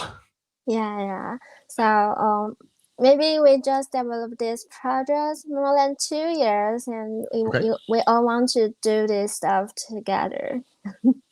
Yeah, I don't blame you. This is a really cool idea. And so it's been in development for 2 years. Is it available to use now? We just finished our first version. So Okay. the first version just like simplifies some process, but we can find the music from our AI. Yeah. Okay. Our first version. Yeah. If you like really want to try it, and you can connect us. Fantastic. And so the first version is in kind of a prototype test phase, it sounds like. And then the future, what does the future hold?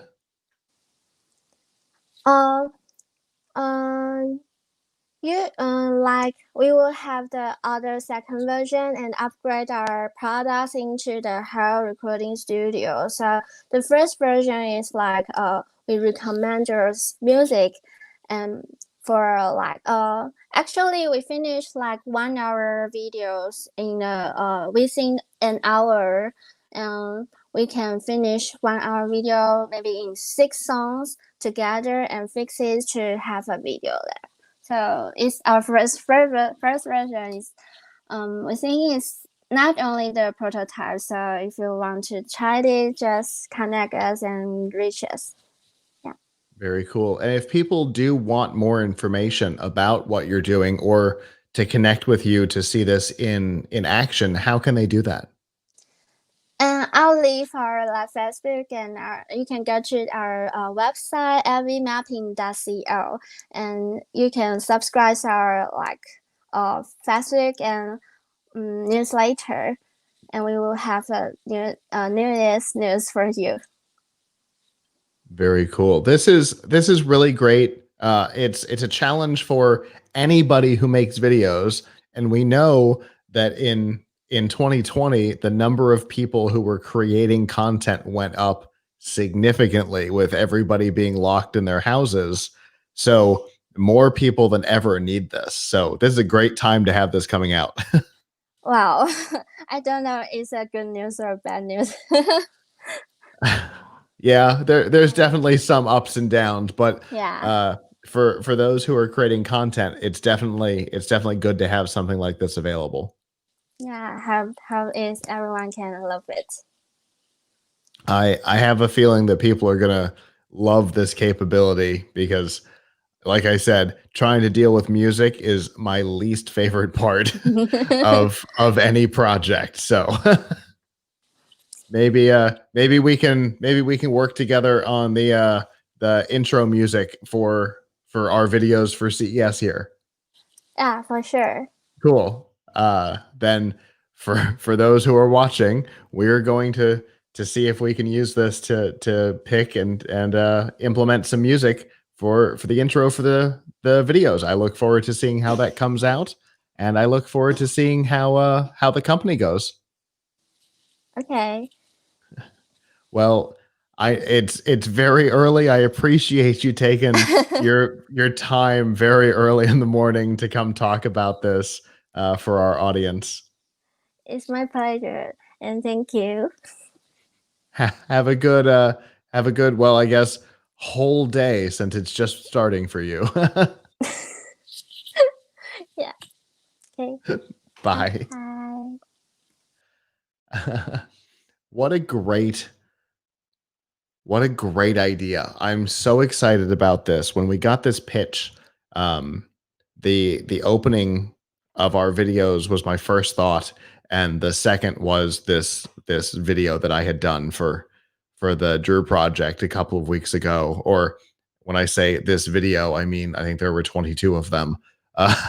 And dealing with the music was the hardest part, because how do you find a song that's kind of Christmassy but really low key, so it makes a good background song, something that would work in a 45-second clip and something that would work in an 11-minute clip. How do you find that perfect thing? Well, using AI and a team that includes a music expert. That's how you do it. So I really do look forward to seeing that in action, because sounds like it'll make my life a little better.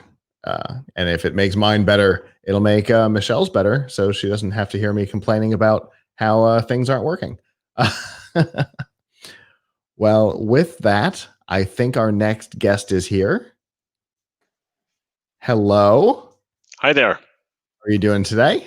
Not too bad at all. And you? I'm doing fine. Go ahead and introduce yourself for me. Thanks very much. Well, my name is Danny Ford. I'm with Atlantic Therapeutics. I'm delighted to be speaking with you this evening. And I suppose that if I could tell you a little bit more about who we are and what we do, we have a product called Innovo. And Innovo is a unique solution for the treatment of stress urinary incontinence, which may not be a particularly comfortable topic, but it is a problem that affects a lot of women and a lot of men. And we feel we can do something really profoundly different to help with that situation. Yeah, we've had people talk about this problem before. You're right. It affects a lot more people than people think. So where do you fit into the treatment process? Great question. So I suppose when you look at this problem, it's an uncomfortable one to talk about. It is a bit of a taboo topic. And I think for that reason, yes, some people who have this problem will go and speak to their physical therapist about it. They will go and speak to their clinician about it. But a lot of people, they feel embarrassed to do that. It's not really a life-threatening condition. It's not, a condition that's going to cause you a lot of health problems, but it is very much a life-limiting condition. So people who have this problem tend to just simply put up with it. They hide it. They tend to mask the symptoms by wearing pads, by wearing liners, and really not admitting to anybody else or even to themselves that this is something that they're living with.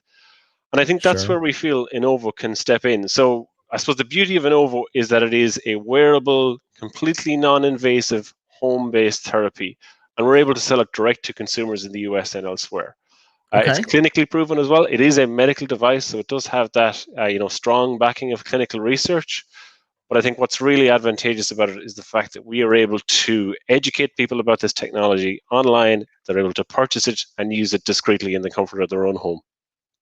Okay, and so this fits into the treatment as opposed to the detection or whatnot. This is actually designed to help make the problem lessened. Correct indeed. Yeah, Okay. It's going beyond kind of monitoring the situation. It's actively treating the situation. So what the product looks like, it looks like a pair of exercise shorts, of cycling shorts. Okay. And I suppose the intelligence there is that what we've done is we've got 8 large conductive ink electrodes, integrated into those shorts. And what we do then is to send muscle stimulation into those pelvic floor muscles. Those pelvic floor muscles have a really important job to do in preventing those unwanted leaks. So every time you cough, or sneeze, or laugh, those pelvic floor muscles should kick in, contract those muscles, and stop that involuntary leakage.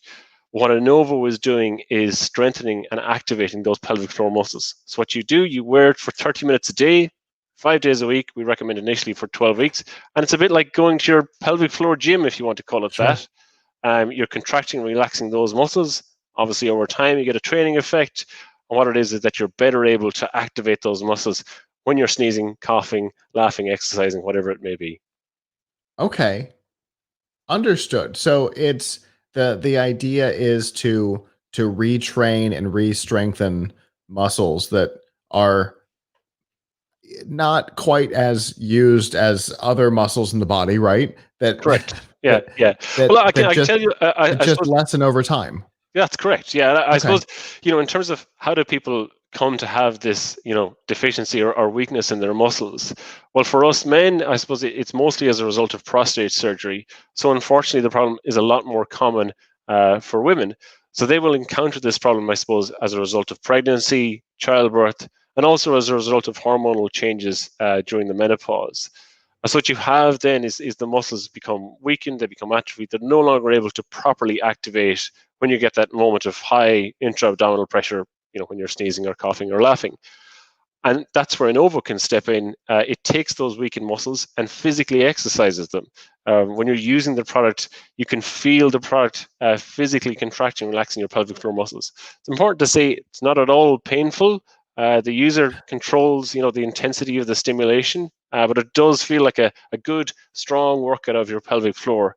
And, we're seeing great results. The product has been on the market in one form or another for about the past 7 years. But more recently, I suppose, we've got our clearance to market in the US. And I suppose that's always been the big prize for us as a company. So we're very excited to be out there telling the story about Anovo and introducing this to women. It is just indicated for women at the moment in the US, but introducing it to women across the US. So it's great. That's really fantastic. So it's available now. That's correct. It is indeed. All right. Yeah. And what kind of price point are we looking at on this? So normally we're at $449. We're actually discounting at the moment down to $349. Okay. That is definitely a premium price point, but I think it's important to remember it's a medical device. It's got very strong, dedicated clinical research behind it. And I think the other aspect to this, of course, is that if you have women who are simply managing this problem, buying their Depends or their Poise or whatever pads they may be buying on a weekly basis, the costs that very, very quickly mount up. And you're using those for life. You're not using those as a kind of an intervention. Those are with you forever. So I suppose that's how we kind of pitch our price point is, yes, it's a, kind of premium price point. We do have some, payment by installment options in place there as well. But really, when you weigh that up against what your outlay would be on pads over the course of your lifetime, we think it's a pretty reasonable price to pay for Anovo. Yeah, for sure. Okay. And so if people want more information on this, which I imagine there are going to be a lot of people who are going to want more information about this, either just the product itself, or even some of the background information, the research behind it. How can they get that? Yeah, absolutely. Well, as I say, I suppose one of the advantages is that we're able to market Anovo direct to consumers. So we do that through our website, which is myinovo.com. Perhaps I could spell that, myinnovo.com.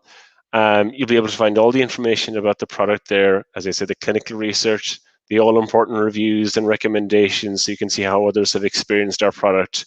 And every piece of information you could possibly want about the product is there. We're also selling through Amazon as well. Really, the website's the best place to go to get all of the background to the product, what it is, how it works, and how it's a brand that you can trust.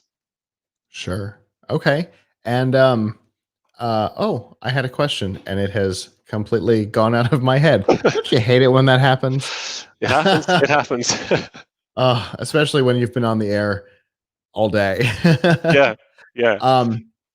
Are you guys working with any like of the healthcare providers or anything like that? Maybe insurances to see if they'll accept it as part of the plan? So that's a great question. So I suppose firstly we should say you're able to access this under your health savings account. But on the question of insurance, I suppose we're back to the situation where if you go through insurance, you're then relying on a healthcare professional to refer or prescribe you to this product. So you then have to kind of overcome that mental barrier of admitting this problem to somebody else. True. So I suppose it's something that we see ourselves pursuing in future. There are reimbursement codes available for products like Innovo, but simply down to the fact that most women who have this problem, really only about 1 in 10 women who have this problem will ever go to their healthcare professional about it. It really is kind of one of these deep taboos where people are just looking to manage the problem. And I suppose that's the conversation we want to step into initially. But into the future, it's certainly something that we're going to explore. I think for now, our focus is on growing our direct-to-consumer business, on scaling that. And once we've got that kind of growth trajectory in play, then I'm sure we'll be revisiting the insurance market for Innovo as well. Yeah, that makes sense. It's always interesting the places where taboos fall into society, where conversations are uncomfortable, and hopefully this can help alleviate even necessarily having to have the conversation, because you can market it direct to consumer. Well, yeah, no, that's exactly it. And I think, that's really what we see ourselves doing over the next couple of years, is getting the conversation going. The pads companies have done this fantastic job of normalizing this condition, of saying to women and to men to some extent, if you have this problem, it's fine. You can just hide it, and you'll know about it, but nobody else will. And you can just accept it as a normal part of getting older, and life will go on. I think what we want to do is to entirely upturn that conversation and say, this may be what your mother's generation accepted, were told and accepted. You don't have to do this. You can go back to having the quality of life that you expect. You don't have to kind of stand forlornly by as everybody else is jumping up and down on the trampoline or doing that exercise in that Zumba class. You can join in. You can get to a point where your pelvic floor muscles are in full health again, and you're not having to kind of live with the mental anxiety that this condition presents. Gotcha. That makes sense. In our staff chat, I see a comment. It ain't easy being human. No, I mean, some of this human stuff that we have to contend with is, it's pretty tricky. But I think that's the beauty, I suppose, of the technology that we have, is that we are smart enough, I suppose, to look for solutions to these problems. And I think it's been great over the past couple of days to see how technology is addressing all sorts of solutions. We're glad to be playing our little role in addressing this pretty embarrassing one, but it's good to be able to offer a pretty unique solution, I think, as well. Yeah, for sure. And hopefully this can be a part of destigmatizing the situation, because, like you said, you don't have to live with it. There are ways to make it better. Yeah, it's always funny, whenever I get a conversation going about this, usually for the first 30 seconds, people are like, oh my God. And then after that, you start to see people, well, actually, wait, there's a solution. We can do something about this. And I think the relief that people feel, when they take on a product or a brand like ours, and it actually does, it fulfills the promise. It means it's a very, very powerful mission for us. So yeah, definitely looking forward to, as I say, introducing Innovo across the US and beyond. And I suppose bringing the benefits to all the people that are suffering with this condition. Yeah, for sure. Well, I appreciate you coming and talking to me today. Obviously, since it's a topic that people don't necessarily want to talk about, being able to not have to talk about it and hear hear about the solution here is great. Well, I appreciate you giving us a platform as well. And yeah, if I could give everybody a little bit of homework, if you know somebody that may have this condition, do go out and tell them about Innovo, myinnovo.com. We'd love to see you there. For sure. Thank you so much. Thanks very much. Really nice speaking with you. You too. Have a good one. Bye now. Bye-bye. All right. And once again, another interesting medical device. We've had a surprising number of medical based products, ranging from this through the biohacking orb that Todd talked to. We've seen we've seen a number of interesting medical devices over the last couple of years. We've seen a huge increase in the number of medical devices. So that's pretty cool as well. I see that our next guest is not yet here, and I'm hearing some exasperated sighs around. So I want to check on what's happening around our backstage. So for right now, what I'm going to do is we haven't had to do this yet, which is pretty impressive. But I'm going to put on an interview from last year. Let me pick the one that I want. Is that the one? No, this is the one. The product is Lumen. This was one of our award winners last year. If our next guest comes in, we will snap out of this and come back. But for right now, enjoy this interview from CES 2020. Is actually one of my favorites so far. It's Lumen. Lumen? Hi, Daniel. Hey, Daniel. Hi. It's good to have you here. Tell us a little bit about what Lumen is for those that don't know. I talked about it a couple days ago. I was like, look at this thing. It's so cool. Sure. But give us a rundown. Perfect. So basically, Lumen is a small device that measures the CO2 content in your breath. And what it tells you is whether your body is using now fats or carbs for fuel. And basically, it gives you a nutrition plan for today. How much carbs to have, how to work out, when to stop eating. So fasting is another thing we recommend. And when you do it over, morning after morning, basically you can actually control your metabolism and set your body in for the goals you want to, whether it's lose weight or build fitness or just being healthy in general. So you guys actually recommend like an intermittent fasting or something based on your metabolic health? Yeah, so that's one of the strategies. So keto short-term could be a strategy, low carbing and sometimes high carbing. So it's not just one thing. So it actually, I didn't know about your company. I was expecting this to be a light. Yeah. So why I don't mind my expression here all of a sudden that we are, so you can, by a person's breath, you can determine what I should eat. True. Yeah. And if I want to lose weight, maintain weight, whatever I'm trying to do. And this will give you recommendations. Exactly. So the CO2 content in your blood basically is indicative of whether your body is processing carbs now or fats. And we take that measurement in the morning time at fasting, it's actually indicative of the things you've done in the past few days. So have you been high carbing, eating late at night, alcohol at night, all these good things for life, but probably bad things for your body will get you to use sugar, carbs in the morning. Right. And if you're doing everything right or some of the things right, you can actually wake up on fat burn, which is what you want to expect your body to be in. And that's a measurement of health. So basically, I live on bagels and cream cheese. So at all times using this, it will say carbs. Yes. You're burning carbs. So because of that, I mean, I'm fascinated by this. Okay, so what happens here now? I mean, because I ate a couple bagels yesterday, right? Yeah.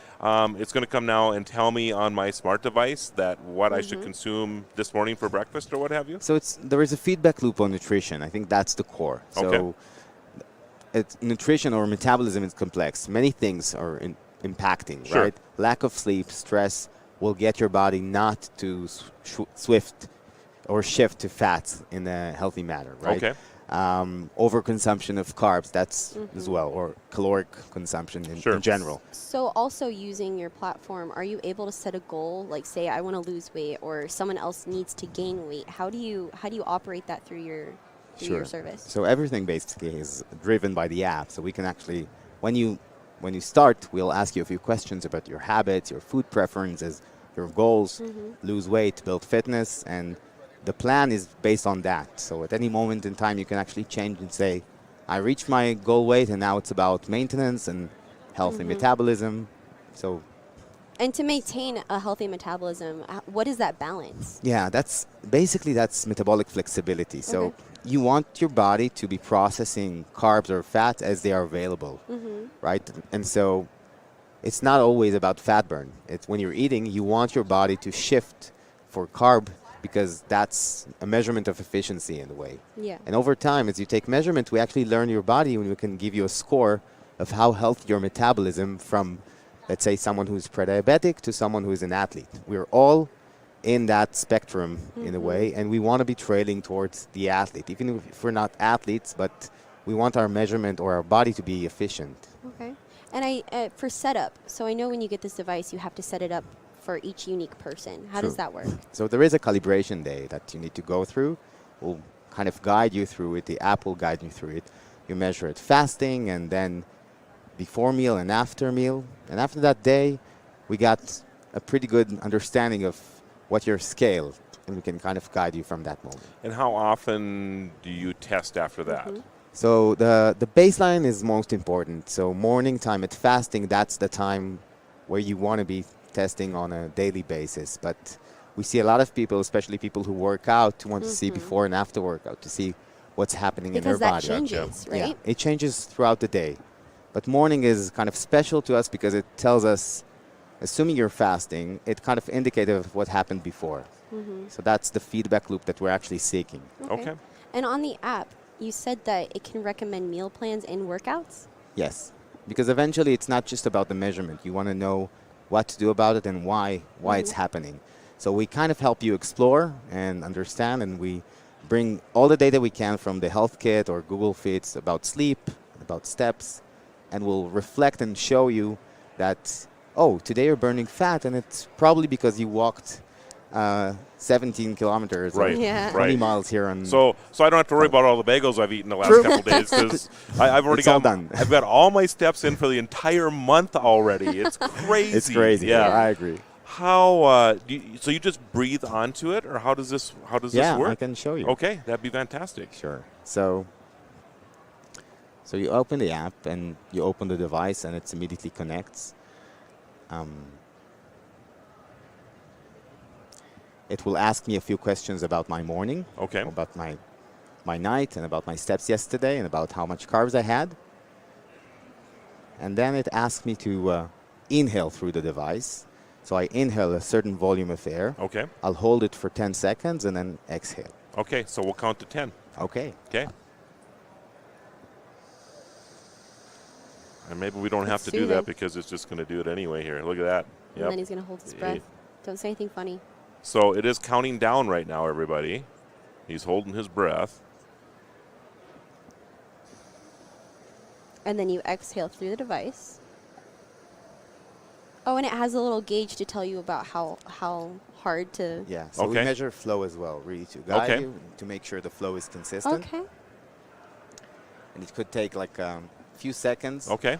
And it will now show me that my body is using only carbs. On a 1 to 5 scale? Right. On okay, a 1 to so 5 a 5 scale. means... 5 means only carbs. Only carbs. You don't want to wake up... Because you probably just had lunch, right? Exactly. So you don't want to wake up on a 5. That's probably means that you have a very happy evening yesterday.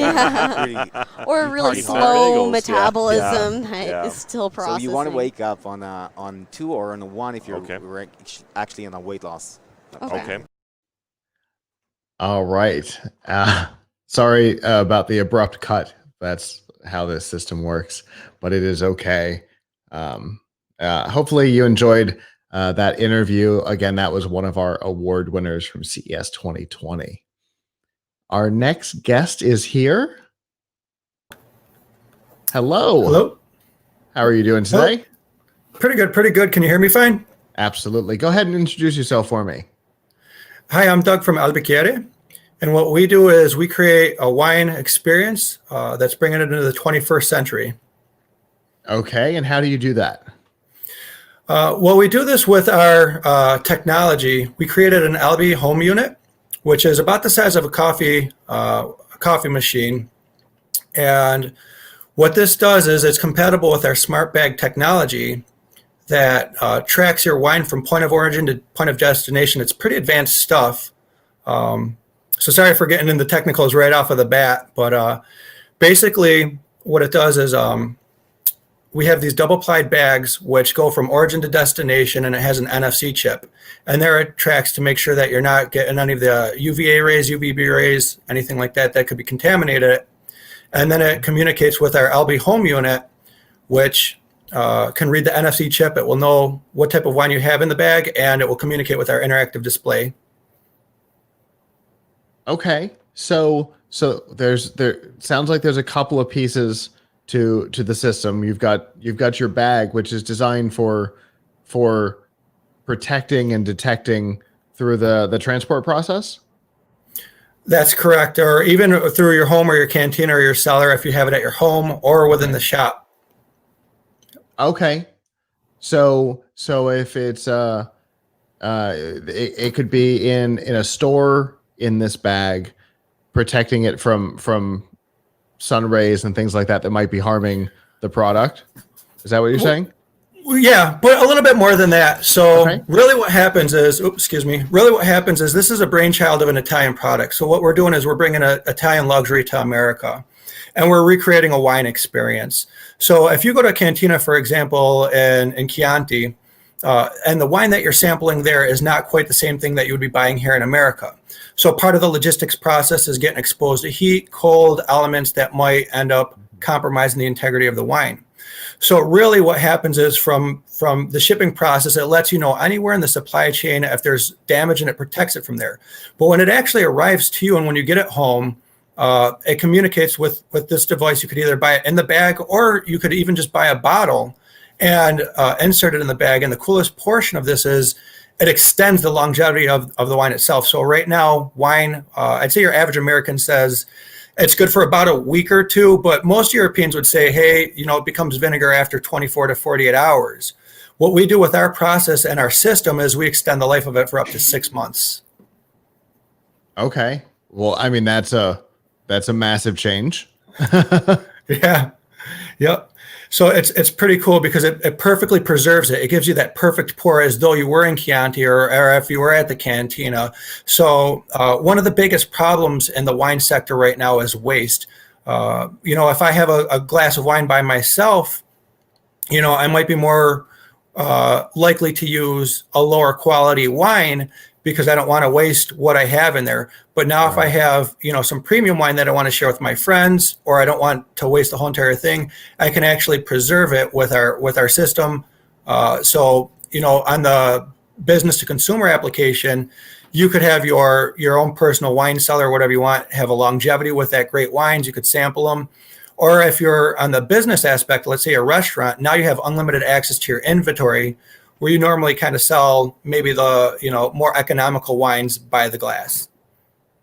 Understood, because it lasts longer once it's started than it would normally by significantly. Exactly. Okay, so you could do a by the glass on a more luxury product than at a restaurant without the concern that by tomorrow it's not the luxury product that it was yesterday. Exactly. So you could have that for a much longer time, much longer timetable, which is just, not out there on this scale right now. Gotcha. So where did this idea come from? So this was the brainchild of my two partners, who are engineers by heart and also wine lovers. They saw some of the problems that were in the wine industry. So, it really began over a glass of wine over dinner, and just noticing that it didn't get chilled to the right temperature. And engineers by nature are curious, and they're saying, well, how can we solve this problem? So it went from going from, temperature to logistics to, this whole entire creation, which we have now. Yeah, because once you start pulling at that thread, you start finding all kinds of problems you didn't know existed. Exactly. That is the nature of being an engineer. Exactly. One of the other cool functions of this is it's a green system. So it's about 40% greener than what's on there now. Glass bottles, they've been around for forever and they can be great, but they're heavy, they're fragile. Our smart bag systems are durable. They can withstand, like I said, the shock earlier, but they're also much lighter, and they're much more lightweight. They're easier to transport and ship. You don't have to have the awkward shape of the bottle. They're more you can format them with the shipping containers, so that completely eases that problem as well as if you just have some in your own wine cellar in your basement. You could store them a lot more. You could put them on top of the fridge. You can have them in a cabinet. It solves that problem from the industrial to the personal scale as well. And of course, bags ship and store more evenly and more more usefully than a strangely shaped bottle. Exactly. Makes sense. So what is the availability of this system? Where are we in production on this? So we're expecting it to hit the market in September. We were planning on having distribution earlier than that, but obviously with COVID, unfortunately, and Italy, it was the heart of Europe as far as COVID when that broke out last year. So we did have some, but we're expecting it to be on the market come September timeframe. Okay, and I imagine you're in talks with producers to implement this system. So that's one of the coolest things about it. Yeah, we have letters of interest, and we've been working with cantinas all over Italy and Europe now. But we're also having more outreach from other countries such as Israel, South America. A lot of Latin American countries where you're seeing a resurgence. Even in America, we're seeing a huge growth of wine among young people. So one of the cool things about that as well is we're seeing more refined taste, but sometimes people are intimidated by it. For those of us who aren't maybe so young, you kind of think of Frasier or shows like that where it's a little bit more of uppity or upper class, but we're seeing a lot of people experiment. So one of the cool things about this is it could also communicate with Google or Google Home or Alexa. And let's say you're cooking something, you could say, well, what do I have in my cantina that can pair with this? What's good with this? You'll get some specific recommendations. Okay. All right. So that's pretty cool. So it has the ability to help with recommendations and things on top of protecting, adding longevity, and I believe creating a perfect pour. I think I read that somewhere in in your That's brief. the experience. Yeah, that's the experience we're really going for, is the perfect pour, and to turn people who might be curious about wine into connoisseurs, and helping the connoisseurs or people who are more advanced in their their wine love, their wine level, because for some people it's a lifestyle, and really just bring that to the next level from everything in between. Gotcha. Very cool. And so if people want more information about this, maybe to get notifications when you're ready to go live, how can they do that? It's right on our website, which is albicchiere.com. It's a lot easier to pronounce than spell out, but we could have links attached to our website, and we're right on CES where you have all the information as well. Very cool. Well, I really appreciate you talking about this. This is a fascinating place to be, because like you said, we're seeing in the US, we're seeing a resurgence. I read a study maybe a year or two ago that showed that wine was overtaking beer in with younger consumers. Exactly. I mean, the global market alone it's I think projected to be 423 billion, something like that annually, and it's massive and continuing to grow, it's pretty cool, and it's pretty exciting to be part of that. Yeah, it's a good place to be right now. Yeah, to be honest, I mean, I'm a South Buffalo guy. My town is, at least my section was, very beer, very whiskey traditional.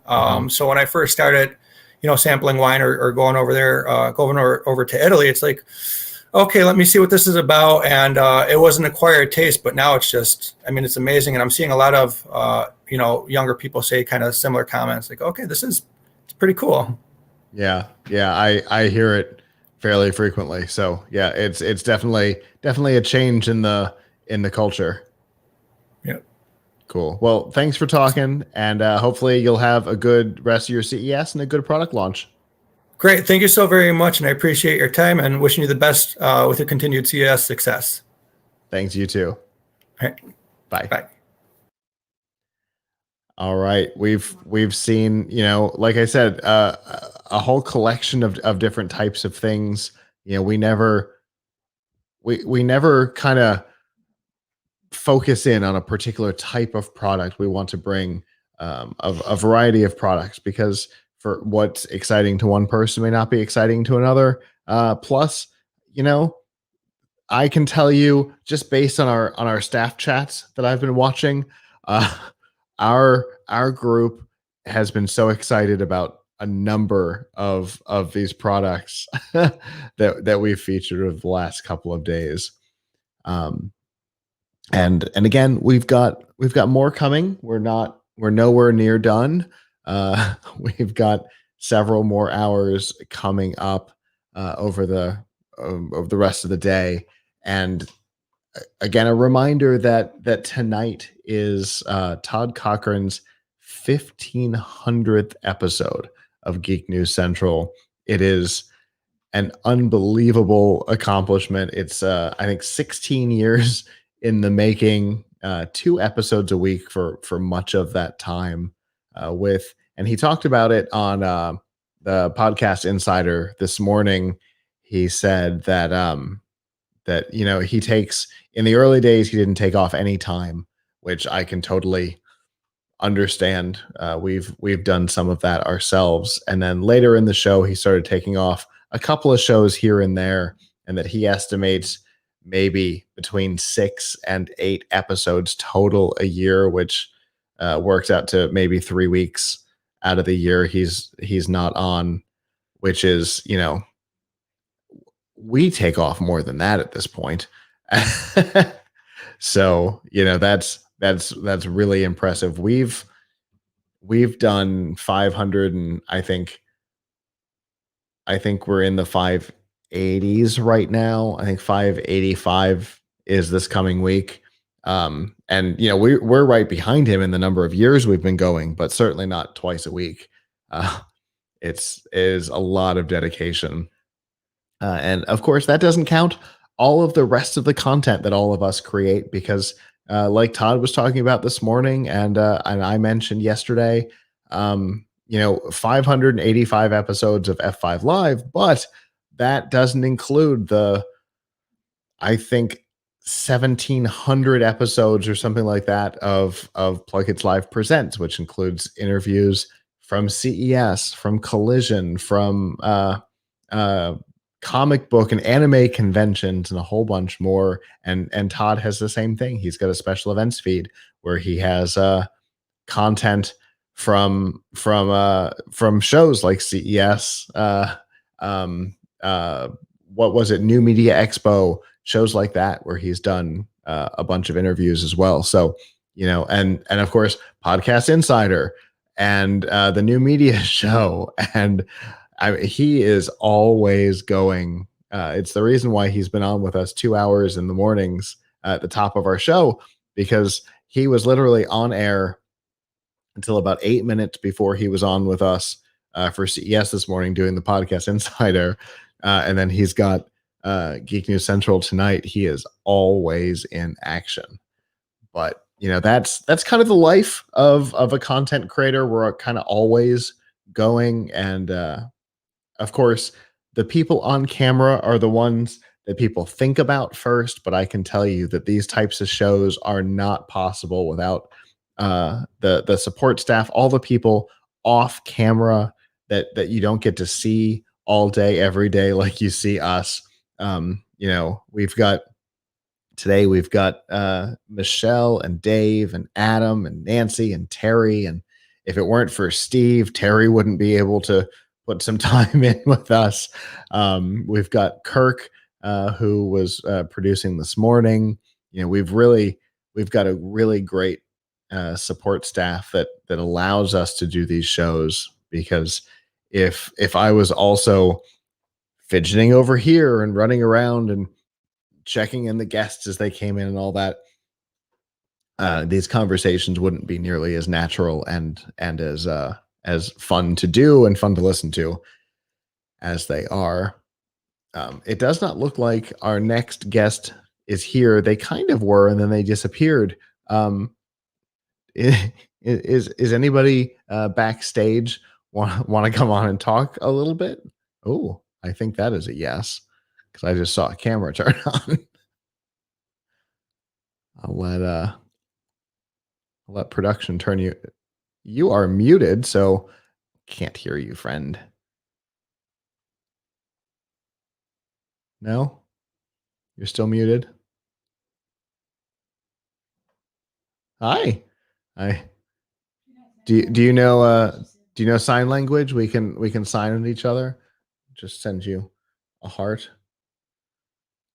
I don't know what you're pointing at.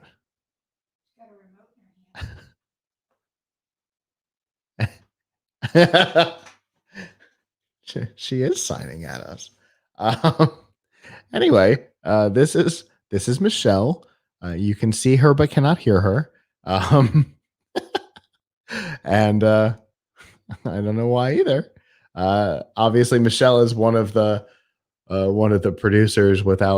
Honestly, without Michelle, none of these events are possible. I rely very heavily on her, and I'm excited that she's joining on the show, kind of, but without being able to hear her. I mean, we can everybody wave at Michelle.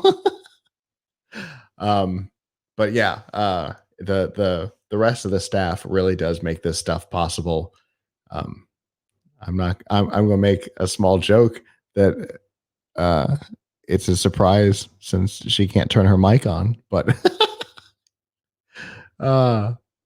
we really do have a great group, and we love to we harass each other a lot. It's pretty normal, because we like to think of each other more like family, because most of us are, in one way or another, and the couple of people who may not be, we have adopted. Hi. How about now? I can hear you. Hi. Hi. Computers are weird. Are you getting a noise? A little bit, but I think I can correct it. Oh.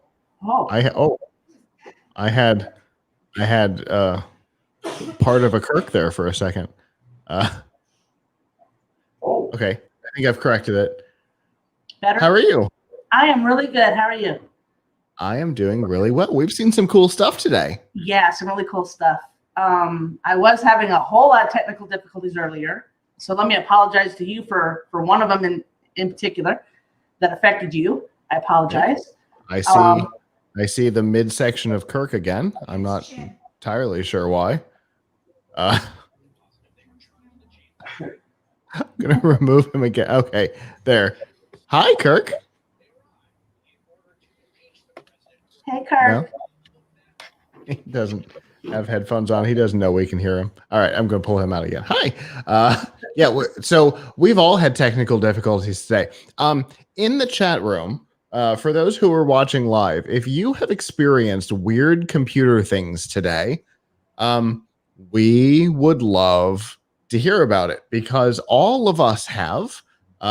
This morning, before any of us knew that things were going to go wrong, I was sitting and watching Podcast Insider. I got a notification that Todd had gone live, and so I looked at the time. I said, 58 minutes until you're live with us. This should be interesting.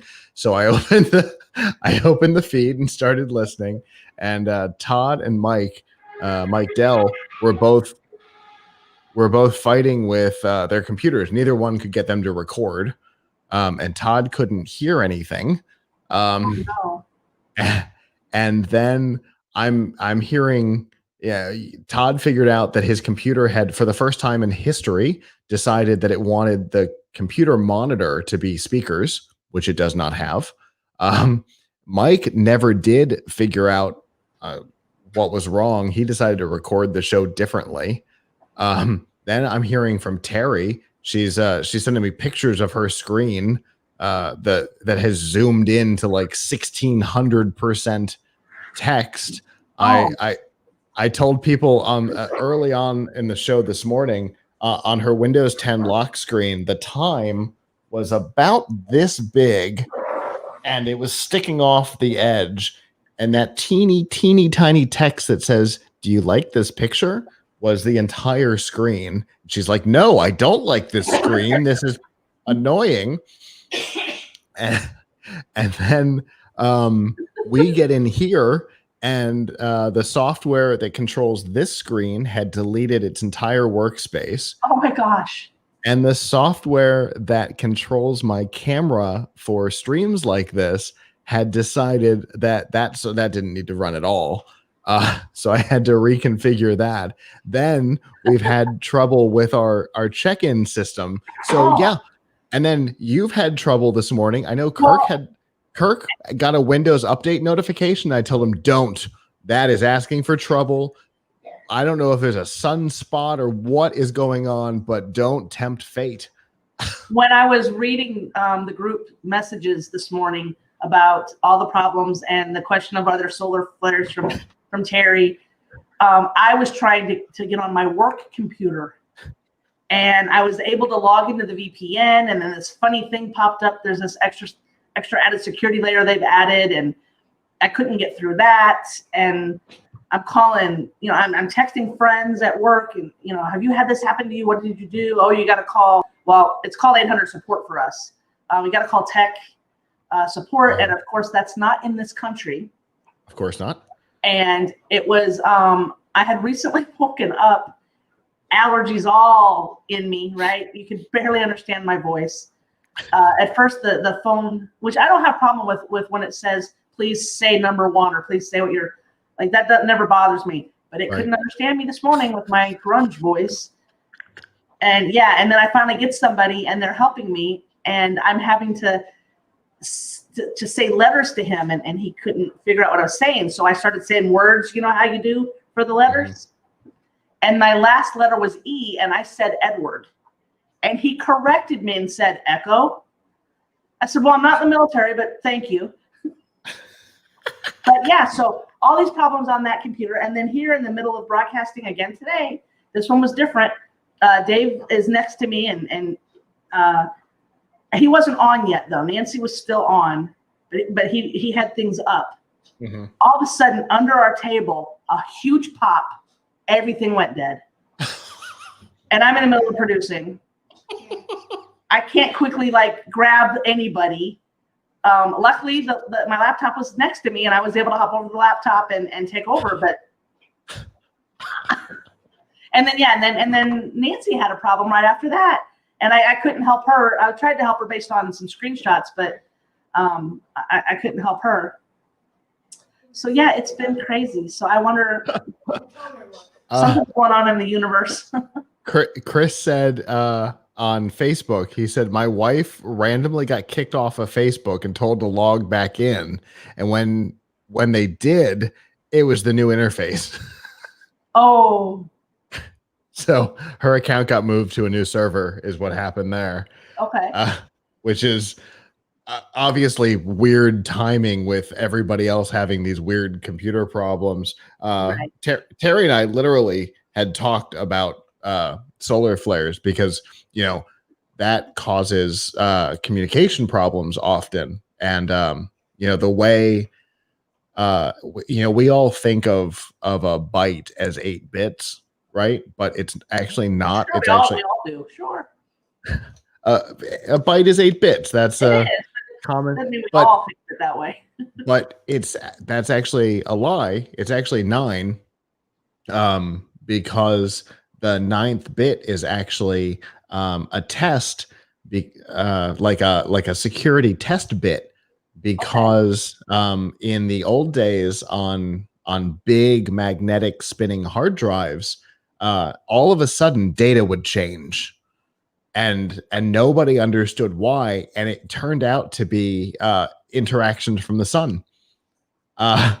Wow. And so we had to completely change the way we stored data because the sun had decided to change what we were saving. So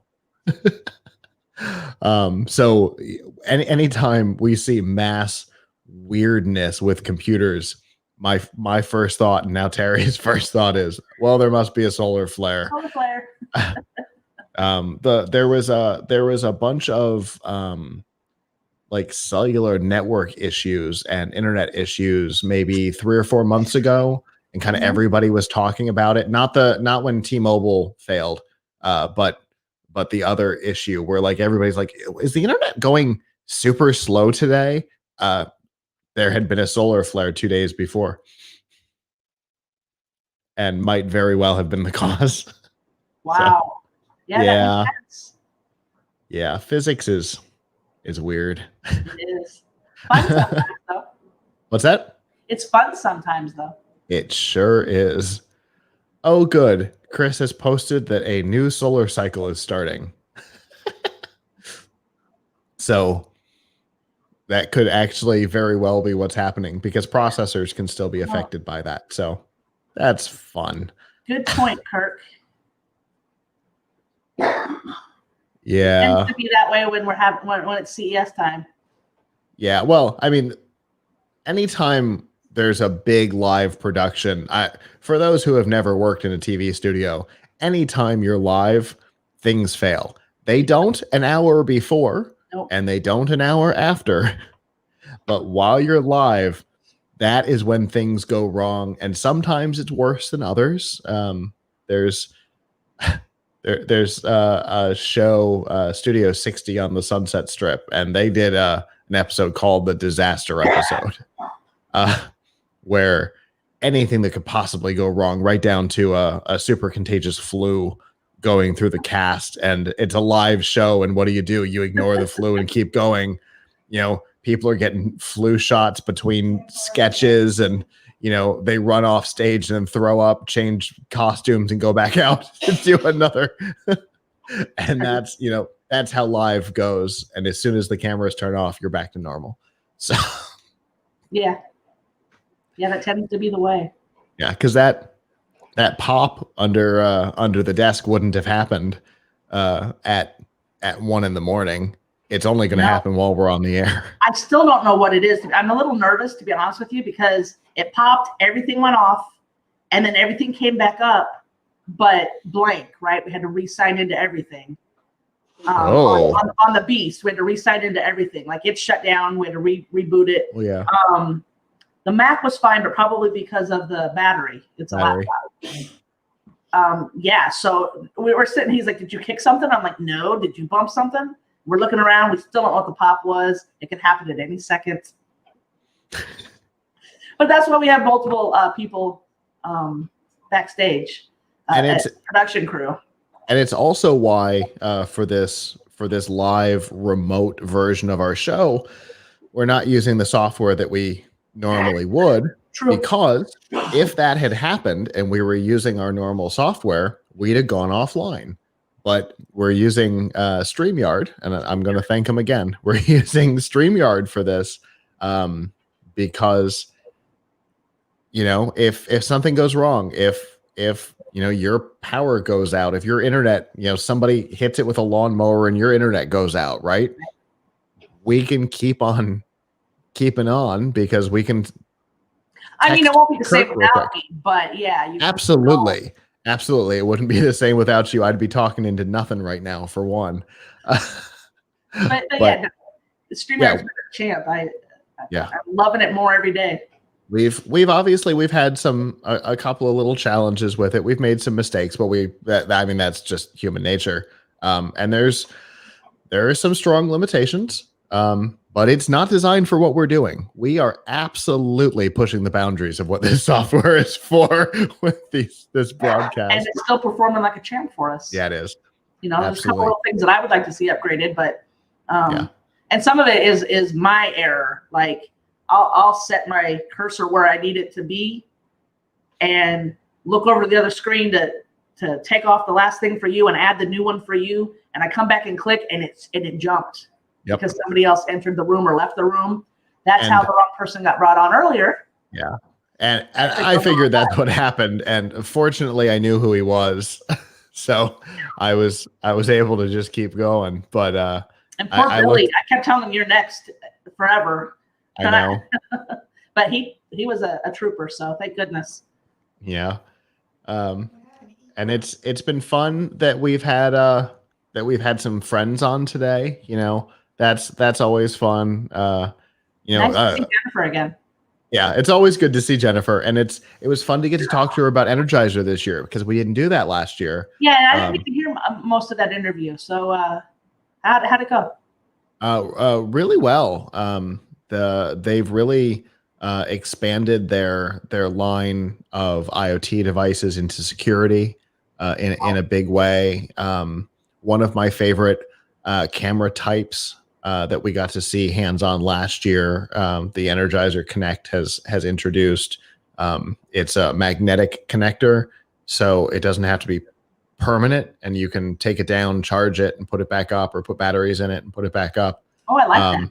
Yeah, it's a really cool thing. You put the mount up, and then you can pull the actual electronic down, and then not quite with this one because it does have a USB-C in case you do want to hardwire it, but you can almost just throw it up there and have it snap, and then it's because it's magnetic, it's got a full rotation capability. Now I need to test it if I can almost throw it up there. It's pretty close. The one we saw last year was that way. You could literally, so long as you hit it, the magnet would kick in. Sounds like fun. Yeah. And then, getting to talk to Gary with Heart Hero, I love that product. It is truly a cool product, and he's former military. I believe he was CIA for a while, and now he's making an AED that runs on a camera battery. What? How did he think of that? He actually told, and if you go to plugkitslive.com/CES/2020, you can see the interviews from last year, and you can see his interview among many others because we did a lot last year. But he tells the story in the interview. Essentially, it was one of those. We talk about it all the time, right? Great ideas come from things that suck, and it was a personal story of a scenario that scared him and his family, and here we are. And that statistic of if you do go into cardiac arrest, if electricity is applied within 3 minutes, you can go from a 7%, I think he said a 7% survival rate to a 74% survival rate. Wow. Isn't that insane? Yeah. And That's so, really high. yeah, I mean, that is a huge change. But if we don't have AEDs Yeah. in the wild, I mean, yes, There's more sure. and more of them now, but yeah, it's. But they're in places, right? And you have to know where those places are. True. If you are somebody who has a family history of heart problems, as my father does, if you just always have this thing with you, right? If you have a problem, somebody can literally, you flip a switch, a thing down, and she starts talking. Okay. And talking you through how to do it. Pull the thing. Now, put them on the chest, put them in this place, and then there's a little picture on the things that say put them here, and then it's able to detect the heart rhythm and determine whether or not electricity is appropriate. Wow. So you don't Right? have to shock somebody and kill them rather than bring them back. Yep. Isn't that cool? Yeah. And so if it doesn't need it, it will tell you this isn't appropriate. And if it is needed, it'll say get back. Wow. Yeah. I mean, that's a cool product. Yeah, I'd say. And we met him just randomly at Showstoppers. I saw it. I mean, the story is ridiculous. Normally we're at Showstoppers and you see a cool product from across the room. You're like, well, that's interesting. And you go up to it. I saw, as I was walking by, a camera battery, an old school camera battery, or maybe 12, sitting on their table. And I'm like, well, a CR123 battery is not something that's very commonly used. I need to know what this is about. And so I stopped and I said, what are you doing with a 123? and here we are. That's cool. Yeah, I mean, the way we interact with our companies is always interesting. I see a couple of emails. Yeah, we had someone in the backstage, and I think sometimes they forget that they need to hit private chat, and the guests only see the private chat. Oh, okay. So yeah, they should see it all the time. Then I don't know. He was in I there. He made got that. welcomed, but he backed out. So I don't know. Maybe his power went out. Maybe he's having technical difficulties. So you mentioned showstoppers. I'm just going to start talking while you're doing that. Yes, please. I'm probably a minority, but I love showstoppers. I know there's some people on our team that think, like that's, but I think we get some really great content there. Like you said, I love walking up and down the aisles and seeing all the new things. One year we even saw the Affleck goose or duck. And boy, was he charming. It sounds stupid to say that, but you walked up to that duck and talked to him, and he would tilt his head, and I swear he was smiling at us. I realize that's silly to say that, but I had a lot of fun interacting with that duck. And we see all kinds of things. We see different kinds of headsets. We see different kinds of sound bars. We had one on once that you think, I'm going to go interview another sound bar. But no, it was a sound bar that was made for people who are hard of hearing. And instead of jacking up the volume in the house and driving everybody else crazy, it had specific technology in it that they could hear it without having to turn up the volume way high for them. So it made it more comfortable for everybody. Different drones, there's just so much there. And of course I like how little parties put on at the same time for us, because we, as media, we get exhausted. We've told you before, we walk around miles and miles every day carrying equipment. It's a long day. And when you get to showstoppers and, the organizers actually have like a nice meal out for the media, it's fun to go to as well. So I know that Danielle and a few of us really enjoy going to that. We also enjoy Unveiled. It's very similar, but it's actually from CES. Unveiled. We walk up and down the aisles there. Unveiled is actually what we interact with as Unveiled is just a small part of the brand. CES Unveiled is actually what CES calls their mini events. Your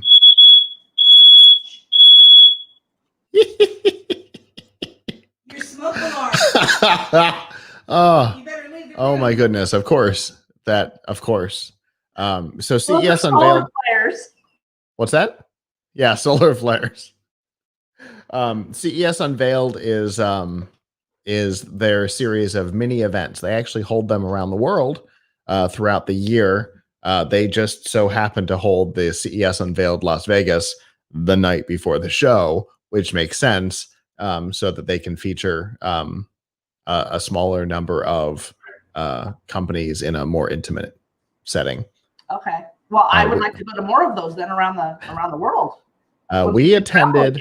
Let's get you up on some of those. I'll just say we sent a representative one time to CES Unveiled New York a number of years ago. And it was exactly the same, and it was mostly the same companies. But still, I think just in case, there's a couple out there that, we could send a small group again. Maybe Danielle and I could produce for her. I'm just saying. I do remember getting those, and Showstoppers is similar, right? Showstoppers happens at a number of trade shows. Okay. And I know I get those emails.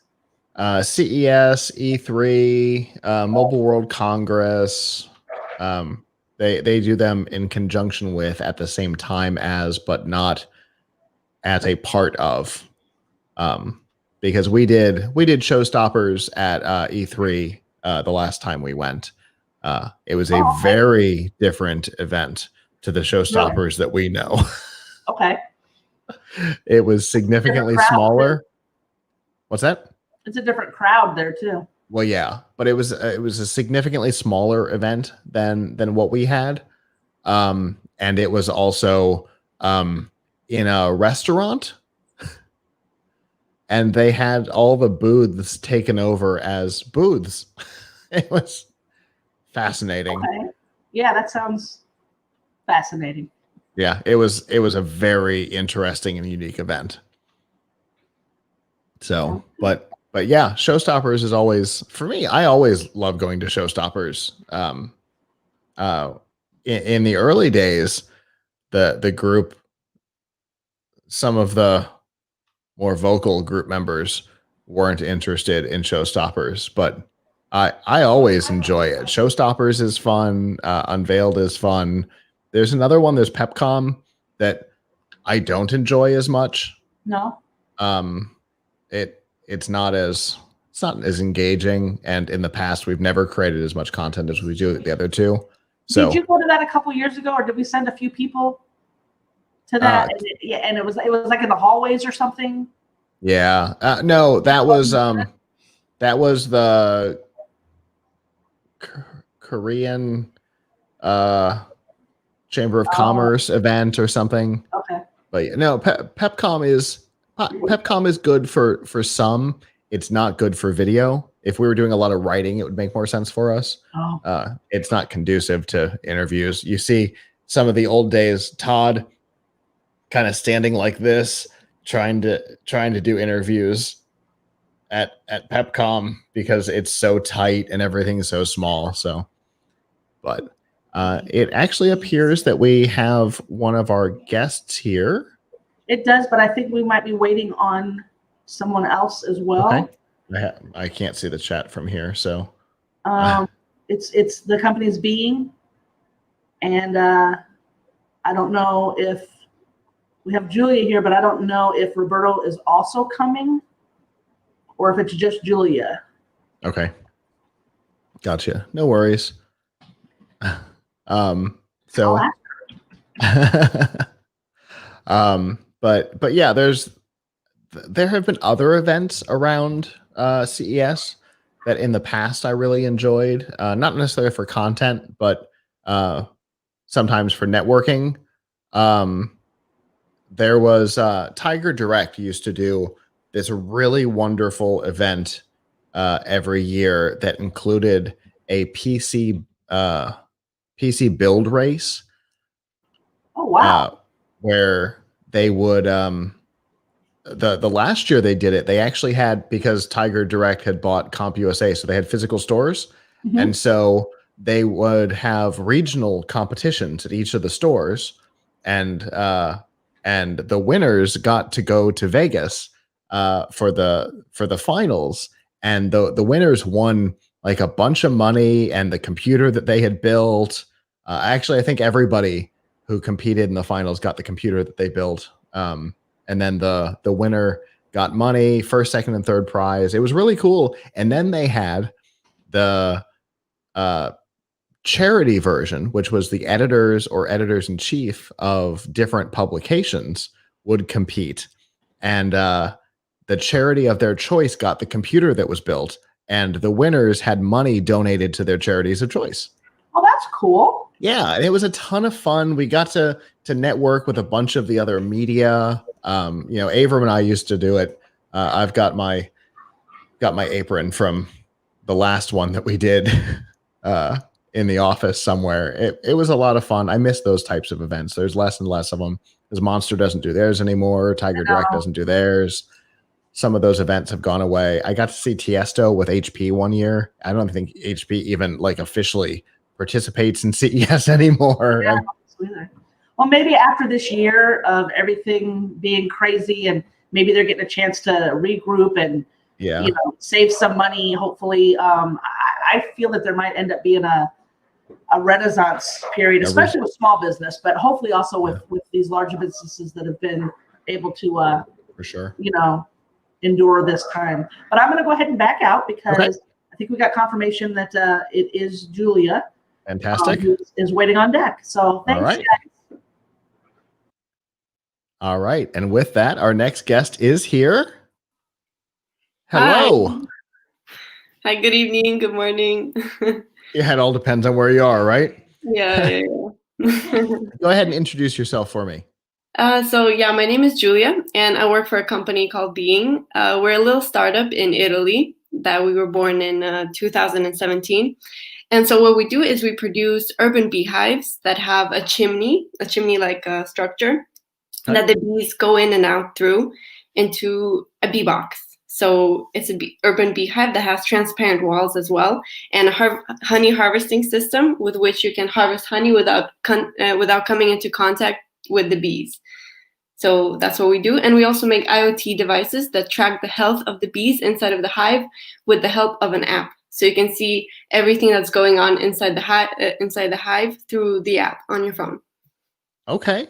Our team has a good friend, Jessica, who has a beehive. She's been doing this for about a year, and about a week ago, she posted that she had gotten stung for the first time.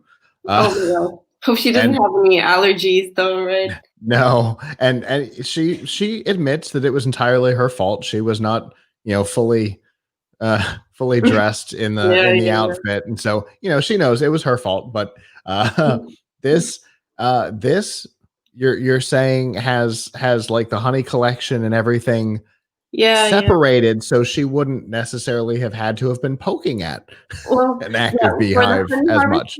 Yeah. Like when you harvest honey, you just have to pull the lever. So basically the bee box, it's consisted of two parts. So the main part is where the bees actually live, and the part on top is where they deposit the honey in small honeycombs. So what you do is you pull the lever so the bees can go back inside the main box and no longer come into the top. So you can just take out the little honey pieces and have that. But you do have to take care of the bees once a month or so. So you do have to come into contact then. Yeah. Understood. But you're not having to deal with that all the time in all of the situations. You've got kind of that collection process. Yeah. Plus you can see what's going on inside the hive through the transparent walls. So that helps a lot as well. Yeah. Yeah. And that doesn't mess with the bees at all. They don't feel uncomfortable being in a transparent box. No. Thing is, like in nature, bees, they usually associate dark places with safety, but that's why usually they choose holes in trees. So that's why they live there. But since we have the bee box, like it's a beehive just with transparent walls that are usually covered with wooden covers. So you just take them off just to see what's inside. Got it. So it's not always exposed. They still have that darkness to feel comfortable. Yeah. Okay. Got it. All right.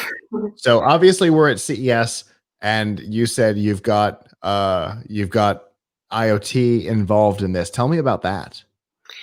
Okay, so the device itself is called Be Secure. And what happens is it's very, very small, and it's placed inside of one of the frames in the main box. So what it does, it listens to the sound of the bees and translates it into useful information for us. So also it tracks temperature and humidity data, which also helps understand the health of the bees without actually having to open it up all the time, because opening up the hive actually disrupts the bees from time to time. So it's better for them and easier for us. Sure. Okay. And so you're able to determine the health essentially of the colony based on the sounds that they're making. Mm-hmm. Yeah. Also the temperature and humidity, because usually the temperature in the hive should be around 35 degrees. So if something, like we can see maybe when the new queen is born, for example, so that means we have to go and see what's actually going on. So this gives like a indicator to help us understand them better, and maybe go there and open it up and check if everything's okay. Fascinating. So where did this idea come from for you? Well, it was Roberto and Gabriela. They are the founders of this company, and they founded it in 2017. Because Roberto, he is a generational beekeeper, and Gabriela, he works in software development. So they came together and they came up with this idea to help professional beekeepers make their lives easier, and to also include the general public into the world of bees, because it's really, really amazing. And with the bee box, it makes it so much more accessible. So the general public can also understand the bees more, and also make it a little bit easier to keep them at home. That's really cool. I know I have enjoyed following Jess's adventure on on this beekeeping over the last year or so. Did you have a regular hive or an urban hive? It's a fair question. I know that it's fairly small, Okay. and that I believe it's in her backyard. So Okay. I'm Cool. gonna go. It's fairly urban. Yeah. And does she live in the city or in the suburbs? Do you know? Suburbs-ish. She's in like the Fort Lauderdale area of Florida. So I mean, it's not Miami, but it's not, you know, Waldo, which you shouldn't know because it's Yeah, so yeah. small. I know. So yeah, I mean, it's not farming territory like we have, but it's not Miami with Mm. a major airport and things. So it's kind of in the middle. Cool, And cool. so that's been a fun journey for me. And it looks interesting. She seems to be having fun with it, and I know that it's a growing trend, right? Yeah, yeah. Lots of cities, they're taking on this initiative also because it helps the local pollination and it just brings people together also to beekeep. A lot of companies are also doing this. So yeah. Really? Mhm. Okay. Because there's been this, trend, and we've seen news articles for the last couple of years about, whole bee populations dying off. Yeah. Yeah. Also that, like it's pretty sad. But it's not just the honeybees, it's also the wild bees that are in danger. So yeah. Yeah. Understood. So where in the process of this product are we? Is it available? Could somebody go order one or buy one tomorrow? How does that work?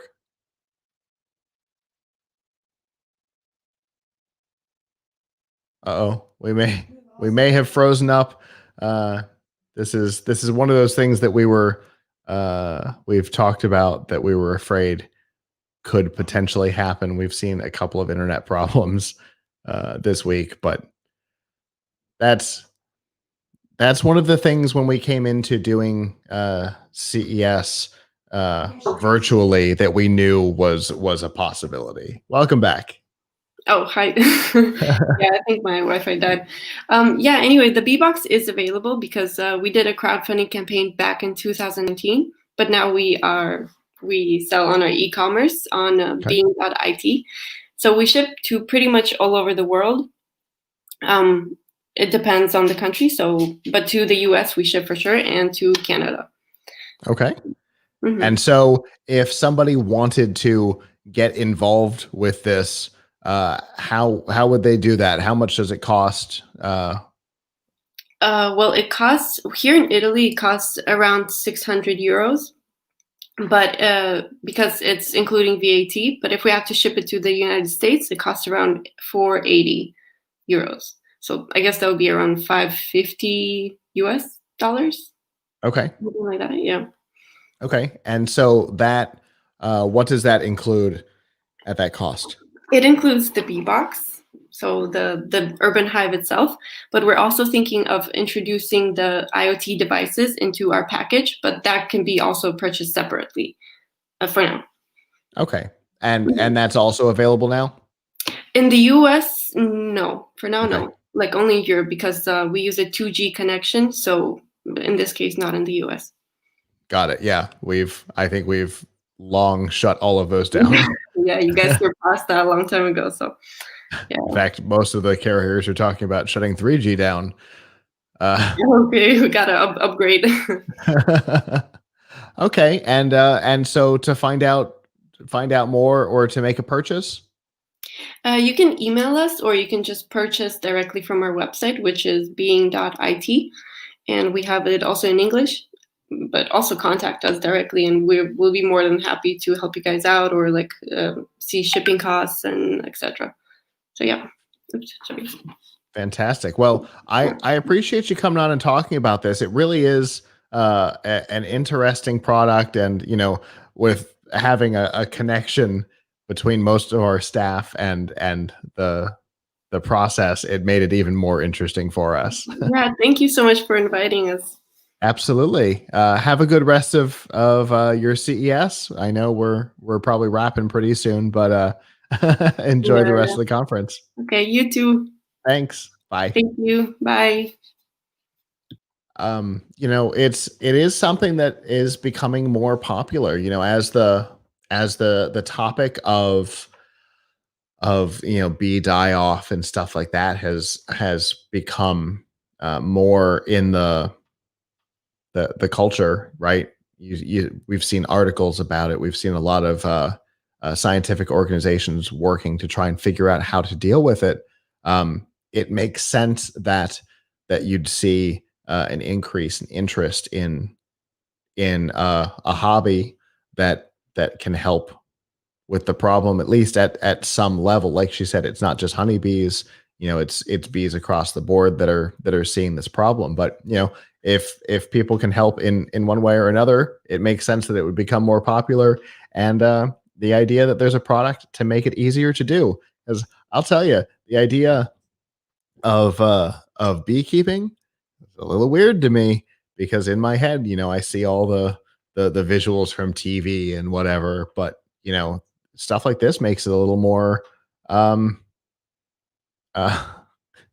makes it a little bit more approachable for many people, especially if you're not in a place that would normally be farm type territory where this would be normal.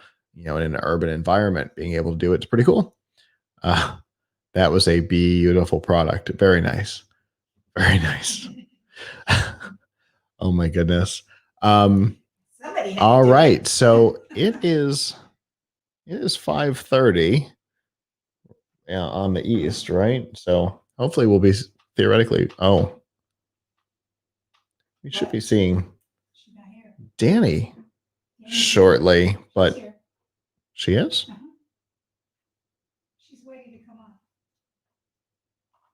Is my backstage just not updating? Danielle's waiting a bit to log on. Oh, to log on. Okay. Okay. Yeah, she's here, but she's not in. And we have some guests who haven't shown. I see a Danielle. Danielle is logging on soon. She was just finishing up some work. I see her. She's down there. She's smiling at me. Hello, friendo. Hello. Sorry, I still had the stream up, so I was hearing an echo of what you guys were saying and what I was hearing on stream, so I was kind of confused for a second. Yeah, we had a guest struggle with exactly that earlier and couldn't make it stop. So, not just you. Give me 1 second. Time. Can't set me up for that. So we've been talking. We've had a really great day. We've had really interesting products. A couple more gaps today than yesterday, but we've generally made it work, which is good. Have you had one of the topics we've had today has been computer problems? So far, knock on wood, I'm okay so far. So, yep. You're so lucky, because it has not been the general consensus. So Yeah, that was my yesterday. So I think maybe I got it early. And you were just ahead of the curve. Yeah, we're hoping that that's the case, and everything goes smoothly from here. Fingers crossed that's how it goes, because it looks like things are starting for you.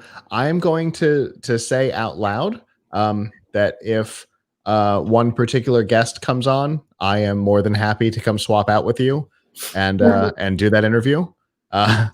Just everybody let me know. So Sounds good. I have no problem with that. But with that, that does it for me for today. I will be back at the very end of the day with Chris to wrap up at about 8 p.m. Eastern, 5 p.m. I should be coming back then too.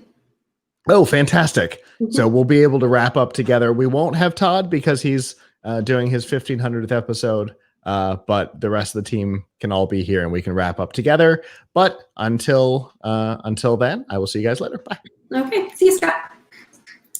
Hi, everyone. My name is Danielle, if you didn't catch that. I'm going to be wrapping up about the next hour of CES 2021, day 3. So let's get this kicked off. We only have a couple more hours left of our coverage. So starting with that, I think our first guest on my coverage is here. Hello, hi. How are you doing? I'm good, how are you? Pretty good, pretty good. I heard that you mentioned the last day of the show. How was the show for you overall? The show has been really good. A little weird, you know, having it virtually, but still really excited to be able to connect with everyone this year. Yeah, absolutely. I mean, this is our 4th year at CES. In many ways, actually, we see a lot of silver linings making it remote, right? I mean, you don't have to squeeze shoulder to shoulder with 250,000 people, but you do miss some of the energy, you do miss some of the handshakes, you do miss some of the meetings in person. Definitely. But there's actually a lot of good points about it as well. So, yes, but on that, can you please introduce yourself for me? yeah, so my name is Alex. I'm the CEO of Merku. We focus heavily on wireless communication systems. That manifests itself into creating powerful, Wi-Fi, mesh Wi-Fi routers, as well as wireless sensing devices for smart homes and for automobiles. And at CES this year, we actually picked up the Mark of Excellence Award for our brand new M6AX mesh system. So we're very pleased to be honored with that. Yeah. Congratulations on that. Thank you. Thank you. So tell us a little bit about the M6. So I think, the new normal term was something we threw around a lot in 2020. But in 2021, working from home, video streaming quality, that's almost table stakes. And if you're not at that level yet, and about 30 or 40% of households in the US struggle with internet connection on a weekly basis. So M6 is the newest Wi-Fi standard. So traditionally we have something called, Wi-Fi 5. Now Wi-Fi 6 is the new standard with a lot more bandwidth, a lot faster speeds. Essentially with all the demands, right, of video conferencing, video streaming, you're gonna need a lot more oomph to your home connectivity, and that's what the M6 provides. And CES this year, there's a lot of really cool products. So all those products are gonna need a really stable wireless connection, and that's what we provide here at Merku. Definitely. I don't know if you were on the show or were listening in a little bit before you came on, but we were just talking about internet connection issues and, just the type of things that we experience with everything being virtual. So tell us a little bit more about how exactly this can help us and how this helps your average customer. Yeah, it's crazy, right? I mean, you don't get buffering when you do the face-to-face meetings in person, but you definitely have that as a hindrance when you do online events like what CES is doing this year. For the average user, really, the end result is that you're going to get a really good connection. Some of the people around us, friends and family, they'll always complain that, okay, at 6 p.m., my connection goes down because everybody's off work and watching Netflix at the same time. And I think the demand for this is a lot more, right? So I think, even for you guys, what you guys talked about earlier is absolutely true. We don't recognize working from home, but at the same time, there's kids and there's other people in the house also kind of vying for that bandwidth, where normally, if you're just by yourself, you wouldn't have that issue. So the product is going to deliver consistent coverage. The product's going to be, delivering really good, steady streams that we all need. And it looks pretty good. We won a few design awards. I'm happy to announce that as well. And the router is best, put on your office table. It's best put into your living room where you can probably show it off. We spent a lot of time on design, right? Because we want to make sure this thing looks good. And we owe it to the people that has bought it in the past, and we owe it to our future customers as well to make something that looks good. No one wants an ugly router. Definitely. I did go on your website a little bit earlier today, and I noticed that your router is definitely a work of art. It's definitely something that you should want to show off.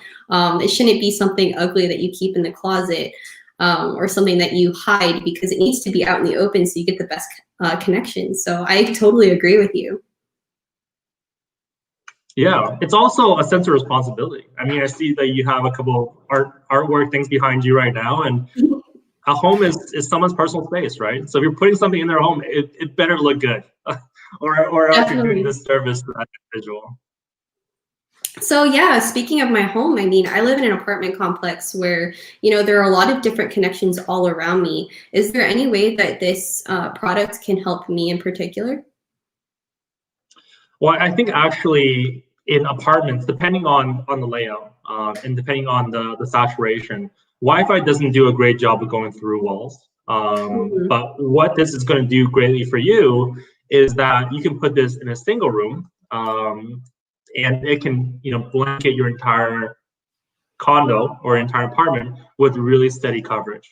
So it has it does a great job of balancing off walls, around corners, but it definitely won't seep into your neighbor's coverage as much. So that's definitely something that we kept in mind, because no one wants to be picking up other people's streams, right?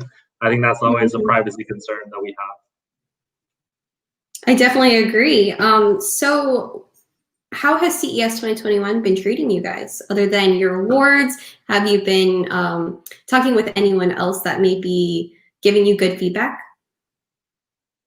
Yeah, I mean, I think you summed it up pretty well there. The awards and talking to great people. We had some good conversations. It's been a busy 4 days for us. It's almost back-to-back meetings. I drank almost all of the coffee that's available in the house here. And we're based in Canada, so we can't go anywhere anymore in Ontario because the whole province has been locked down. So but I think no, it's been one of the best, if not the best, shows we ever had, just because of the fact that we've been able to meet with so many great people and have such great conversations. And this is a time where I love all the new toys and gadgets that's out of CES. I mean, I followed your stream a little bit as well. I know you guys were covering some of that stuff, and all those things, you know, they need to have some sort of great backbone, a great wireless backbone. So we've been having a great time. I'm not advocating for CES 2022 to be online. I want to go back to Vegas, right? I want to have those meetings face to face. I'm sure you guys do as well. But it's definitely been a great experience for us this year. That's awesome. And like I said, I did go on your website earlier and I noticed that you guys had multiple colors for your routers. Can you talk a little bit about that? Yeah, I mean, it always goes back to what it really represents in the home. I think, you know, we really have a lot of conversations about respect for people's houses. There's a lot of, you know, products that goes into people's homes that looks very, you know, very boring or very ugly, and you don't want that sitting there, right? So I think we want to be able to make sure that you can customize it for, you know, for your individual living room or office. We want to give you the options to do that. So we have, as a standard, you know, red, white, and black, but you know, we do have customized colors in there as well, and for our clients. Yeah, so definitely this concept of now we're spending so much time in our homes and products coming into our homes. I think the need for aesthetics, a need for a respect for artwork, is more critical than ever. Yeah, I definitely agree with you there. So going back around, what is the price point on each of these routers and the availability on them? Yeah, we're shipping these routers Q1 of this year. We already have an order lined up. I'm not gonna reveal any kind of marketing plans that we have online right now, but the router would, you know, retail on our Merco.com website. You can get it there, and you're also able to buy it with, you know, specific internet service providers that we work with. So the pricing of the router really depends on the promotion that we're going to run, and I think there's some things that were coming down the road as well. But currently, it's priced at, you know, $349. So it's something that we think is a good price point for this economy. It's good to, you know, and one router really covers, you know, 3,500 square feet of space. So it's going to be good for your average home. So I think that's something that we want to be able to make this more ubiquitous, make this more accessible for everybody in the world. Yeah, and for one more time, if anyone wanted to find more information about your company, where can they go and how can they find out more? go online. I think the best thing is to go on mercu.com. So www.mercku.com. Our team has built a really easy to use form there as well. We want to ask them questions. If you want to send us an email, feel free to contact us literally at contact. So CONTACT at mercu.com, and we'd be happy to respond to an email from you guys. Perfect. Thank you so much, Alex, for coming on the show and talking about this. Thank you very much for your time, and enjoy the rest of the couple of hours you guys have. You too. Have a great rest of your CES, whatever is left. Thank you. Thank you. Bye for now. Bye-bye. All right, that is awesome. Yes, we definitely talk about internet connection all the time. If you've been following our coverage today, I'm sure the topic of internet connection or any kind of technical difficulties has come up, and that is certainly because of most of the time internet connection. So knowing that they have your back and you can get a really nice, attractive router, I think I'm sold. All right, I think our next guest is here. Hello. Hi. Hang on, let me turn on the light. It looks dark in here. Okay. There we Can go. you please introduce yourself for me? Sure. My name is Tino Go. I'm the founder of a company called Baru, and we are using augmented reality to radically transform manufacturing. At the same time, we're helping our businesses in our hometowns. We're creating jobs, and we're saving the environment. Wow, incredible. Tell me how you're doing that exactly. Yeah, essentially what we're doing is we're using our technology to reverse globalization. We're starting in the furniture industry first, because the furniture industry spends half of its sales on logistics, inventory, and just shipping the inventory around the world. And so what we've done is we've developed a technology that uses augmented reality and allows a shopper to customize the piece before buying it in augmented reality. And we're delivering it in a couple of weeks. Because wow, that's awesome. Yeah, we're making it in the customer's hometown. So wow. We don't have to ship it long distances, so there's no cost and no associated payment for that. And yeah, and it's a new way of doing things for sure. Okay, I have multiple questions, but one of them being, you said that it is being made and sent from the customer's hometown. How exactly do you do that? Yeah, so in every mid-sized to large metro area in the world, or at least in the high labor cost countries like the US or Canada or Europe or Japan, you've got custom cabinet shops and mill workshops that have robotics. They're called CNC machines. And what we've done is we've created a technology that bridges from the augmented reality on our phones directly to those robots. So that way, when the shopper is manipulating something in augmented reality, scaling it to the size he or she needs for their home or office, we're also changing the code that instructs the machines. Wow, that's really, really cool. So going back, can you walk me through the process of starting at, hey, I'm really interested in buying a new desk. So how would they go through your system? Yeah, so you can go online to hellobaru.com, pick the product, and you can choose the material and the size either directly on the website, or you can download our augmented reality app and see it in your house and consult with your partner or whoever you need to consult with before buying. And when you buy, we transform that sales order, those into the specifications and the instructions that drive the robot, the machine. And then we issue the purchase orders for the materials to be delivered to that facility. It's processed, assembled, and delivered to your home. Wow. So working with the application itself, all I do is pick up my phone, scan the area that I would like it in, and then it just goes from there? Yeah. Yeah, it measures your space, and it superimposes the furniture in the size that you choose on top of that space, and then you can order directly from there. Although we do recommend that you measure with a tape measure just in case. To double check, you always have to measure twice.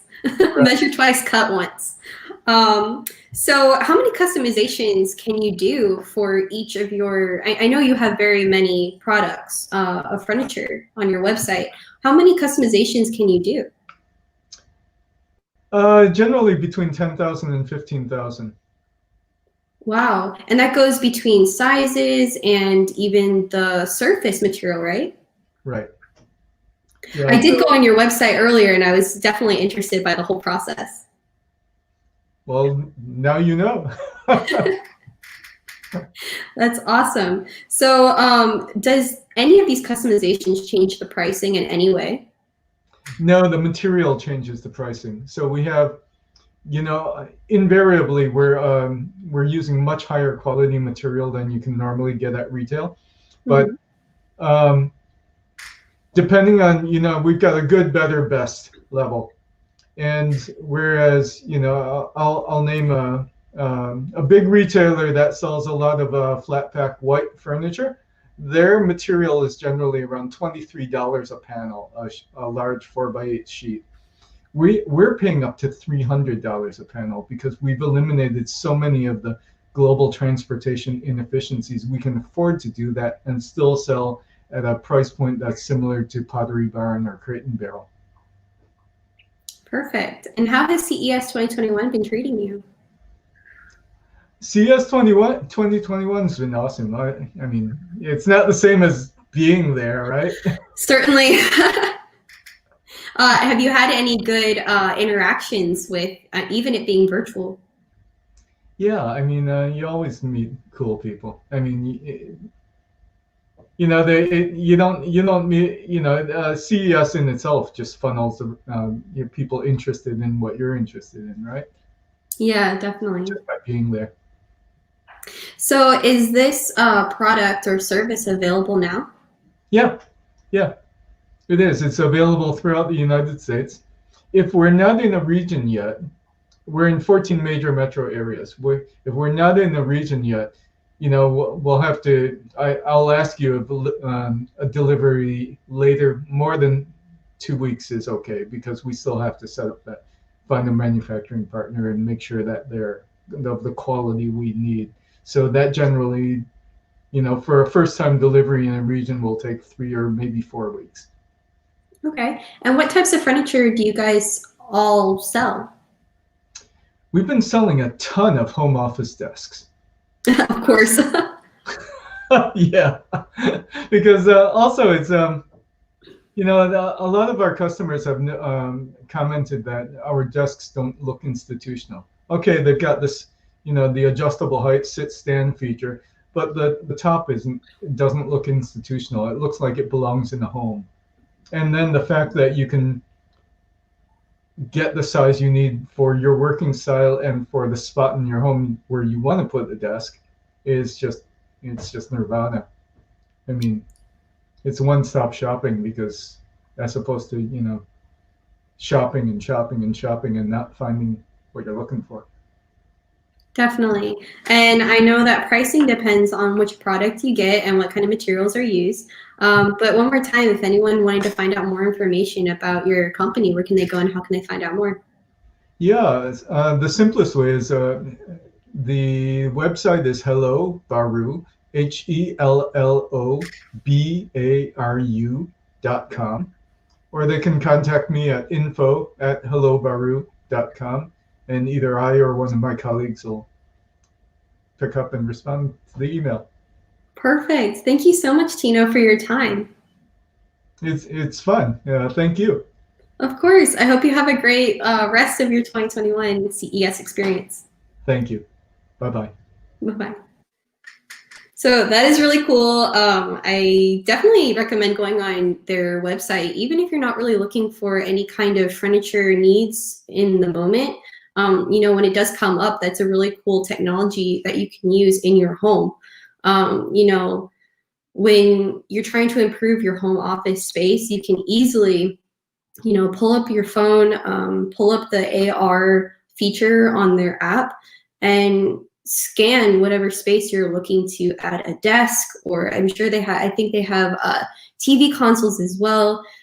There's just a wide variety of possibilities that you can do with this technology. And it's really cool that it's built right in your hometown. So you don't have to worry about too much of the shipping cost or, what it takes to get there, how long will it arrive. Sometimes it takes months after you purchase something. So I think that's really cool technology that definitely go on their website to see how everything works a little bit more.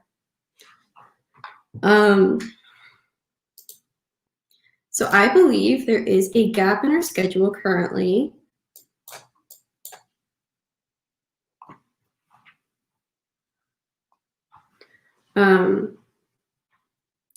But yeah, so is Michelle on in the back? Hello. How are you today? I'm good today. How are you today? I'm good. I'm good. I definitely get a little weird when I'm trying to vent to myself, just for anyone wondering why I get so awkward. I definitely find more enjoyment in talking to another person rather than trying to, sit there and talk by myself. So. No, I understand. Scott is so good at it. Chris and so good, and even Issa. All obviously are really good at it too. And I'm really bad because I'm never on camera except for this year. But yeah, so yeah, and like Marissa Sherrick, who has been on in the past, she is excellent at sitting there and venting. Yes, she's better at that than all the other stuff she does, and she's good with other things too, obviously. But yes, boy, that girl can just go and yeah, topical and yeah. So we miss you, Marissa. If you're watching, we miss you, Issa. On the other hand, I'm very conversational based, so it's hard for me to come up with a topic and just start going if I don't have any kind of direction at it. So it's good to be conversational and pick up as you go. Producer, I think I need to make you some notes. You can have them off to the side and here's a topic. True. I could talk about Animal Crossing for days. Yes. I know this personally that you can talk about Animal Crossing for days. Of course you do know that personally. So there's a lot of great new tech really that's an exaggeration, in Animal Crossing right now. Animal Crossing has been around for years in various different platforms, right? Yeah, throughout the Nintendo products. Right. So I've enjoyed all of them, to be honest. And when a new one comes out and it's not identical to the last one, at first I'm kind of upset. I'm like, why can't I do this? Or where's that? Yeah, or why are these buttons different? Yeah. But then when I get used to it, I'm like, oh, there's some really cool things that they have added. So if there's anybody out there who loves Animal Crossing as much as Danielle and I do, hi. Hi, and feel free to join the chat room. Emily, did you listen in when I was talking to Chris yesterday on air? We were talking about that glove that you can wear when you're gaming, and how it can speed up your gaming time. So did you hear it? I didn't hear the conversation, and when he was doing the interview, I had it on in the background while I was working. So I really only caught him fanboying out, with how he's going to use it for his synthesizers and this and that. But I didn't actually see all of its capabilities. So yeah, tell me about it. So he brought it up when I came on air and we were on for a bit at the same time.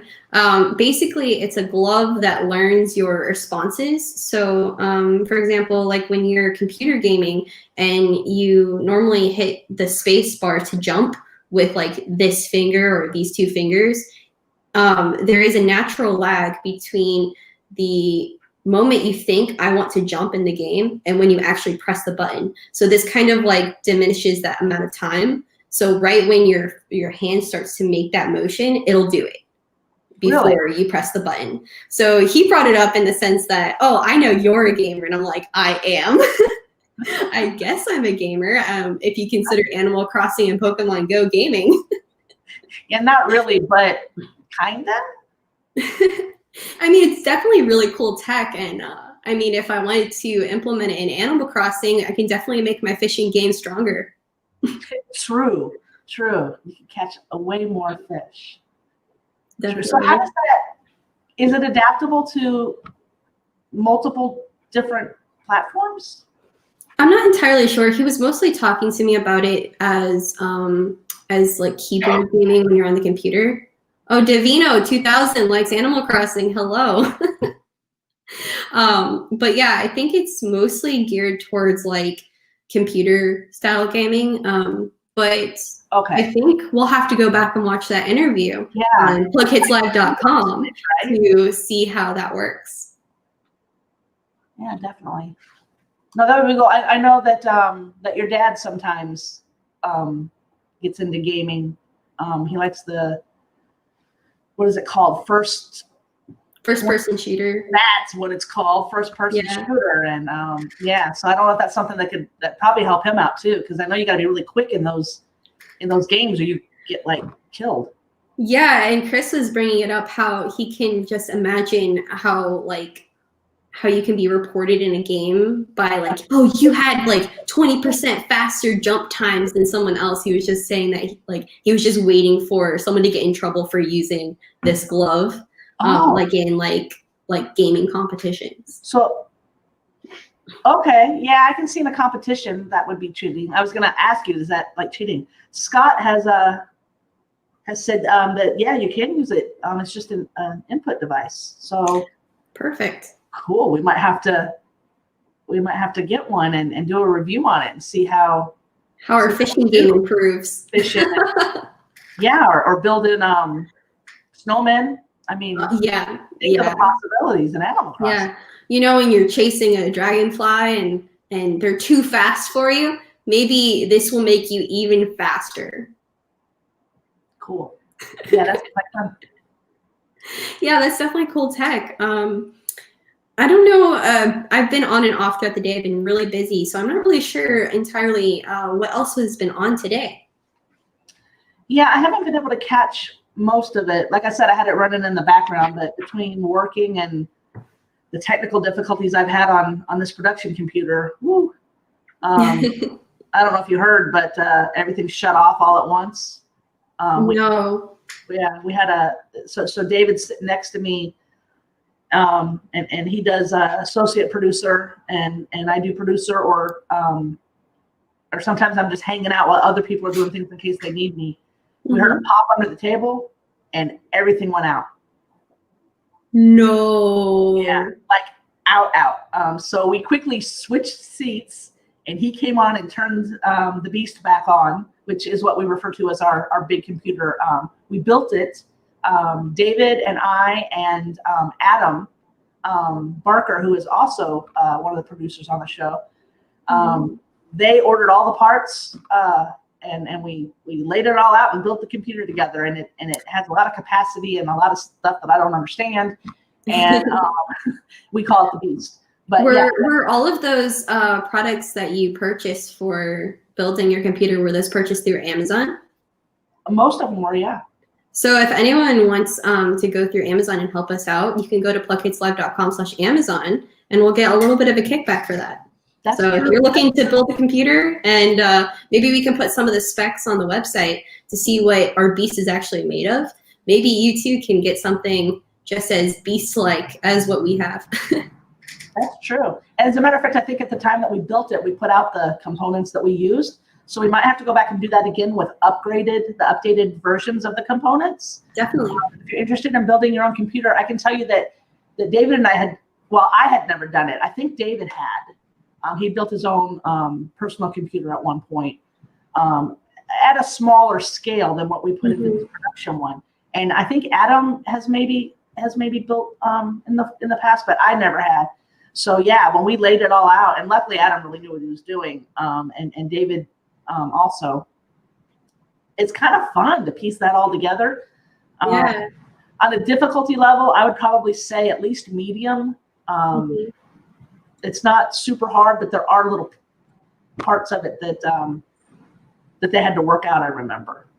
I think I would like to do that one day. I was not involved in the making of the Beast, but I would definitely be interested in seeing how everything works together. It also kind of probably helps with your understanding of the computer a lot more, because when you buy all the pieces separately, you have a better understanding of how everything works, how everything fits together, where your memory comes from, where your storage and everything goes. So I think that would be something I would like to do in the future. Yeah, that's definitely something that you should do. Probably you and Christopher should try to build one. Mm-hmm. But I didn't mean to derail your conversation. You were talking about the technical difficulties.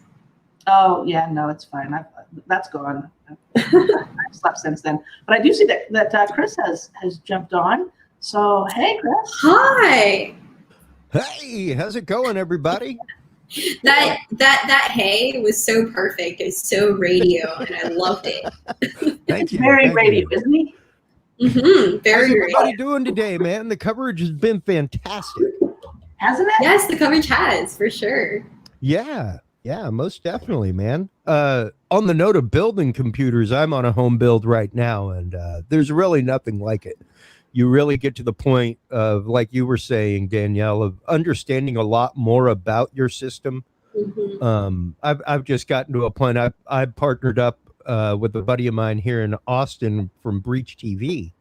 They're a content provider here in town, and he builds and maintains servers for a living, that kind of stuff. And he's like, dude, let me help you out sometime, and like, we'll build you a computer. And then we built one, and it's like, I will never build anything not on a server platform again. All my stuff is like straight up server grade, made to be on 24/7, just processing like gobs of data. They both got like 64 gigs of RAM. Wow. Like, yeah, just That's awesome. insane stuff. So you Yeah, and I'm really sure. do. You get a lot more bang for your buck, and you really get to spend your money where you want to spend it. Whenever you're And building your own it system. also somewhat becomes your like child. It's like a baby, you know. It's like, this is my baby. I can't do anything wrong against it. This is like, I know everything that's in it. It's my child now. Yeah, it really does. And like you said, it gives you a much deeper understanding of your system and what you should have available to you, because like you built it. Yeah, and you can build it for the specifications that you use on your day-to-day. So like for me, I'm not, like we talked about yesterday, I'm not so much of a gamer as normal, as normal gamers are. So I probably won't play all of those really, really intense, graphics in that way. But when it comes to video editing, or I'm a software engineer, so all of my stuff would need to be geared towards engineering. Yeah, you've got to be able to have that speed to begin with, to be able to proxy server actions, all that kind of stuff. So whenever you're looking at video cards, things like that, it's not necessarily like I'm looking at to exploit that for video rendering, or rendering of video effects or audio effects or real-time stuff. You're using it more in the realm of data engine processing. That kind of thing. Like whenever I used to work the NVIDIA conference every year, man, I missed that conference. That was so uber nerd, because it was nothing but different breakout rooms and how people were utilizing the data streams possible with video processors. So like I would have somebody set up in my tiny little breakout room, like live mapping the surface of the sun with the latest NVIDIA cards. And it's like, what are you even doing right now? Like, wow. And they just have like 4 of them tied together in a box, and like, yeah, this is what we're doing. It's like a tiny supercomputer. It's like, whoa. So yeah, for you to be able to proxy networks, that kind of stuff, especially working in the security realm that you work in. Yeah, definitely. But I might have to kick you off, because I think our coverage is going to be continuing. Oh, yeah, go ahead. But, we'll see Chris soon. I think your coverage starts around 6:30 Eastern. Yep. So we'll see you soon. All righty. Okay. All right. Like I said, our next guest is here, so we can bring him on. Hello. Hello. How you doing? Hi, I'm good. How are you? Very good, thank you. Can you please introduce yourself for me?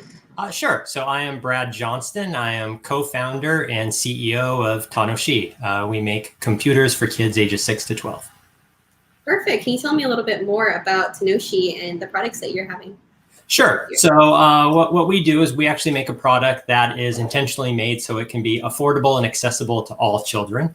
Because as we've obviously all seen with COVID, is a big shock to a lot of people is there's a lot of low-income kids who can't afford computers or high-speed internet today. So we actually saw this about 7 years ago. We had a little foresight and started. Developed this startup then, took us a few years to ramp up, get our first product on the market. But we came out with a 2-in-1 computer. It's a 10-inch tablet plus detachable keyboard, great parental controls, learn to code apps preloaded, all sorts of cool stuff, under $200. Showed it on Shark Tank last year. And things are blowing up. And we're just super excited because we're making, distance learning, the homework, we're closing the homework gap. And we're making it the opportunity possible for every child to learn to code. So we're stoked about that. Definitely. And I love how humble you are. You just throw in Shark Tank right at the end there. I know if it were me, I would be like, hi, I was on Shark Tank. Yeah, we get asked the question a lot. I mean, it was a great experience. And we were actually doing pretty well prior to Shark Tank. So it just blew us up to the next level, which we're super excited about, especially because now, more consumers are aware of our product than ever before who might have been looking for that affordable modern day computer who didn't know it existed. And now they know it does and they can go find us. Definitely. So what kind of reassurance would you give parents that go and look at your product? What kind of reassurance would they have for their child? Reassurance? So I'm so sorry. No, that's fine. So with our products, I mean, I can grab one for you. I got one sitting over my shoulder. This is our new product. The Scholar just came out. So again, it's a 10-inch tablet with detachable keyboard. This one's actually pretty durable too. So you could drop it on the ground. It's going to survive. Really, the thing that parents love the most about the device we made versus kind of what's just out there in the public today is we actually put parental controls on it that are age appropriate for kids ages 6 to 12. So that mom and dad from their smartphone can see what activities you have on your device. But at the end of the day, it's not really like a little kid walled garden. It still lets the child explore the internet, explore whatever. And mom and dad can just kind of supervise their activities, kind of like going from a tricycle to a bicycle with training wheels to a full-size bike. A lot of kids aren't ready to go straight from the tricycle to the full-size bike. They need the training wheels. And really, that's what we provide. Awesome. And with everything being virtual today, like you mentioned, and like we're doing right now, how can this product help kids that are, going to school for the first time and it just happens to be virtual? Yeah, no, that's a great question. I mean, so let me take a step back on that one. So if you have a high-speed internet at home, pretty much any device will do for you because pretty much every computer or tablet nowadays connects to the internet. Unfortunately, there's a lot of kids who still don't have that. So we tried to bridge the best of both worlds, give them that virtual experience. So we do have the high-speed internet connection. So at home, you can plug in or at McDonald's or the library or school. But with our device, what makes it unique and special is actually if you're, say, a low-income neighborhood, or maybe you're in the countryside, like I happen to be, where there's not much high-speed internet connection out there, you could still download your homework at school, take it home, work offline, do all your homework, and then the next time you're at a Wi-Fi hotspot, upload it, and you're good to go, and you're keeping up with your classmates. That's awesome. And are there any other customizations that any kids can see when they go to purchase this product with their parents? We actually try to keep the customizations kind of as hidden as possible. Mm-hmm. What we want is, what we discovered as we were developing this product over the years was that children don't want kids' products. Children want teen products. Everyone wants to level up, right? So think back in the day when you were in elementary school, you looked after the people who were in middle school. You're in middle school and then you want to watch Saved by the Bell and see the kids who are in high school, Then you're in college, It's like, oh my gosh, I got to get on to college. Now I got to graduate. I got to get a job. Everything looks better in the future, right? Yeah. So we developed the product exactly like that. When a child uses it, they're going to feel just like their teenage brother and sister, mom and dad, same experience. But under the hood where we customized it, that's where mom and dad know that, for example, if the child goes on the internet and looks up porn, they're not going to find any naked pictures. They might find a story about the history of porn for their homework assignment, but we try as hard as we can to block out all the stuff that they should not be finding. That's a good thing. So if a parent, I can imagine that if you have a 6-year-old, you would be very concerned with buying, any kind of computer for your kid, because I know me as a kid, I knew that I dropped everything. I spilled stuff all over the place. So buying, any kind of tech for your child can be a little bit scary. How can this product help with that? No, it's a great point. And to be honest, with the first product we made, the original Tanoshi 2-in-1, which was on Shark Tank, that one was not the most durable product of all time. Our focus there was bring the cost down, get it under $200, get it so that everyone can have a computer. We did hear from some parents who said, my child dropped it down the stairs or whatever it was, and then they got a crack and they're like, oh, isn't this a kid's product? Isn't it supposed to be fine? And I'm just like, well, we could build that in, but we got to build a little more durability. And I hate to tell you this, but there's cost associated with that, right? But we heard enough of it from customers that we found there was actually a pretty good split between the folks who, price was the most important part and those who said, I'll pay a little bit more for durability. So with that, we developed the Scholar, this new product. It's hard to tell from the camera, I apologize. But it's actually built to be about 2.5 feet drop proof, water splash proof, and dirt proof. So I can throw it over here. I'll go grab it in a second. And wow. What you're going to see is not a scratch. So it's just at the end of the day, we had parents who said, that's the most important thing to me. And for them, the new product for them is now available on the market. For the other parents who say, that extra $100 goes out of my budget, but $200 still mine. And by the way, on our website, we also make it even more affordable. You can buy on monthly installment plans. So if you want to pay only $50 a month, we make that possible too. So what we're doing is we're listening to the customer, where they're telling us what's important to them pre-COVID, during COVID, what's probably going to be important post-COVID. And, we're building all that functionality in so that it's whatever's the awesome experience for them, we want to make sure that's what they have. Definitely. And naturally, things evolve over time. So, things are going to get bigger and better as time goes on with your company. So I think this evolution, people shouldn't be afraid of change for that.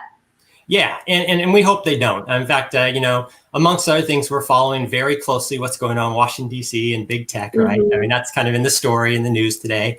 A lot of our product is already built in with a lot of that privacy and security functionality that adults are saying they want, right? To us, that's not an afterthought. That's not something we do for government compliance. We do it because that's what our customers want. So we focus on that. So in many ways, I like to tell people we are the new tech. We're doing tech the right way. Amongst other things, we have a very diverse team. You're not going to find that much in Silicon Valley. I'm sorry, but it's just true. I live up in Portland, Oregon now. I was in Silicon Valley for the last 3 years, and it was about as polarizing as it can possibly be. It's pretty sad down there. I love it. A lot of really smart people, but not quite as diverse as it needs to be. With us, our focus from day one was on girls. So I maybe didn't even throw this part out at you, but we were looking at, where there are gaps in opportunity in our education market. And what we saw was back in the 80s, 30% of all computer scientists were women. And then in the early 2000s, it dropped down to like 24%. And we're like, whoa, that's going the wrong direction, right? So we actually designed the original 2-in-1 to appeal to little girls. And what we found was about 65% of our users were girls. So that was super exciting. So they were getting our device, they were taking it home. And of course, what does a kid do? They go play with every app that's on the device, right? Well, some of the apps we have preloaded teach you all the basic fundamentals of coding. So, a lot of parents, even in Silicon Valley, I used to volunteer at coding schools down there, said, I want my kid to learn how to code. I don't know where to start. And I'm like, you're an engineer. You're an engineer in Silicon Valley. How do you not know where your child needs to start? And then it got me thinking, what about the rest of the world? No way they're going to know where to start, right? So we made the starter package for them. Out of the box, no need to go download a bunch of stuff, no need to do a bunch of research, no need to spend all weekend setting it up. You spend maybe 10 minutes, which is mostly just the parental control setup piece. You get that part set up, you hand it off to your child, and boom, mom and dad can now get back to their lives and know their child is safe and they're learning. I love that pre-built feature. I mean, I am a software engineer myself, so that definitely resonates with me, and trying to get young girls interested in coding and just technology in general. I mean, that's really awesome. So I love that feature. Thank you. Thank you. And, and going forward, what you're going to see from us, talking about the future, we are at CES, right? So going forward, what you're going to see from us is we're now started to partner with more and more app developers who are developing apps for others underrepresented in the tech industry. So beyond just women, also Black, Brown, Indigenous, folks that, again, represent a very small portion of the computer scientist, workforce, the STEM workforce out there, and a much larger percentage of the population. Like I think today, something like 8% of all computer scientists, professionals are Black or Brown, and yet they represent over 30% of the population. Exactly. So way underskewed, right? Way underskewed. So really the gender gap and that gap, I mean, that's our focus. But just to make it clear, this is a great product for everyone. For everyone. So any parent, and according to our research, 95% of parents want a product like ours that they just don't have to worry about. There are the 5% of geeky people who just want to do everything. But the other 95%, they just want everything to work out of the box. And that's who we developed it for. So you might have money, you might be poor, you might be Black, you might be brown, you might be white. It doesn't matter. Everyone can learn on a Tanoshi. Yeah, everyone definitely can, and it's definitely a more affordable price. So can you, again, say the price point for everyone? Sure. So the original Tanoshi 2-in-1 is $199. And then for those looking for a little more durability, plus some extra features, like we put in a little sliding webcam cover here. So, even if someone hacks into your device, it's physical. They're not going to see what's going on. And it's drop proof. You just showed that. Yeah, you saw it was drop proof. Yeah. So, I mean, this thing's actually gotten down the stairs a couple of times just for tests. It's been fun. Oh, perfect. But yeah, so the original is $199. The one that's a little more beefy, $299.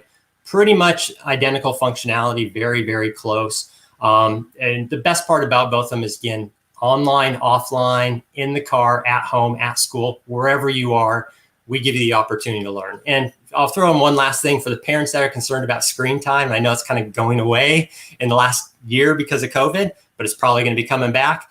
We do have screen time limits built in that are just one click away for the parent to set up and say, hey, you're only getting maybe 3 hours a day on your device. Perfect. And if for anyone who wants to find out more information about your company and maybe wants to reach out to you, where can they go and how can they find out more information? Perfect. So the easiest and best place to go is just go to our website, tanoshi.com. So www.tanoshi.com. And for anyone that maybe knows a little bit Japanese and goes, what does that word mean? That sounds familiar. Tanoshi is actually the Japanese word for fun, F-U-N. So we picked the name Tanoshi because we want to make learning fun for every child. I saw that in your Shark Tank clip. I looked it up this morning. Oh, really? So I definitely saw you're like, that's why we're called Tanoshi. Yeah. I mean, that's been our goal from day one.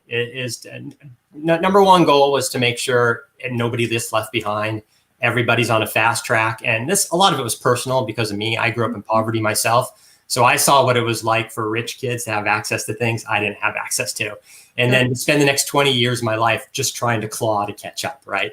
And I'm like, that's awful. People shouldn't get left behind just because the family next door has more money than you do, right? That's not what our education system was built to be. Unfortunately, our education system is very budget driven, as we've all seen over the last 4, 8, 20, 50, 100 years. It's some school districts have access and money, others don't. For those that don't, we're there to help out. And for those that do, we're also there. We give you a better option where you can actually save costs so you can maybe look at other programs you can get involved with as well. Yeah, you're there to level the playing field for everyone. Exactly. Perfect. Well, thank you so much, Brad, for coming on the show and talking about Tanoshi. Hey, thank you very much. I really appreciate it. Thank you for joining our CES 2021 coverage. Thanks.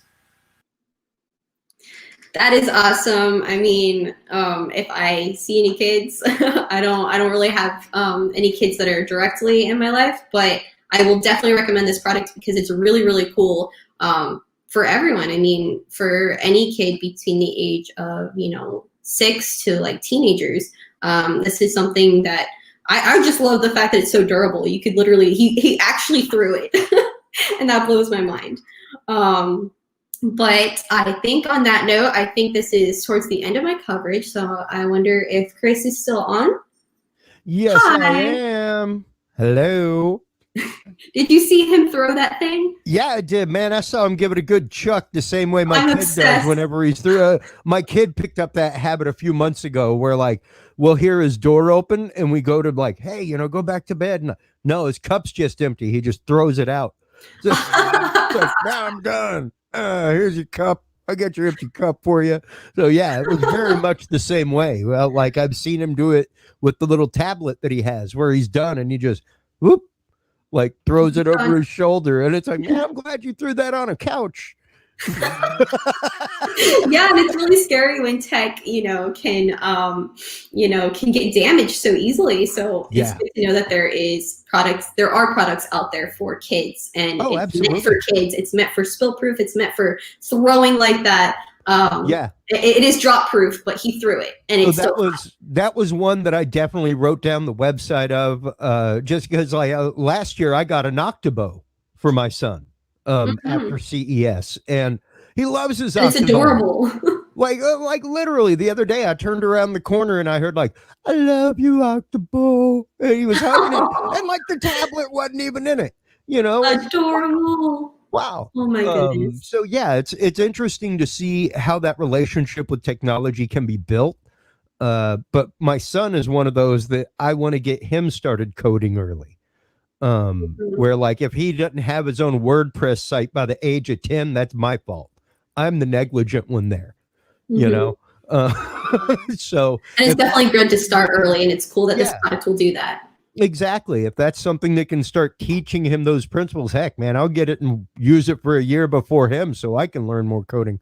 Well, I will leave you to finish off the rest of the coverage for day 3, the last day. You got this. The home stretch. We're all going to come back at 8:00 Eastern. So I'll see you in about an hour and a half. Absolutely. See you in a bit. Bye. Bye-bye.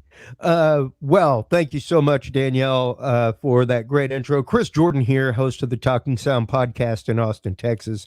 I'd like to thank the Tech Podcast Network for having me yet again this year, as well as Scott Ertz, Plug Hits Live, Geek News Central, GNC Week in Review, all you guys. It's great to be able to work with y'all and cover this amazing event. I myself am an AV technician and typically am out at this event as we're loading in. CES is loading out, and last year was the first time that I got to like shake hands officially with CES and not be like, hey, get out of my way. So it was really cool to see the way that the space was used before us, as well as all the amazing technology there. Speaking of which, we have our first guest here. Let me see if I get this right. Yuntech. Ryan is our representative here. How are you doing today? Ryan, are you there? Hello? Well, maybe not. I hear somebody there in the background, but hello, Ryan?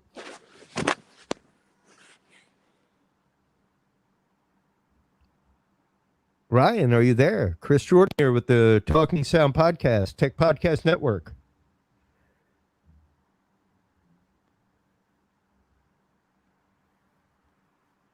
Okay, I believe that his audio may be mute there. He's audio only, so, and that's all right. We'll be Hello, talking. anyone can hear me? Yes, hello, Ryan. Pleasure to talk with you. Chris Jordan.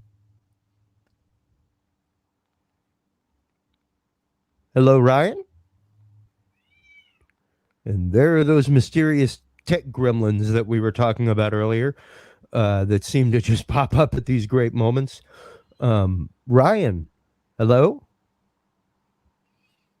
Oh, well, he can't hear us. We can't hear him through the chat. So I'm interested to talk with him. But they were a stabilizer and gimbal company. And man, I am all about that kind of stuff, especially whenever it comes to production, live production, everything else. I see that we're working on getting another guest in studio. But yeah, it's been amazing to see some of the technology that's been premiered here at CES 2021. The stuff that Scott was talking about earlier, with the ultrasonic, the ultrasonic send receive units, things like that are accurate up to a crazy like millimeter dimension.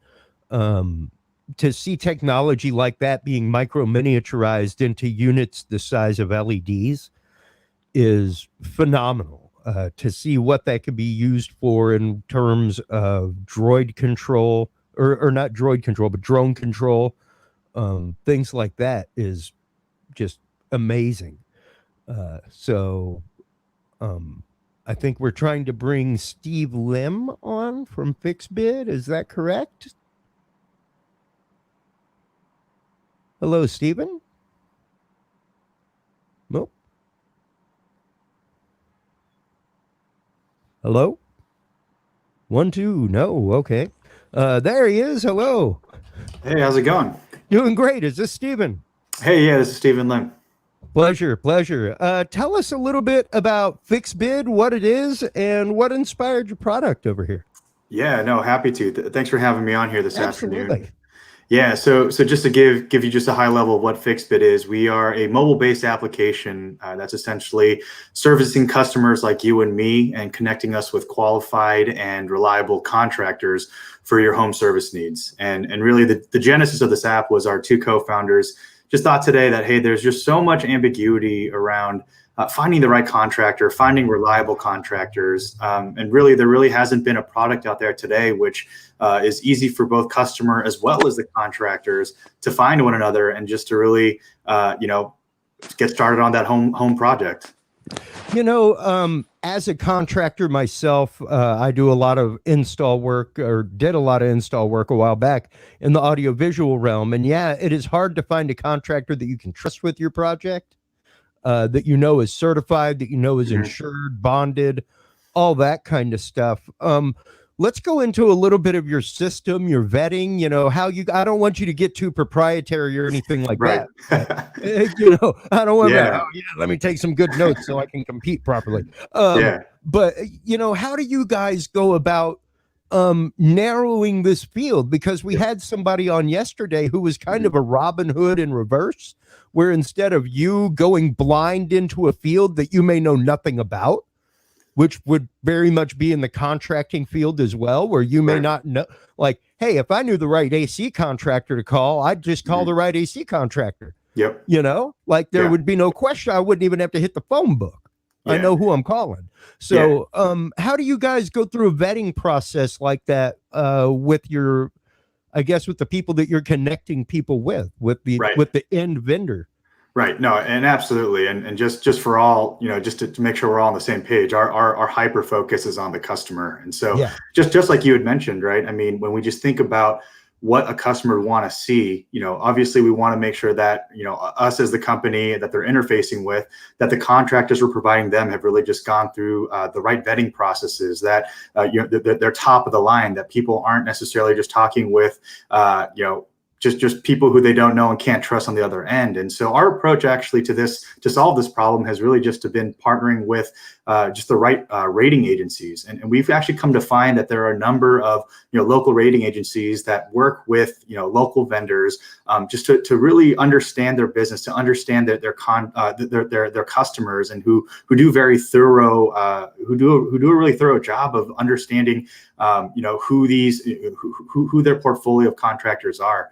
And so, specifically for us, I just want to give a quick shout out to one of our top partners today. They're called the American Rating Corporation, and they give out these, diamond certified certificates to their specific vendors. And so we really found that the partnerships that we've been able to build, sort of as we're starting up this platform, has just been just an integral part of helping us become successful. Oh, sure. I mean, absolutely. Gearing into things such as that, Better Mhm. Business Bureau locally, that kind of things are only going to give you the top level people in those localized areas. So, like you said, the fact that you are focusing on the end product being the customer and what Mhm. they're looking for in a contractor, Yeah. Yeah. that's really fantastic. Now, what is some of the technology that y'all have leveraged to start making this happen? Yeah, I mean that's a great question, right? And like we mentioned before, we're a mobile-based app, and what we also kind of came to find is when we looked at the landscape today, some of the key competitors out there, which I'm sure are names that we've all heard, right? You have the TaskRabbits of the world, you've got the Home Advisors of the world, and while their scale and the reach is great, these are just really like lead generation companies, and so we talk about the focus being on the contractor, sorry, on the customer. But at times too, we also want to make sure that we're providing a great service for contractors. And I know for folks who have services that they are willing and ready to provide, it can be a very expensive process to try to find the right project and the right customer for the services they're able to provide. And Sure. so what FixBit actually has done is in the pool of these contractors who have been vetted by our partner rating agencies. The process and the actual the workflow goes where once a project is uploaded into our mobile application, it's a bid.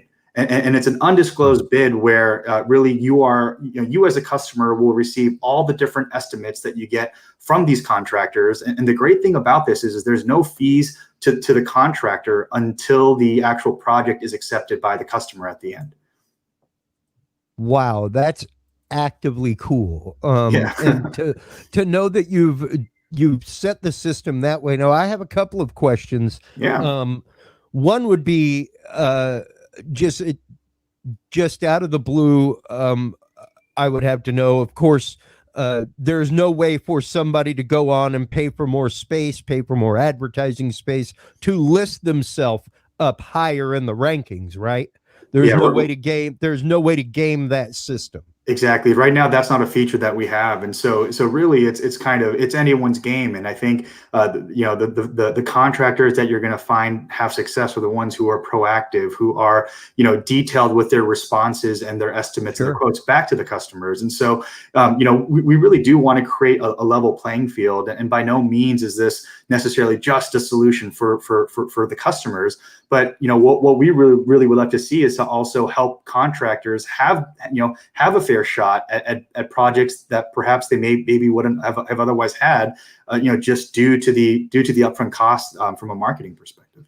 Sure. And I guess two more questions that I would have. One would be, is there like a price gauge that the customer can set?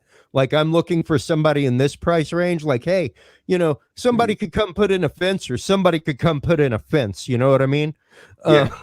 Yep, exactly. Yeah, I mean, and that's honestly a part of the customer journey that we're still investigating as we listen to the feedback from our customers. Because to your point, no one contractor is the same, right? And so to that end, what really is going to happen is we're starting to see kind of this marketplace develop where contractors are beginning to say, hey, normally for this service, I've quoted this amount in the past, but for all these projects that are not coming up, I'm not getting these bids. And so, what it kind of does is it sets this market for certain services. And to your point, we haven't necessarily put in some type of price range for these projects, but but again, that'll definitely be a feature that we look further into, for the future iterations of the app. Yeah, and I mean, this is fantastic, especially for people like me that like even if you started focusing it out in branching out into other brands, other markets, like, I mean, there's a whole world of use for that in the world of AV technicians, AV contractors. Yeah. It's an absolutely fantastic platform and concept.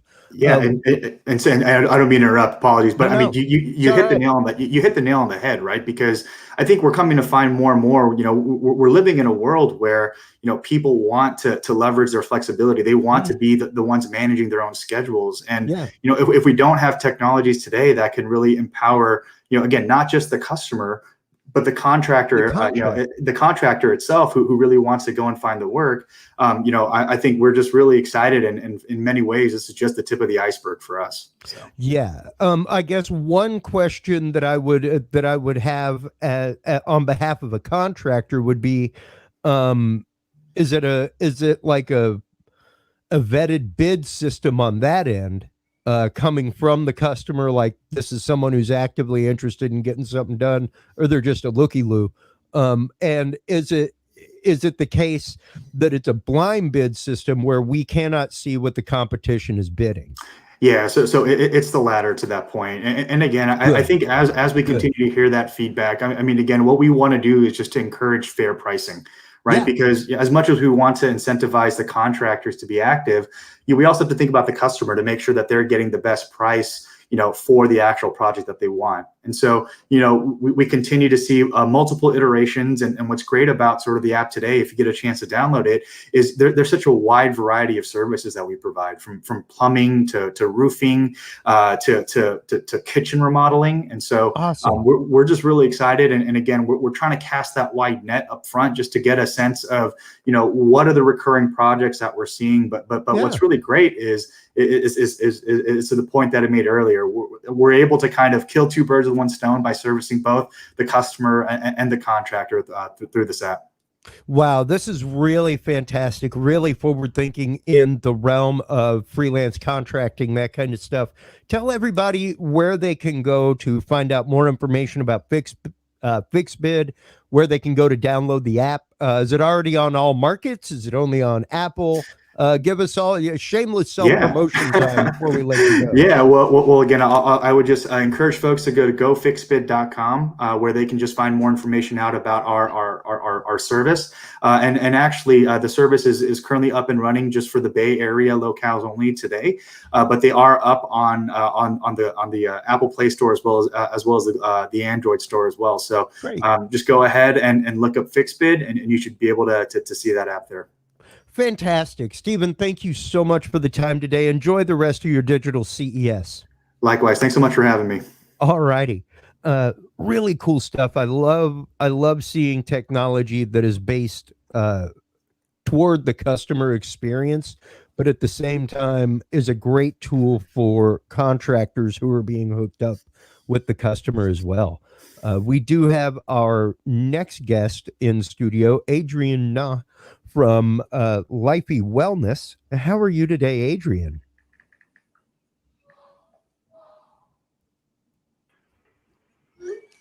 Hello, Adrian. Hello, Chris. I'm doing great. How are you? Doing great. How was your digital CES experience?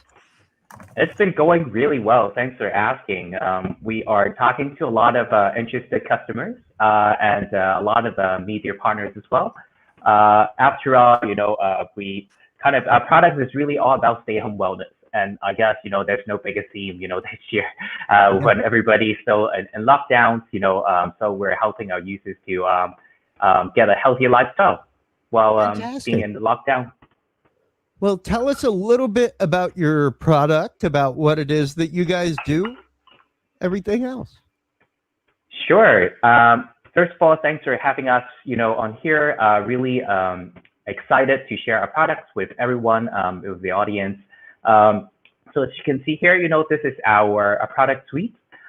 We see ourselves as in very similar as in an espresso or Keurig, but then, we're made for wellness tonics and herbal teas.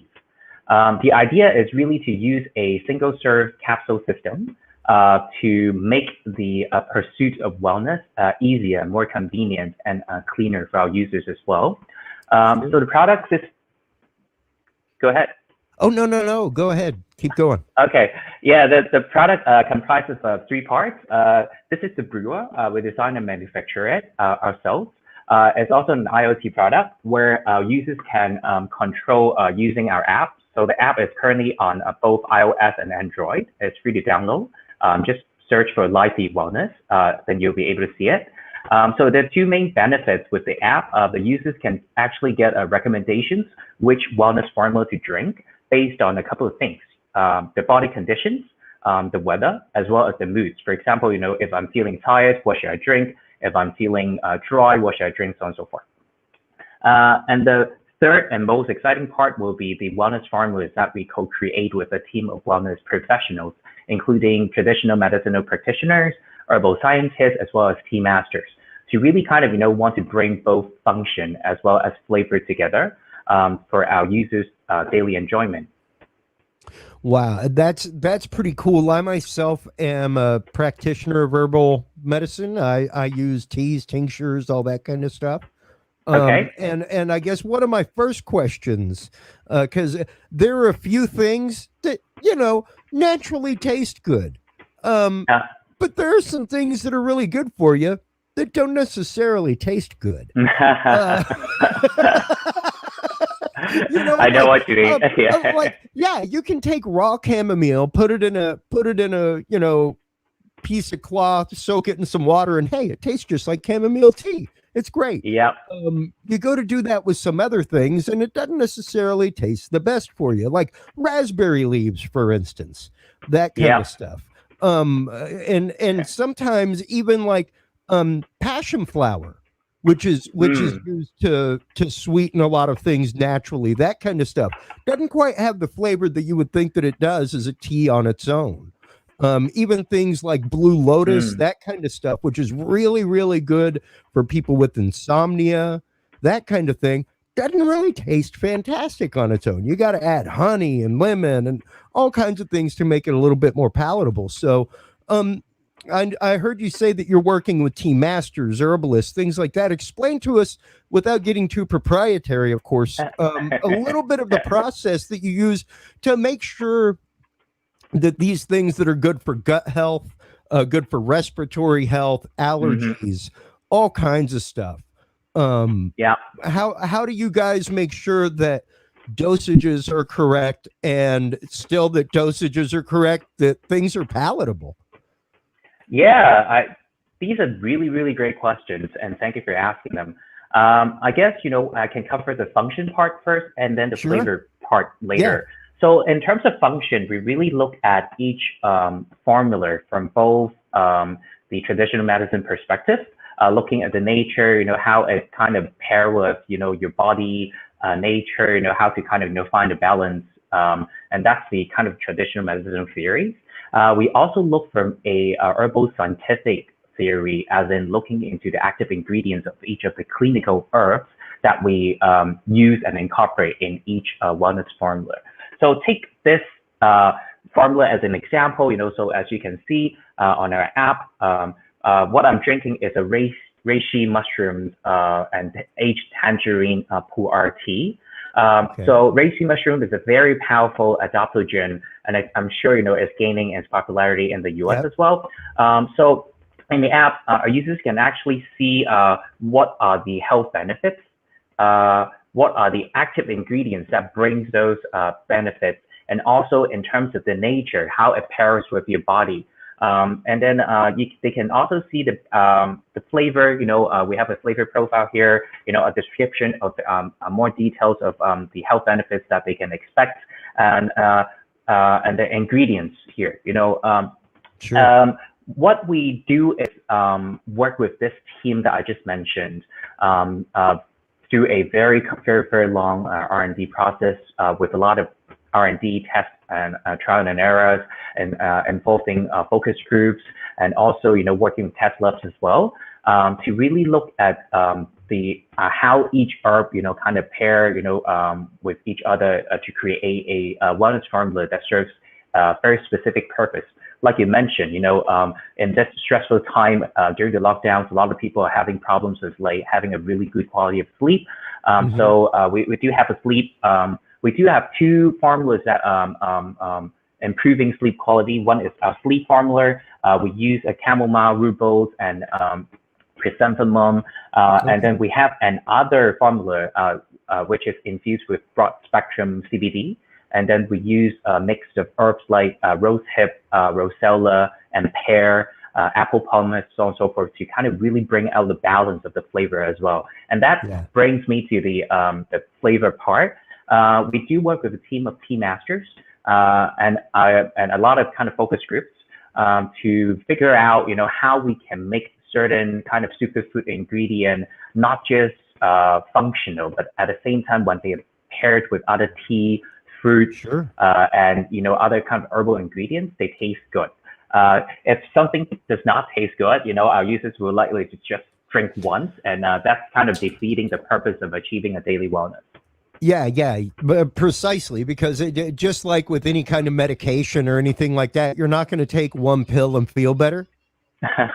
Exactly. Like it might, but it's going to take a little while for that lasting effect to take effect, because it's got to get into your body, and your body's got to get accustomed to it. So it's kind of the same thing with herbal teas, that kind of stuff. It really is the fact that you have to use them for a little while. Increase the dosage little by little, that kind of stuff. Which is what I was saying. Like on occasion, once you get up to that medicinal dose, that's like, hey, okay, now this is good for you. Sometimes it just don't taste that great. So to know that you guys are, like you were saying, working with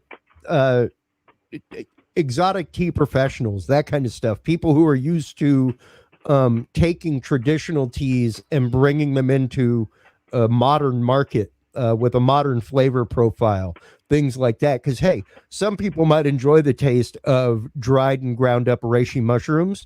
It almost looks and has the consistency of coffee, and is used in addition to a lot of coffees for people who drink coffee a lot to help their gut flora, stuff like that. Because caffeine can kind of have a little kick on that and not be so great for you. So it's used as a filler in a lot of different coffees, stuff like that. But coffee covers that taste. So to know that you guys have worked with professionals to actively make these things more palatable, more generally acceptable by people is great. Now, that's a cool little device that you have going in the background. Is that the brewing medium that you have there in between your cup and the product? Exactly. So it seems like, Chris, you are truly a traditional medicinal enthusiast. So it's really cool to talk to people who really into wellness. And this is exactly the brewer, as you mentioned. So it kind of it's an IoT product, as I mentioned. So perhaps I can show everyone how we can brew with the brewer real quick. So there are two ways to control the brewer. So for users who don't want to use the app, they can just like press a button, and then it kind of runs a quick brewing mode. So with a kind of bloom and brew technology, the brewer delivers a fresh cup of wellness tonic in just 40 seconds. And later on, you will see the main difference in terms when it comes to the technology, like when compared with, like, for example, like a espresso or Keurig machine, we have like a pre-infusion, we call the blooming stage, where a hot stream of water, actually runs through the pot to kind of steam and extract all the nutrients and flavor from the natural and raw herb. Because we're a wellness company, we do not use concentrates, extracts, or powder, anything nasty. Like some of the blends will taste naturally sweet, but they come from fruits. We do not add sugar. So we really kind of put a lot of emphasis when figuring out the wellness formula. So and these tubes inside, they're actually our pots. We call them herbal discs. It looks like a disc format. And then basically inside is airtight, kind of freshly chopped herbs. So you can find like tea leaves, adaptogens like ginseng, reishi mushrooms, depending on the blend, of course, right? And then fruit sometime. Also worthwhile to mention, Blythe Wellness is a sustainable company, and hence we did spend quite a lot of R&D effort in terms of figuring out finding a material for our pod that is eco-friendly.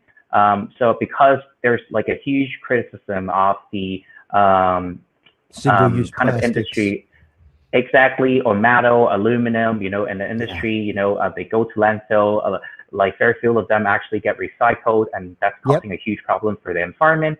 We actually found a plant-derived material that can withstand high temperature and pressure. But at the same time, when users finish brewing them, they can just throw it in the bin. If they go to landfill, they decompose 100% in 2 years' time. So it's really a beautiful balance between convenience and eco-friendliness. So there's a lid on the top here. I can just drop the pot, close the lid. So either I can press to start, or I can actually use the app to control my brewing setting. So we can control things like temperature, water amounts, as well as infusion time, the blooming time that I just mentioned, to control the strength. And then once the press is connected via Wi-Fi, and then it starts brewing. The process takes around like 40 to 60 seconds, depending on your setting, but it's a really, really quick and clean and convenient way for our users to achieve their daily wellness. That is awesome, man. Two quick questions, because we do have another guest in studio ready to come in here in just a second. Number one, what is the price for the system and per unit? Like per flavor, all that kind of stuff. And where can people get it? Where can I go get one? Awesome. Thanks for the support. The brewer is $2.99, and then we do give out some herbal discs as freebies. And then later on, each of the serving actually costs just $1, $1 US. And you get like a nice big cup of actual raw and healthy wellness tonic. We do have some premium blends, like for example, blends that are infused with CBD or collagen for like stay-home beauty. And those, depending on the ingredients, we like the price go up from there. That is fantastic. And I can see right now, just in the time that we've been talking, you've got a cup of tea right there. It's done already.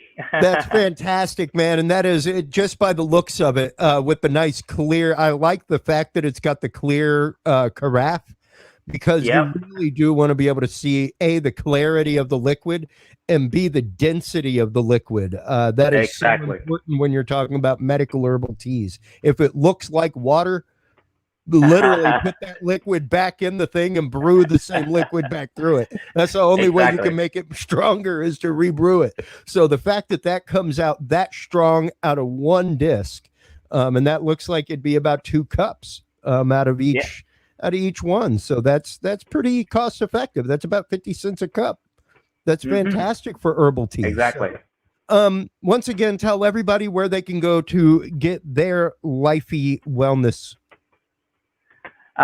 You can go to our website, us.lifeywellness.com, to check out our products. And then right now we're shipping internationally, and hopefully by first half of this year, we'll be distributing locally via retailers as well. Great. That is awesome. I'll definitely be in touch to get my Lifey. So thank you so much for your time. Enjoy the rest of the digital CES experience. We do have Ryan back with us, who was in the studio a minute ago, had a little bit of a technical hiccup with him. But is Ryan back? Is that the case? Yes. Hello, Ryan. How are you today? Yeah, I'm just having the start of my day. And thank you for having me here. It's a pleasure. Oh, yeah, no worries at all. Thank you so much for taking the time. We know that there can always be, I mean, that's just the world of tech, that you may have issues in this day and age, So tell us a little bit about you, the company, and your product. What are you guys all about? Yeah, I am the public relation liaison for the Zhiyun Tech company. We are a global camera gimbal manufacturer, and we've been providing gimbal services for camera operators, photographers, directors all around the world for 5 years. Yeah. Wow. Yeah. And I mean, I know whenever I saw y'all pop up on my prep screen earlier, I was like, this is fantastic. I want to talk to these guys because I am in the world of AV production. And gimbal technology has come leaps and bounds just literally in the last 2 years. The control that you can have on mobile gimbals, things like that. Tell us a little bit about your gimbals, the accuracy, and the technology behind them. Oh, yeah, we basically focus on improving the motor power of our gimbals to be able to be compatible with bigger cameras. Like last year, we launched a new product named the Crane 3S. It is the only film camera gimbal in the market that is able to be compatible with BMPCC 4K or 6K and even RED camera for a really professional filmmaking scenario. So motor power is the most important thing for the stability of a gimbal, and also we have our own special algorithm which is to improve our smooth accuracy for the product. Yeah. Wow. And how are your gimbals controlled? Is it proprietary computer controls built in? Is it via Wi-Fi with a app? How do you go about controlling your gimbals?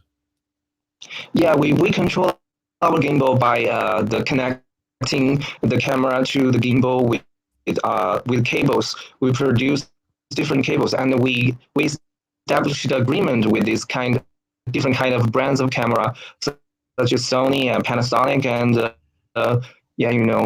and for other transmitter image transmission, we use Wi-Fi to so you can have a monitor to see the scenery you are doing right now. Yeah. Yeah, basically like HDMI or SDI over Wi-Fi. What you would use in any standard broadcast television production for short range without wires. That way, wires don't get crimped. It almost works just like my boom arm right here, folks. There's moving joints and all that, and if you have wires in that, eventually those wires are going to flex so much that the cable starts to break. So, or fray, or you start losing data speed just because of how worn the copper itself is in that spot. Yes. So, and let's go a little bit into the wireless technology that you guys are using for camera feed, all that kind of stuff. When did y'all start to develop that? And what kind of latency are you looking at between camera and daily viewing monitor, all that kind of stuff? Yes, we actually started this kind of technology since the beginning of our company because you need a monitor once you use this gimbal. Yep. So that's like 4 or 5 years ago, I think. And for the latency, we have reduced the latency to like 0.4 seconds. Yeah. Wow. We are still upgrading the latency to make it perfect. We have now the second version of our transmount image transmission transmitter, which has greater performance in the latency, and we are going to improve this in this year. And I think this will absolutely excite our consumers. Yeah. Yeah, and the latency that you have there is stupendous. That's absolutely amazing, especially for Wi-Fi. To know that your latency is that low, like the only way you could get it any lower is with a physical connection through fiber or something like that. Like that is absolutely phenomenal. So, what kind of price point are we looking at for? Do you have scalable models? Is it mainly for the broadcast professional video movie market, or are there prosumer versions available out there for your short filmmakers or your run and gun guys like me out there producing commercials locally, that kind of thing? You mean the price point for this kind of image transmitter? Yeah, well, for your product itself, do you have a scalable price range? Are there more than one model available? Is there stuff available for the prosumer market, or is it only for the professional market? Yeah, actually, we have different price range for different needs. And for the professional level, we have Cran 3S and Cran 2S, which is above $400. Wow. And yeah, we deliver the service and we invest a lot of technology and innovation. And yeah, and also for a consumer level, we have WeBuild, which is for travel blog lovers, and it is about 100 to 200 US dollars. And as for general public and audience, we have Smooth X and Smooth XS, or Smooth 4 and Smooth Q2 for the cell phone gimbal. It is just the top is 100 US dollars. Wow. Wow. That is a fantastic price point to enter into the gimbal game and to start really learning how to leverage that technology in the content that you create.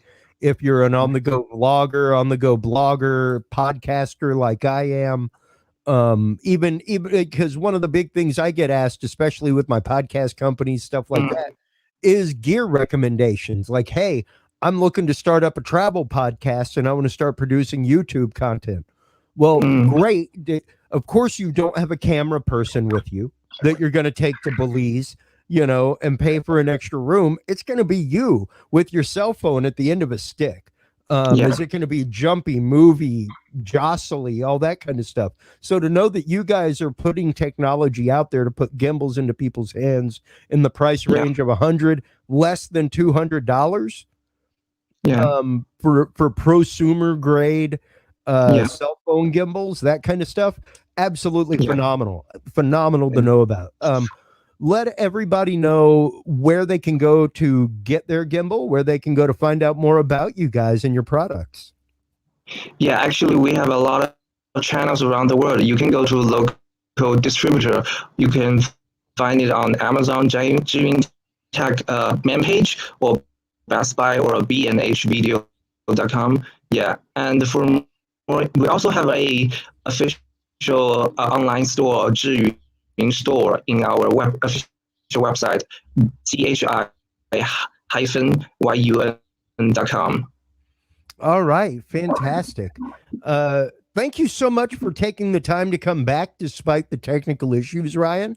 Thank you. I am excited. I would like to have y'all on my podcast to do a whole episode to talk about this stuff, because it's amazing where the gimbal market has gone over the last few years, the technology that has come out, and the things that are available like you guys out there. So thanks so much for coming back. Thank you. Absolutely. I'm going to turn you over to our producers now as I welcome our next guest, Igor Tuttleman, CEO and founder of Resitire. Tell us a little bit about this. I myself come from a family of tire salesmen. My dad was a huge territory tire manager for Cooper Tire and Rubber Company here in the Texas Southwest area, all that kind of stuff. So tires are in my blood. The phrase my dad used my whole life was, the life of your car rides on 1/8 of an inch of rubber. Take care of your tires. It's like not taking care of your feet, people. When you don't take care of your feet, you end up with ankle problems, knee problems, hip problems, back problems. Same thing with your tires. So to have somebody here talking about airless tires, things that eliminate flats, things that eliminate wear and tear on your vehicle, I'm all about it. Tell us what you're all about here, Igor. Thank you, Chris. Thank you. It's a pleasure to be on here. So I'll give you the shorthand. So at Resitire, what we're doing is we're developing airless tires that eliminate flats without sacrificing performance. So I had the opportunity to participate in a program with FedTech and NASA a few months ago, where I was shown a lot of different technologies that NASA has been working on. And through this exposure, I identified that their super elastic tire technology is just fascinating. It's like taking, if I've got one here. so it's like taking this really special alloy that's, you know, elastic like rubber and strong like titanium, and making an exoskeleton of it for tires, right? And what that does is it gives it these unique properties where it can withstand all different types of terrain, all different types of climates, and it does that while being an airless tire. So this is fascinating technology. I spent several months doing research on it. Eventually, we got a license from NASA, and we're developing our own intellectual property as well. And we've just been, you know, pushing forward because I think that this has an incredible amount of potential for, you know, changing the way that we view tires, changing the way that we view vehicles altogether. Yeah, well, especially whenever you're talking, and if you could hold that up one more time for the audience to see, because yeah, if you start looking at especially the way that the coils are put together, you really start looking at almost a geodesic, almost Buckminster Fuller type structure. Exactly. In the way that they flex, compress, expand freely, things like that, and it's really cool. Now, let's dispel a little myth here, because you know, back in the early days of tires, folks, if you ever see all the old movies where they walk up to the car and they're like, let's see if this thing's worth its salt, and they kick it, that's to see if it had radial tires or pneumatic tires. Like they had solid rubber tires at one point, and they found out that they were just horrible for vehicles. They like, you felt everything in the road. They use them still for like extreme earth moving, that kind of stuff, because there's no way you're going to avoid a blowout typically, carrying the extra weight on top of the vehicle when you're moving 18 trees of lumber as well. But this technology seems really interesting to put inside. Now, is there like a rubber housing that goes around that, and that is the exoskeleton, or I guess endoskeleton at this point, that would live inside the rubber housing, correct? Exactly. Yeah. So it's going to look exactly like a traditional tire. And the way traditional tires are made nowadays is that they have steel plies running through it so that, you know, it holds all the rubber together and keeps the air pressure in. So this builds a more rigid system that can still accept this type of compression that comes along with, you know, riding over a pothole or going off road. Well, and some people may have experienced the odd wear and tear, especially that happens if you don't keep up with the alignment on your vehicle, where the tire or the balance on your tires, where they start doing this, then you get a little blister, and that blister actually causes it to unzip along the radial belt line, because pressure builds up along the radius of the radials, and it causes it to peel up, just like a peel off of an orange is what it looks like. And that destroys the side of your, I had it happen to a car that I had at one point. And when you're talking about that, yeah, that's quite literally because of air pressure inside of it, the way that reacts to the temperature of the road and the speed that you're operating and everything else. These though are a little, and a lot of people might say like, oh, you know, president's got run flat tires on on his vehicle, you know. Explain to us the difference between that style of a run flat tire and what you have here.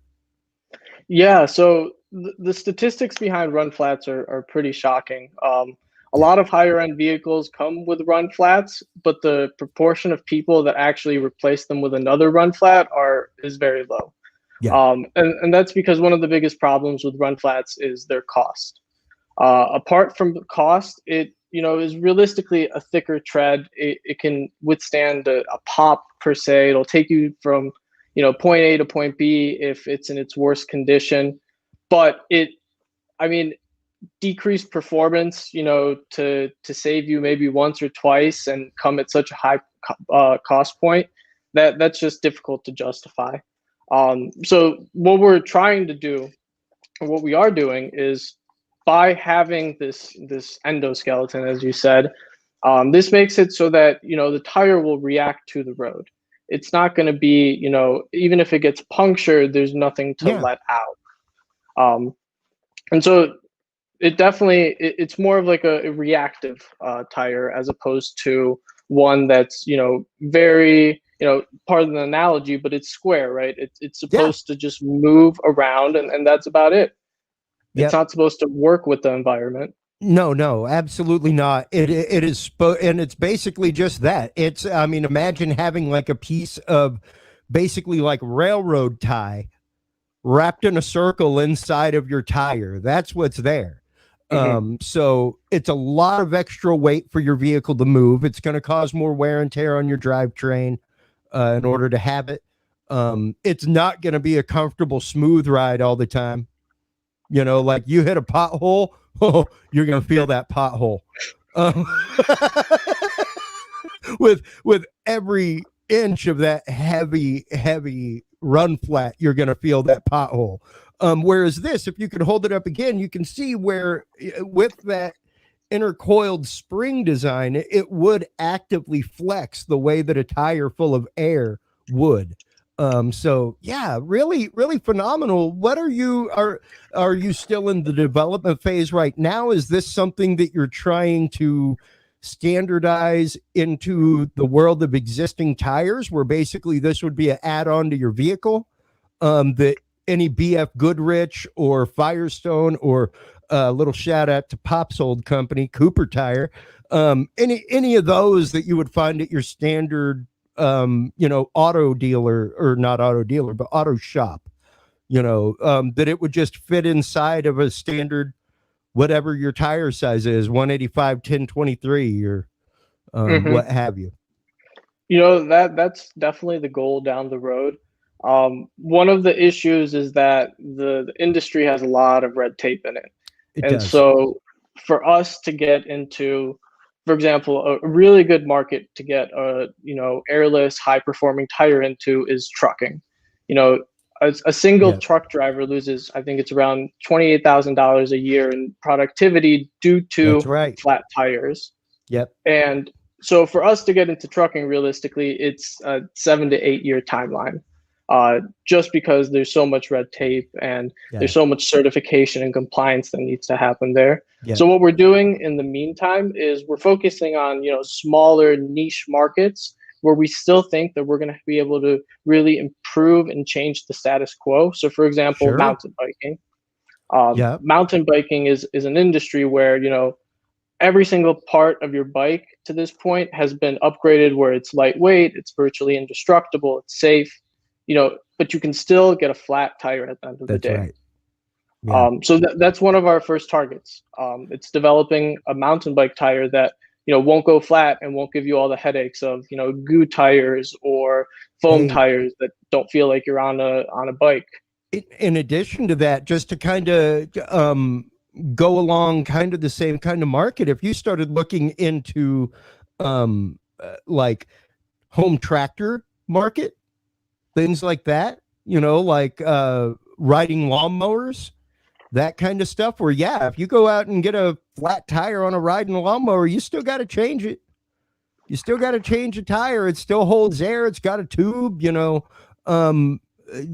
things like that, where you have a very what would be a much easier barrier of entry to the market, like you're saying, where when it comes to the trucking infrastructure in this country, or any country, because of the fact that it is such a vital part of the infrastructure, there is a lot of safety protocol. Like, you may as well be trying to make a medical device, like quite literally, with the safety protocols that you have to go through to get something into the trucking or automotive industry in America.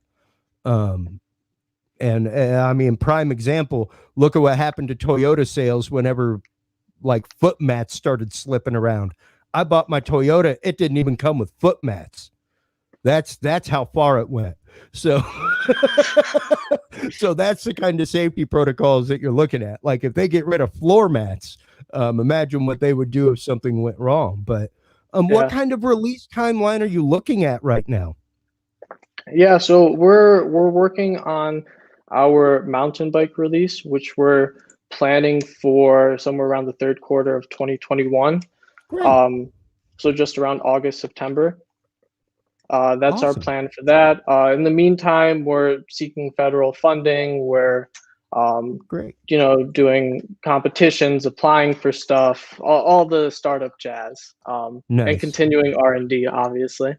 Well, congratulations. Such an amazing forward-looking idea, especially as we get into the world of automated vehicles, things like that. You know, like, hey, how's an automated vehicle going to deal with a blowout?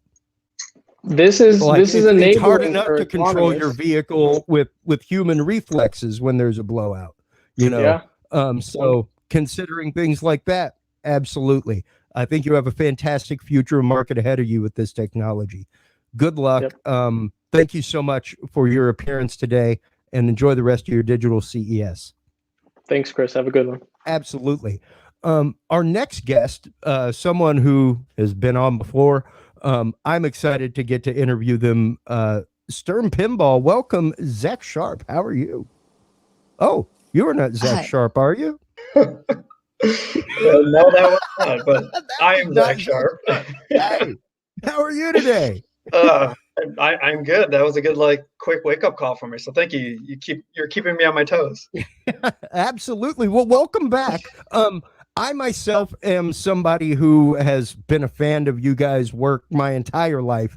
I am an analog freak, and pinball machines are just my jam. I love pinball machines. It's hard for me not to just like dump my quarters in them whenever I see them somewhere.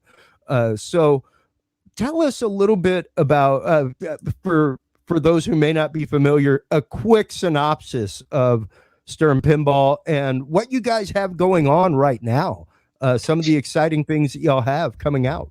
Sure. So we've been in business for over 30 years. We are the world leader in manufacturing, designing, and producing pinball machines.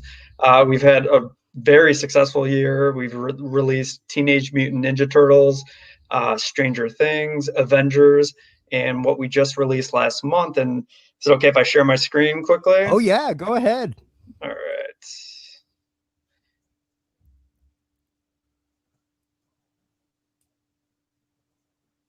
We should have the screen share enabled for you. Okay. Can you see this right now? Producers? Okay, I hear a no from our producers as of right now. Here, maybe this will work. There we go. All right. Oh yeah.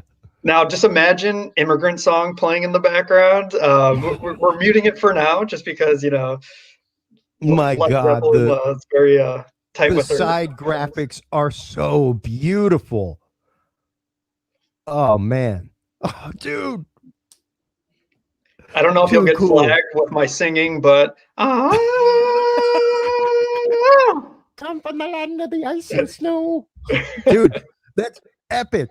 That is so cool, man. Now, just wait. This is the premium model. Yeah, because not a lot of people realize that though you may have a favorite video machine from or favorite pinball machine from Stern, that there are different models available with many of them. Yep. So I'll touch on that in a second. Let me stop sharing. Dude, that's so cool. Yeah, we had to mute that, but, you know, go to sternpinball.com. You can watch the trailer with full sound. We've got the rights to Immigrant Song in our marketing videos. But that is our latest, newest, greatest machine, Led Zeppelin. And if you are a fan of pinball, if you're a fan of rock music or any music, this is your jam. I mean, it's the best energy of its kind, pinball music. So with all of our cornerstone titles, we've got a Pro, a Premium, and limited edition model. So the Pro is what you would typically see on, you know, locations, bar arcades, and then the Premium and limited edition is what you would see more for your home. Okay. And what is the difference between those step models? Sure. So the Pro model has a few less moving parts. So for this game, for Led Zeppelin, the Premium has an extra ramp. And then you saw it in the video. It's called the Electric Magic device, where this device literally raises up out of the playfield, and it showcases a spinner that you can just rip, and it spins and it charges a magnet. So once you hit this certain threshold in the game, the ball will magically stop and it'll go back down in the playfield. So it will just disappear. Cool. You don't know where the ball is, when it's going to pop back out, and it can act as a captive ball. You can shoot it through. The magnet can throw the ball at you up the playfield. So it's magical. That's why it's called the electric magic device. And That then is also cool. on the premium and LE models, we have our new expression lighting system. So if you saw on the inside of the cabinets, there's these 96 intelligent RGB LEDs, and it helps, simulate a graphic equalizer that, changes color, beats to the music. It's just fully choreographed to all the songs that we have in the game, full length Led Zeppelin songs that we have approved and worked with the licensor. I'll say Led Zeppelin does not give away their license to anyone. And No. Gary Stern has been with this company, his whole life. Stern has been in business for a little over 30 years. It's taken a little over 30 years to get this game made. Yeah. Yeah, and I mean they are a slow roll boil when it comes to giving their rights away and letting it happen. I think there was like a car commercial a while back. I think it may have been it might have been Immigrant Song that was used in it. But I think that it's one of those the fact that y'all got that is absolutely amazing, because of course most people might be familiar with like the Kiss pinball machine, that kind of. There have been, of course, other rock and roll themed pinball machines. That the Aerosmith had one. Yep, Metallica, AC/DC, Metallica, yeah. Beatles. So I mean, you guys have been cooperating. I did not know that there was an Eagles pinball machine. not that I've heard of. That's news to me. Oh, okay. I thought you just said the Eagles. That's why I was like, whoa. Oh no, sorry, the Beatles. That's okay. The Beatles. Okay, yeah, that one makes a whole lot more sense. But what is it like for you guys to pick up relationships like that, and to carry those on through the years? Because that really is something. I think, at least as a rock and roll fan at heart, like I'm a Rush freak, for instance. And whenever you went to a Rush show, you can't anymore, but whenever you did, you saw generations of Rush heads. You saw like the granddad who was into it back in '68, who got the kid into it, who got his son into it. Like me and my brother always went with my nephews, so I think that pinball is very much in that same way, that cross-generational dads that play pinball bring their kids out to play pinball. Absolutely. Kind of And stuff. that's the beautiful thing about pinball is you can convert new fans. So, I'm a perfect example of it. We released Iron Maiden a few years ago. I could not name one Iron Maiden song. I have that game in my basement and I love their music. It's perfect with pinball, but you can say the same with all these newer properties. So, Stranger Things, you have a lot of adults that might not watch it, but there's teenagers and kids that watch it, and they get their parents into it. So it's really cool just to see how, pinball bridges the gaps all across the world. Well, and I like to say pinball is the universal language of fun.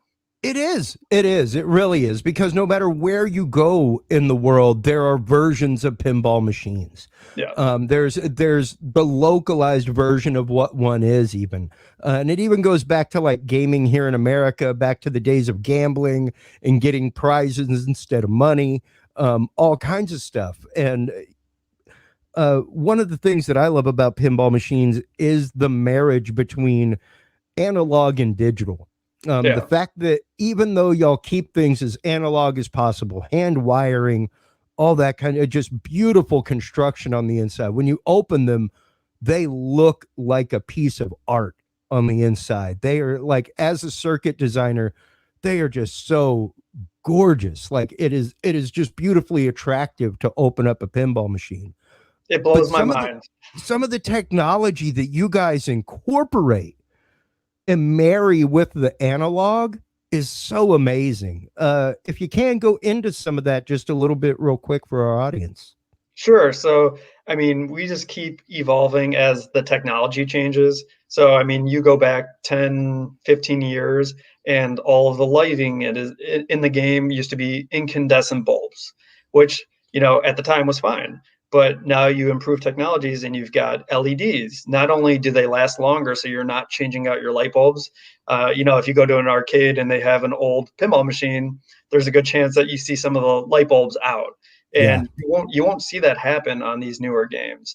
But going a step further, we're consistently trying to improve our products. We want to make them as reliable as possible. Now you've got a metal ball that is just transporting and hitting things all around the machine. So inevitably you want to take care of it and maintain it. It's like your car. You can't just let your car just drive forever.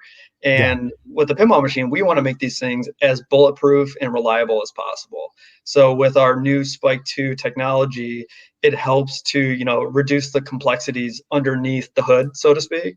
So you were saying when you open up a machine and you see all of these wires, there's still a lot of wires, but 10 years ago it was a mile of wire, and now we're down to, half a mile of wire. So I mean, it's much more, reduced complexity, less components to break, and easy serviceability.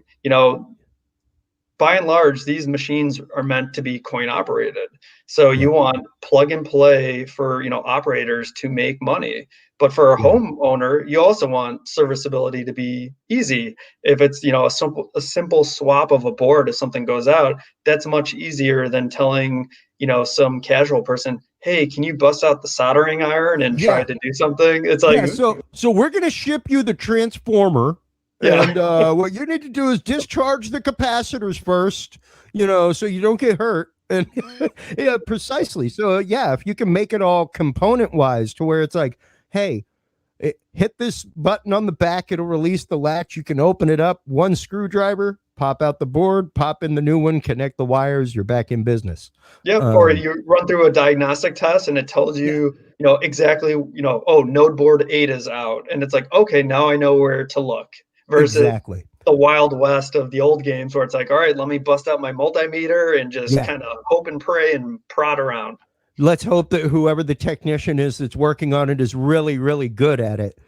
So that they can test that special ramp, So this is just fantastic. I love the fact that I got to interview you and dork out on this for a minute or two. Tell everybody where they can go to get their new version of the Led Zeppelin Immigrant Song pinball machine.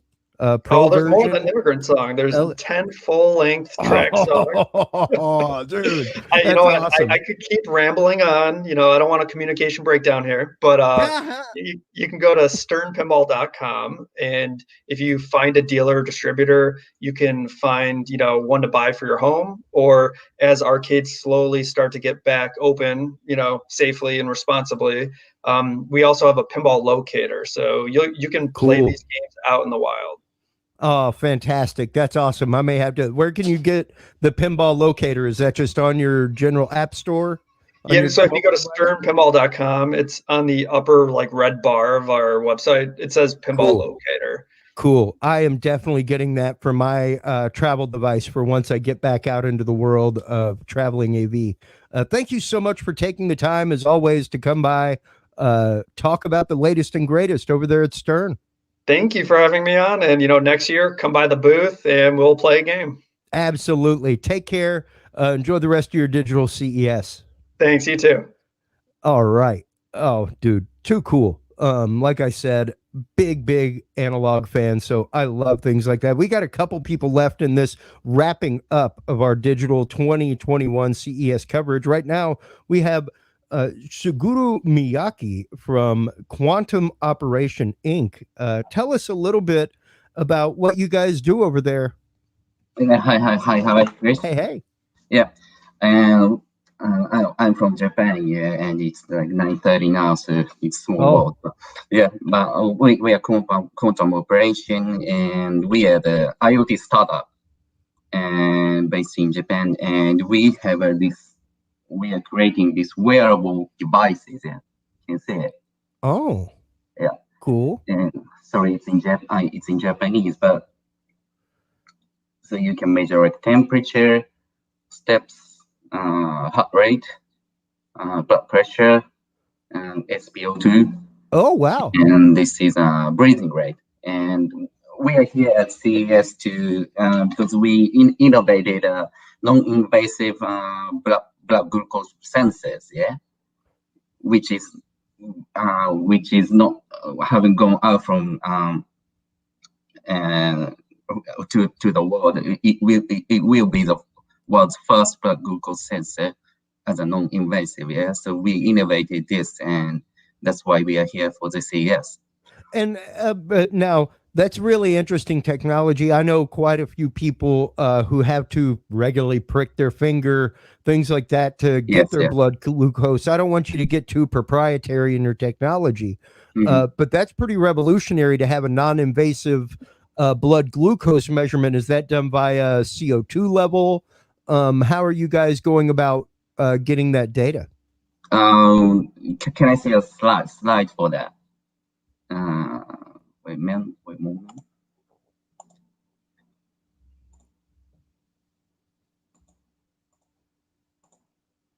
So it's like you can see it there, and it's pretty simple. Like you emit the light into your blood, and like you get a light back from the blood. Yeah, you reflected it, and the light is like have a certain wavelength, which can be absorbed by like blood glucose. Yeah. Okay. So absorbed light, it comes back from this blood. So there's a difference between these two lights, and either absorbed by blood glucose or not. So we somehow calculate in the farm way, yeah. And we get a number of blood glucose. That's a system, yeah. And how accurate is this measurement system right now? Is this something that y'all have just now launching out on the market? Is it currently available, coming available? To be honest, we just created a prototype, yeah. Okay. And we have good result with in-house test, but we have to go into like clinical trial in Japan. Sure. And we are planning to do that in a few months, yeah. So it will be like several trials we have to do, and it's gonna take few more years, but yeah, we are hoping to get good result with it, yeah. Yeah, and especially being able to put it into a wearable really kind of brings it into the pre-existing market, you know, where as long as whatever wearable you have has the proprietary sensors in order to do this, or you know, matching sensors would be able to do it. So is this proprietary to your system? Is it something that could be married with other existing technology? Is that a route that you guys are looking at presently? So it can be connected with like applications, yeah, like this. Okay. On the smartphones, and these data can be like connect with say like IoT electricity devices. So it can do something like new, yeah. With I don't know, like connect with like TVs and like music, and you get a feeling from the vitals, and you just put us the electricity, put out like classic music for their feelings, which is get from the vitals. It can be done, but it's like pretty new technology, so we have to make a methodology for that, but it's a kind of dream. Well, no, and I mean that's just it. With this technology coming about, and like you said, already going to medical trial there in Japan, which of course, like any good country, Japan has, you know, you got to pass a few rounds of medical trials, that kind of stuff. I know American FDA is like out of control with some of that stuff. But what is your expected to market right now? Sorry? What is your expected to market date right now? Do y'all have a projection of like a year and a half before things are available on market in Japan or something like that? So for these wearable devices, like it's like the difference between like medical usage and healthcare usage, which means for wellness things. Yeah. So for wellness things, it's gonna be take like shorter time to go out to the market, and we are hoping to provide to you guys in within a year or year or more. So yes, that's what we are aiming. But that on is the other hand, fantastic. yes, and on the other hand, like for medical things, yeah, as I said, like you have to do like several trials for that. Yeah. So it's gonna take more years, but. Yes, Of course. I mean, if it's going to tell you like what your dosage of insulin should be, yeah, it's going to be a totally different realm of product and testing and everything else than something that just says this is your known blood sugar level. Yeah. So and for wellness, it can be like going to like exercising and something like that, which is kind of less the exactness of less a less stringent process and a little bit less controlled. Yes. Absolutely, because once again, you aren't giving that medical advice of dosage, anything like that. Yeah, so if it might be able to with like tendency and not the exact number. Yeah, so we are looking for both. Yeah.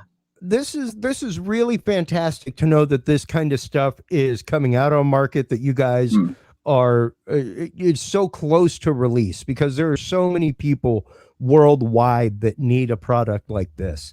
There are so many people that would love to get the help that they need, but sometimes that fear of a needle just keeps them from getting it, you know? Yes, that's true. That's why we are here. Yeah. And I see these children with type 1 diabetes, and we have, as you said, they have to like stick the needle into the you gotta be comfortable with somebody coming at you with a needle a couple times a day.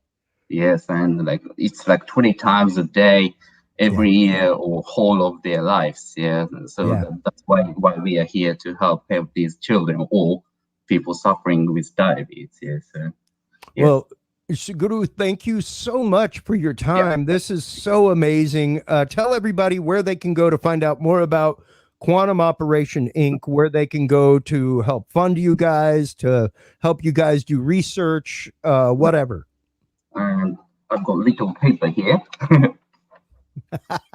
I love it. There you go. Up a little bit higher. There you go. LinkedIn, yeah. My name's Grubiaki, and you might search for Quantum Operation, and this is our website address. So, yeah. All right. Yeah. Fantastic. Well, once again, thank you so much for taking the time out here, closing out our broadcast for CES 2021. We have a couple more people in the studio. Thank you so much once again, Suguru, for your time. Yeah, bye. All right. Well, next we have RoboSense coming in to talk about smart LiDAR sensing systems with Casey Gong. Hello, Casey. How are you today? Hi, I'm good. How are you? Doing fantastic, man. I'm sitting here for the past 3 days getting to just listen to mass amounts of technology. It's like getting to just go through like 28 magazines at the same time. It's great. Wow.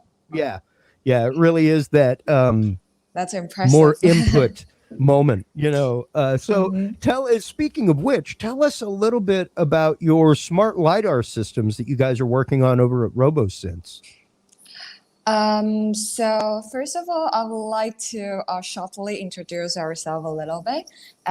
Founded in 2014, we are the leading provider of smart LiDAR sensor system, incorporating LiDAR sensors, AI algorithms, and IC chipsets that transforms conventional 3D LiDAR sensor to full data analysis and comprehension systems. So actually this year at Digital CES 2021, we also announced our SOP version of the automotive-grade high-performance solid-state LiDAR, which is also the world's first mass production-ready solid-state automotive LiDAR. Wow. Wow, that is fantastic. Because I mean, now explain to people who may not know the difference here. What is so special about solid state LiDAR? Okay. So unlike the traditional mechanical LiDAR, our solid state LiDAR uses the MEMS technology. So why do we use this technology? Because the industry need to achieve a large scale commercialization of autonomous vehicle. Yeah. So a new generation of high precision 3D environment sensing solid state LiDAR technologies will be the perfect fit to fulfill the industry's requirements, including the need for automotive grade and mass production, high resolution, and high reliability and low cost. And the MEMS technology has been long used in the projectors and also by Texas Instruments for a long time. So therefore, it is very mature in terms of production, cost, and performance. Yeah, and you know, when you're talking about something like you're saying that is hard built, it's different than something that functions fully off of software. And the fact that it has this hardwired capability to recognize certain objects, that kind of stuff really does speed up that processing that it takes to recognize certain things. Like you're saying, a static object like a light pole as opposed to a person standing next to the light pole, that kind of stuff. Yes, because pure point cloud outputs from a single LiDAR hardware is meaningless for autonomous vehicles. The AI perception algorithm we provide can semantically segment and detect the obstacles from the point clouds, so that further to recognize the types of obstacles. For example, so it can recognize whether you are a car or a truck or just a people or dog, so something like that. Okay. Yeah. Wow. So yeah, with the integrity AI perception algorithm, so it can greatly reduce the performance and also the cost requirements for the domain controller within the vehicle. And you guys, like you said, are focused mainly in the autonomous vehicle market. That's mainly what you guys are focusing your technology toward, correct?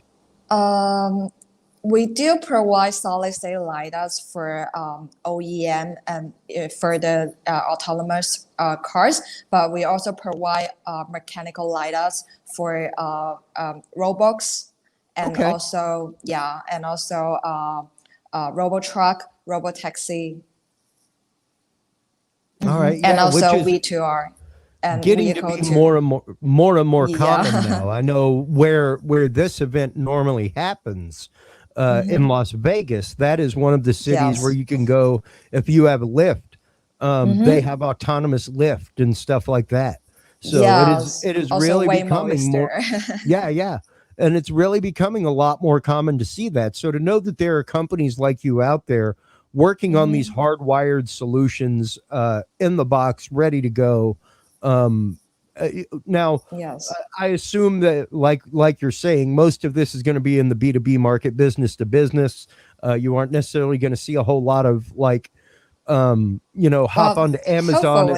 Hop onto Amazon and buy one for your home situation. But if you're out there making Arduino kits, maybe something like that.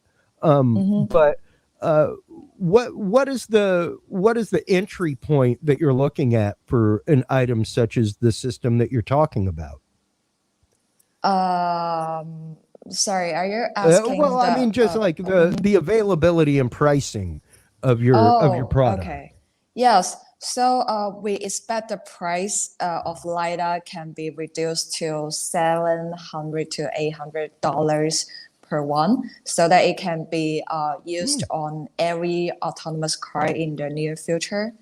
So and also we think we think that it's a need for every car to put on a LiDAR, because the most important criteria for autonomous vehicle is safety. So to ensure the safety drive, a completely safe perception of the surrounding environment is the first step. but LiDAR can make up the weaknesses of camera and radar system.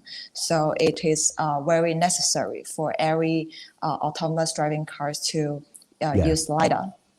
Yeah, and I think that that's a lot of where things really have to start moving toward. We've seen a lot of the stereoscopic cameras, optical cameras, things like that.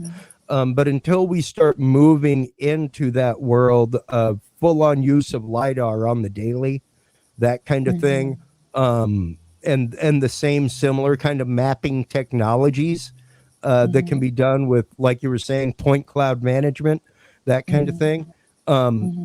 Really phenomenal stuff. So the fact that you guys are on the kind of the tip of the spear, so to speak, when it comes to this kind of stuff, it's great to see new innovations coming out in this realm. Yes, it's getting more and more popular, especially for LiDAR in terms of autonomous driving, the overall industry. And actually, we have already delivered in batches in December last year to a North American OEM, but due to the confidentiality, I cannot disclose the name. But you might see the car in the, I think it's in the March this year. Okay. And it's fantastic, like I said, to know that there are companies like you out there spearheading this technology and already putting it into vehicles, already getting it licensed out there. So congratulations. Great for you guys. Tell everybody where they can go to find out more about RoboSense, if they are a product designer, anything like that, where they can go to find out more about utilizing your technology. Well, for everyone who wants to know more about RoboSense, so please go to robosense.ai.com to learn more about us. And also, you may find us in the CES homepage, the exhibitor directory. Thank you very much. Fantastic. Thank you so much for the time during a very busy digital CES 2021. Take care. We hope to see you at a booth next year. Have a nice day. Thank you so much. All right, you too. We have just a couple more interviews. Man, the time flies by so fast. You know, like I'm used to having an interview or two in my show, maybe, but man, when you're talking 10 minutes an interview, it's hard not to just get carried away with some of this exciting technology. Here we are right now, coming up into our last few minutes. Our next guest is already dialed up. Sir Stefan Oostendorp, how are you doing today? Tell us a little bit about ice staging and the VR AR content creation technology y'all are working on. Yes. Hey, how are you? Thank you so much for having us. Oh, absolutely. Not often that we get to talk to a sir. My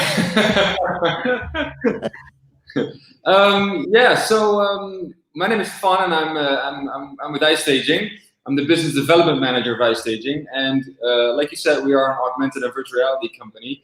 But mainly, we enable people to create, build, host, and ultimately share virtual experiences really quickly and really easily. And so you can imagine if you are trying to actually do a virtual exhibition, if you are if you have a retail store that you want to put online and enable people to visualize and visit, if you are a realtor and you want to sell a property, if you're a university and you want to host a virtual open day, all of that stuff is possible with our platform.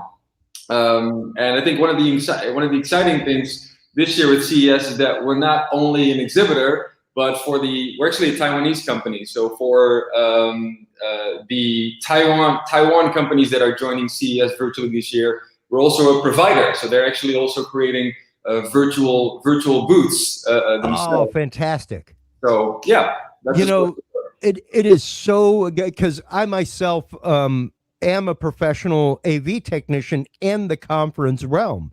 So typically I would be in Vegas doing this, and then the next week on the exact same property building a show for SAP,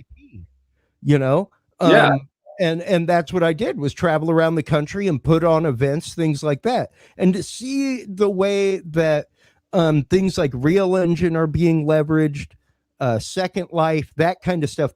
Technologies that people had almost kind of forgotten about. Yeah. Where it was like they came along and it was like, cool. What the heck are we going to do with that, dude? Yeah, exactly. Now it's one of those like, yeah, I've got my own Azure camera over here. When COVID started, me and a buddy started looking at making digital avatars for people to do fully digital conferences. Yeah, you absolutely. know, that kind of stuff where, yeah, you have a keynote, but that keynote person is a digital avatar. You're in a digital environment that you've created. That's that right. kind of stuff. So the fact that y'all are looking into this is fantastic and phenomenal. Tell us a little bit more, because of course, with this technology and with this concept comes a crazed field of customization that would have to be able to exist, correct? Yeah, you think so. The interesting thing is that what we wanted to do is, instead of us creating all of this content and doing all that customization ourselves for people that want to do this, we said, okay, we just need to have a platform so that we empower people to do all of this work and give the control back to them so that they can build it themselves. So we're essentially providing the platform, and then they can upload their own content and edit all of their own stuff.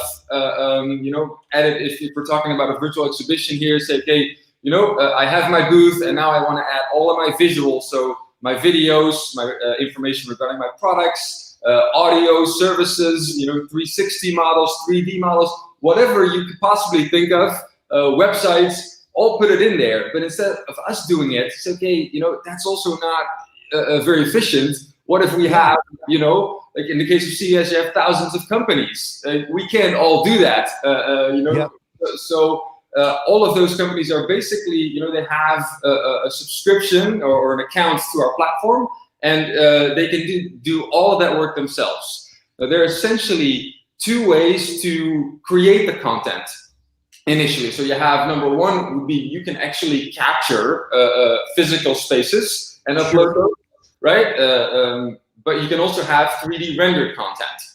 And that obviously requires a little bit more manual work and more customization.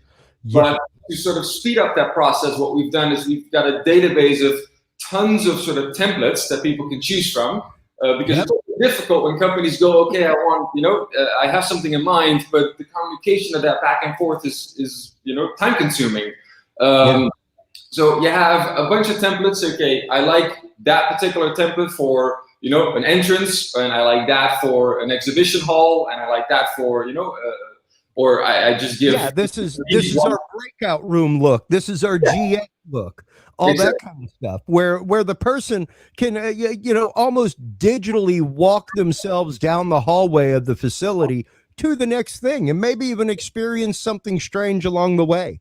At that point, that's where some customization comes in, and you can have Easter eggs, you can have treasure hunts in the middle of it to get people in, the same way that they do, like, hey, use your phone, scan the QR code. If you get 25 QR codes first, you win this door prize. Exactly. You can incorporate the same kind of thing into the digital world to make that interactive and kind of cue in that human response. Yes, you're right. Because that's one of the issues, right? It's all that visual stuff. It's very immersive, but the interactivity, like the interaction with people in the digital world, I think a lot of companies are still struggling with that, and people are just struggling. Okay, this is cool, but it's just me. It's just me looking at a screen, and there needs to be a little bit more than that. I think there are two steps. You have the visual aspect, first of all, to get people engaged, right? I need to get people to, okay, I'm interested, I want to learn more. And then you have that interaction, say, hey, now I want to talk to someone, and I want to be able to, like when I'm walking through through CES, and so you're standing there at your booth, and someone is sort of lingering, or, you just walk up to them and say, hey, do you want to learn more? Or, we are trying to sort of replicate a similar experience online. And it's interesting because more than once over the last 2 days, I have used the phrase of, you could not get more CES than this CES. Right. Yes, exactly. You could not. The fact that everybody now has to equally leverage technology to make CES happen. It's not just a booth fee. It's not just a passport. It's not just an airline ticket and a hotel stay. You now have to know how to leverage the technology in order to get your point across the same way that you did with the press of flesh and a really impressive booth. Exactly. That you didn't, most of the time you didn't build. If it's a big booth, you've got people like me who come out, or Freeman Labor, who you ship your stuff to and you give them the dimensions, then they build it and go, that's where you want your screen, right? Okay, see you tomorrow. And they're out. So the fact that you're trying to build in that human press of flesh that happens at an event like CES, where you can even have interaction between attendees, not just between the, like you and I can virtually meet because we're both looking at the same virtual booth and go, wow, that's pretty cool. And then we can go have a virtual cup of coffee and network the same way that we would at CES. Exactly. So let me ask you a question. You've been doing tons of interviews over the last week. What if people, like, what is their thought? Like, what's their experience been? Because this is obviously very new. The experience has been, I think the overall feel is that it's just not the same. It's just not the same. Right. Okay. That's the quote. Because it's this. And like I said, it took me a mental flip of a switch because it takes somebody a long time to go, you know what I'm done being is a broadcast technician. But now we're all broadcast technicians again in my industry. So it's like, let me hop in the Wayback Machine by 10 years and brush off my old Skype gloves,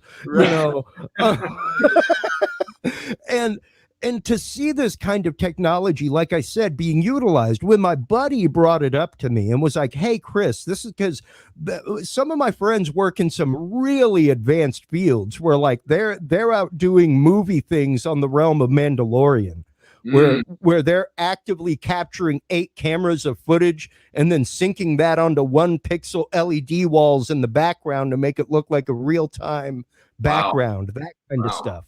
And AR, VR, the things that you're doing. So whenever they came to me with this concept, my noodle just went into overdrive and just started cooking things. And it was, man, like I'll leave a couple things for off air for you, just to sweeten your pot a little bit. Things that you may not have considered, that are fields that you could branch into with what you're doing. That are absolutely phenomenal. And just the technology that you guys are using to put this on and to make this happen. Now, real quick, because we are, like, I love the fact that you're my last interview, because this is literally right up my alley. And I definitely want to have you on my Talking Sound podcast to talk about how this is being leveraged, not even can be. That's what I tried to tell people is, number one, for the last 2 years, I have been investing in nothing but live streaming equipment. That's all that my purchases for gear have been going toward. And then this happened. And I was literally hearing from my vendors, I would love to sell a live streaming package, Chris. Nobody wants to spend the money. Nobody wants to spend. And now I guarantee you, you are not having an event without a live stream anymore. It's not going to happen. And when you're talking about how are you going to make that live stream engaging, how are you going to make that live stream stand out from just a Zoom call like this? It's technology like what you guys are leveraging over there. That's what's going to do. Exactly. Well, it's interesting because all of those questions, we get those on a daily basis. Exactly. Right? Exactly. Like, hey, I just don't want people dialing into a Zoom meeting for a friggin' breakout room. Yeah. Exactly. Yeah, that's right. So, like, I mean, go ahead. No, please. Yeah, no, I mean, you're absolutely right. And I think a lot of every day when we talk to people, they just, they're a little scared of it. They're skeptical. They don't really know. They don't. Oh man, this is going to cost me millions of dollars to make this happen. It's not. It honestly. I mean, it's possible, yes. But we want to get you into it. We want to get you started. We want to enable you to experience it first. So just give this a try, Well, and I think that's really where, and that's one of the things that I brought up to my buddy, is what we really need to do is have 10 skins, and that's it.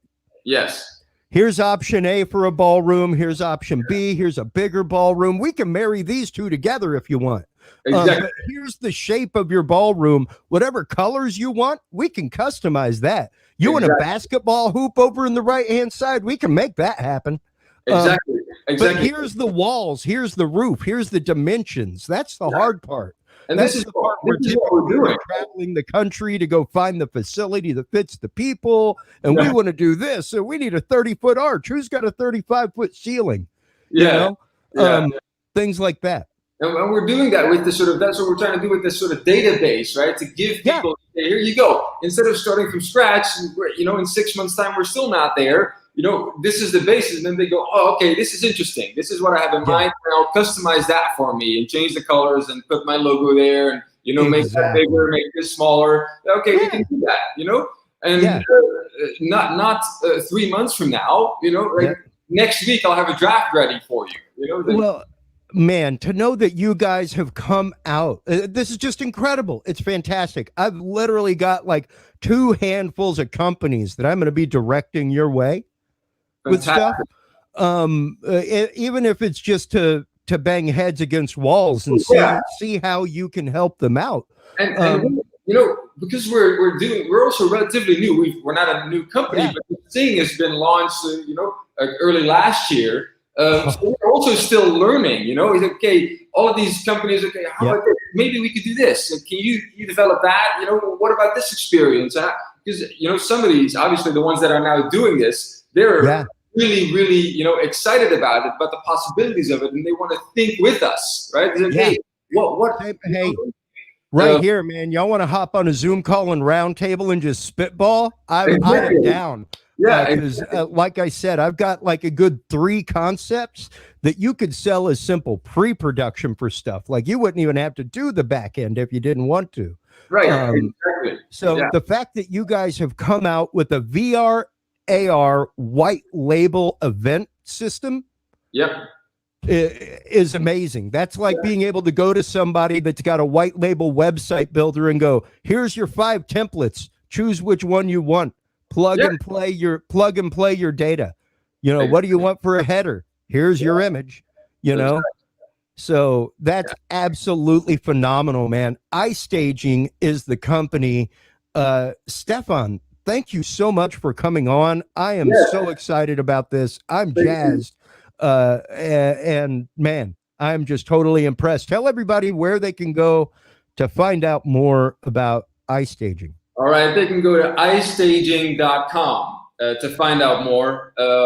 And you can also connect with me on LinkedIn, and I'd be happy to set up a Zoom call or any conference to chat. So yes, that's how. I can guarantee you will be getting a LinkedIn connection from me today, my friend. Fantastic. Because this is just too cool. I am glad to know that I am not the only mad scientist. Absolutely not. We're just as crazy. Because that's what it takes. That's what it takes. It's only the mad scientists that save us in these situations, folks. Exactly. Yeah, it's the people that have the out of the box solution that comes out in the longevity of things. So thank you once again for the time with iStaging and everything else, Stefan. Awesome. Thank you so much for having me on. Absolutely, man.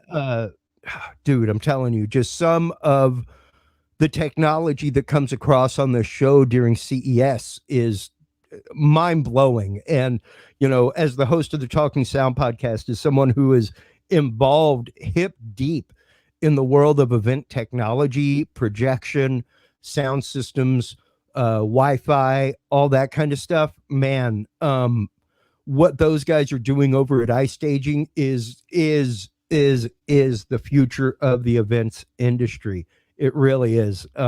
Anybody that's not incorporating these things into their event within the next 3 to 5 years, you will be like at like the Podunk drive-in motel down the road with your event is what's going to happen, because this is the stuff that people are going to be looking for interaction, for really for that digital world that we're coming to live in this post-COVID era right now, with the world of live events. You know, even Scott was talking the other day.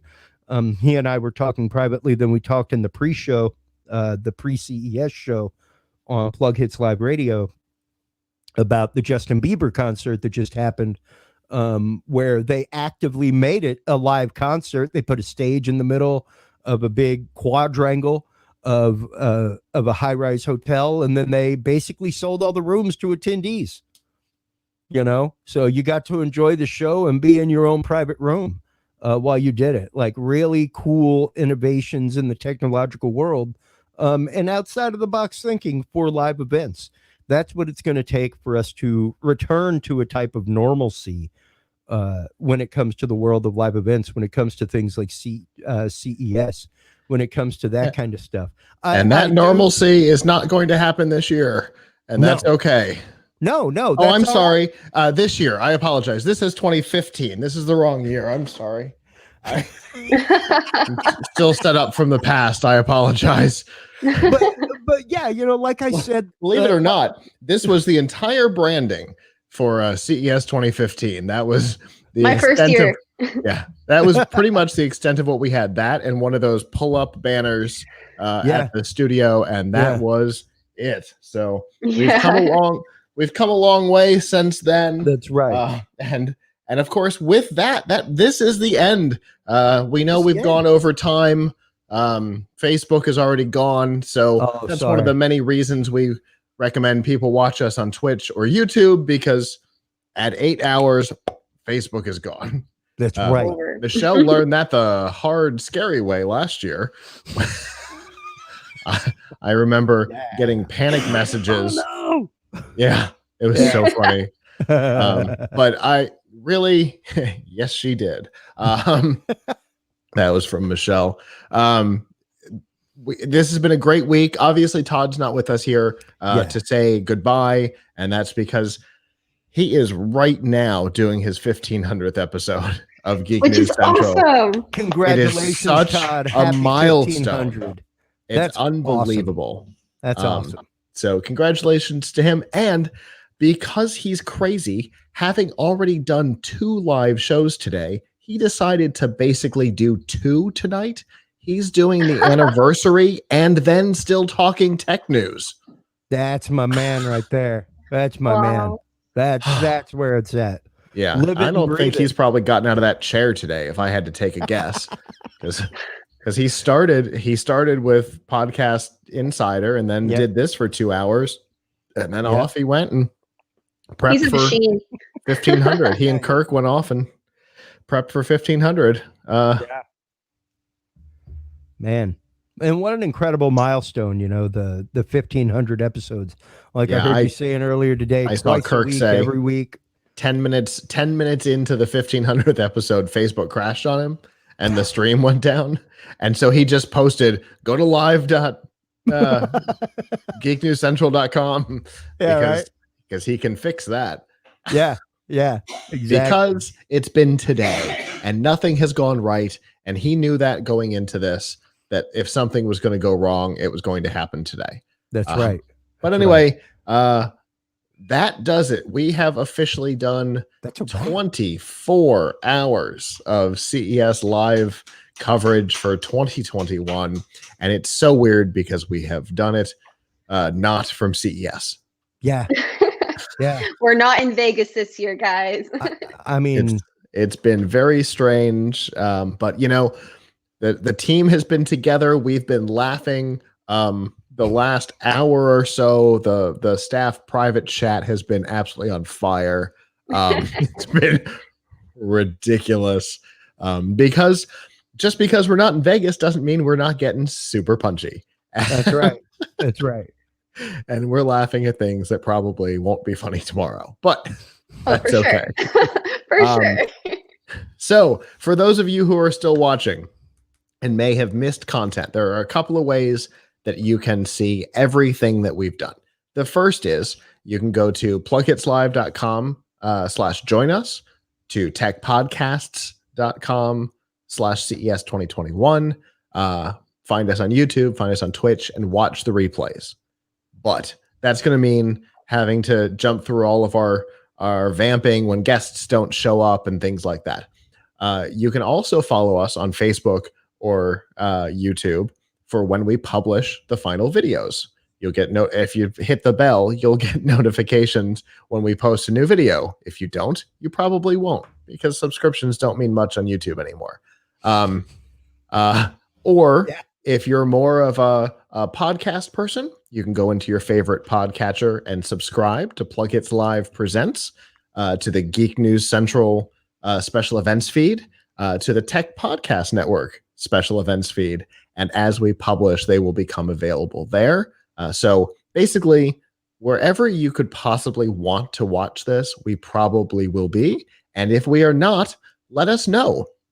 Let us know that place where you would like us to be, and we will try to be there too. So long as it doesn't kill one of us to try and hit one more published target, because it does take a while. Now, the way that it works is the videos will go up starting in a couple of days, and this for all of our guests who may not have heard how this works, starting in a couple of days, the interviews will go up 3 at a time, 3 per day, every day until we're done. They will be published in the order they happened. So if you were on day 1, you'll be published first. If you were on day 3, you'll be published last. Just that's how editing works. Temporal is the best way to do it. Yep. And again, if you're subscribed somewhere, you'll get notified when they get published. If you are one of our guests, you will get an email with all of the links to YouTube and Facebook and Plug Hits and TPN, so that you can embed and share and all the things. So we had 121 interview slots. We probably had 10 or so no shows, because we probably had 6 today, 6 or 7. Michelle, tell me if I'm wrong. And I think we had 3 or 4 yesterday. So I'm guessing somewhere in the vicinity of 10. So let's say 110 interviews. It's going to take a little bit of time for all of those to get published. Yeah. But you can follow along again, just about anywhere. So we have a strong team. we do. We're very lucky to have a strong, dedicated team that's out there. I mean, killing it, absolutely killing it this week. You've seen 4.5 of us, because you see Michelle for a couple of minutes a day. But there's a huge team behind the scenes that you don't get to see. And without Terry and Adam and Kirk and Nancy and Dave and Michelle, did I miss anybody? I think I got them all that time. Andy? And without Steve, we wouldn't have Terry's availability. So big thank you to everybody who's big thank you. Yeah, thanks. This guys. honestly would not be possible without the team. So thank They you to really everybody. make it seamless for you guys. They make it seamless for all of you viewers. You won't even be able to see any of the technical difficulties that we have really talked about, because they're so good at their job, Yeah. So that's why we're doing such a huge thank you to everyone, because Absolutely. they make it possible. You should see, when we're doing one of these events, you should see the absolute sheer panic on the faces of even ourselves when we're not on. We're doing producer duty, and like running around. Batteries are gonna die. Lights turned off. Why did the lights turn off? This thing ran for 8.5 hours yesterday. Why is it off at 3 today? Just, it is constant panic. But what you see on the air is none of that, and that's blood, because sweat, we and do tears have. behind. Yeah, we do have a really great team. So thank you to all of them. Thank you to our viewers who have been with us all week. The viewership has been, honest to God, off the charts this week for TPN. We are probably close to our old numbers of when we were at NBC Universal. and we had NBC Universal's backing. So we get a lot of subscription numbers. A lot of people watch later, which is fine. But we've had a lot of live people this week. Great. So that's fantastic. Twitch has been a big help for us this week. So definitely subscribe. And I guess the last thing before we go, if you've been watching and you want to help support our coverage, there are two ways you can do that. The first is, with Prime that you get free shipping, but there are other benefits as well. There's Amazon Prime Music, which gives you several million tracks available to stream for free. No additional charge on top of your subscription. There's Amazon Prime Video, which gives you TV, movies, documentaries, and more, all available as part of your subscription. There's also Amazon Prime Gaming, which is my favorite. You get free games every month, lots of them. You get perks for in-game activities, and you get one free Twitch subscription every month, which you can use to financially support the content creator of your choice. We would certainly appreciate it if it was us. But whoever you choose, you get to do that for free. And if you go to plugitslive.com/prime, there you'll see these features and a whole bunch more. And quick links to all of them, because honestly, trying to find out how to get the free games to tie your Twitch and your Amazon account together is not intuitive. So we've got a quick link for that and all the other features as well. I couldn't find it. I ended up using our own link because I couldn't find it on their website. So plugitslive.com/prime, and then the service Privacy. It is honestly the only way I shop online. Privacy gives you a custom card number for every service that you use, whether it be Netflix and Hulu or Amazon and Target. You get a custom card for every one. You can pause it when you're not using it. You can change what bank account or credit card it applies to for every purchase. And it's locked to that provider. So if the card gets stolen, it can only be used there. If it's stolen from Target, what are they going to do? Ship you something? Return it. No big deal. And all of that is provided to you for free. It doesn't cost you anything to use the service. They get paid when the credit card gets swiped. So you're not the product either. So that's an important part. And they'll give you some money just to try their service. And all you have to do is go to plugitslive.com/privacy to get a couple dollars to try the service and to sign up and get started. Oh, yes. So Michelle mentioned that one of the things that we've used it for, because we have an account for the company for privacy. And so when we go do a number of years ago, we've talked about this after Collision a couple of years ago, somehow Spirit Airlines decided to charge our corporate card almost $9,000, and they wouldn't cancel it. And so we were out $9,000. And so one of the things that we do is that whenever Michelle books travel, we use one-time cards instead of, specific ones for the service. We use one-time cards. So they're used once and then they're never good again. That's great. So it's a really great service. So plugitslive.com/privacy. That's the way to get that. And I guess with that does it for CES 2021. How weird is that? Yeah. 2021, dude. Wow. Such a big milestone for the beginning of the year. And it's really awesome that we were able to accomplish so much this year, even it being virtual. I know. Michelle was really worried. She said it, I think yesterday. She was really worried about this year, that it wouldn't feel engaging, that it wouldn't, the exhibitor list is less than half of what it was last year. It was 4,300 last year. It's 1,887 last I looked this year. It's, that's a huge hit to the exhibitor count. And a lot of the big guys were gone, but, a lot of our regulars, I went down the list. I'm like, okay, who am I going to invite from last year? This one, not exhibiting. This one, not exhibiting. Yeah. And so, we were kind of worried about how it was going to go. And it did not disappoint. Yeah, it was still great. Yeah. Like I said, you could not have had, aside from the pressing of flesh, you could not have had a more CES than to force everybody to attend digitally. Right. And to Terry literally leverage the technology for Right. attendees, exhibitors, everybody. And Terry mentioned that we were worried about Roboticon too. And that one went well for us. And she says it's not the platform, it's the team. And the fact that we have a strong team that was all dedicated to making this happen is why it was engaging. And I agree. We were very picky about our exhibitors, like we always are. I've gotten to the point where I curate very hard. Because Todd talks about it.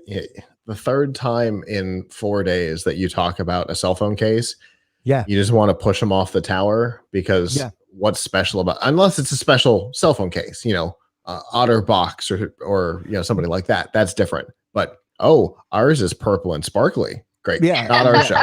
That's fantastic. There are accessory shows that you can go on. That's not our audience.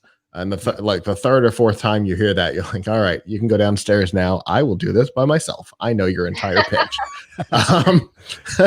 Leave the product. I'll do your pitch for you. But so we just don't invite those anymore. And I think the show's gotten way better since we decided not to do that. Because you get stuff like the airflow mixer, and you get a $30,000+ medical device. Yeah. We wouldn't have gotten that if we spent 10 minutes talking about a $3 cell phone case on Amazon. Yeah, absolutely. So anyway, it's been a great show. Thank you to everybody who participated, viewers, exhibitors, and of course the staff. And normally I would say here on behalf of the staff that's not here, but I don't think there are any. And so what I will say is on behalf of the staff of all of our teams, I'm Scott. I'm Danielle. I'm Chris.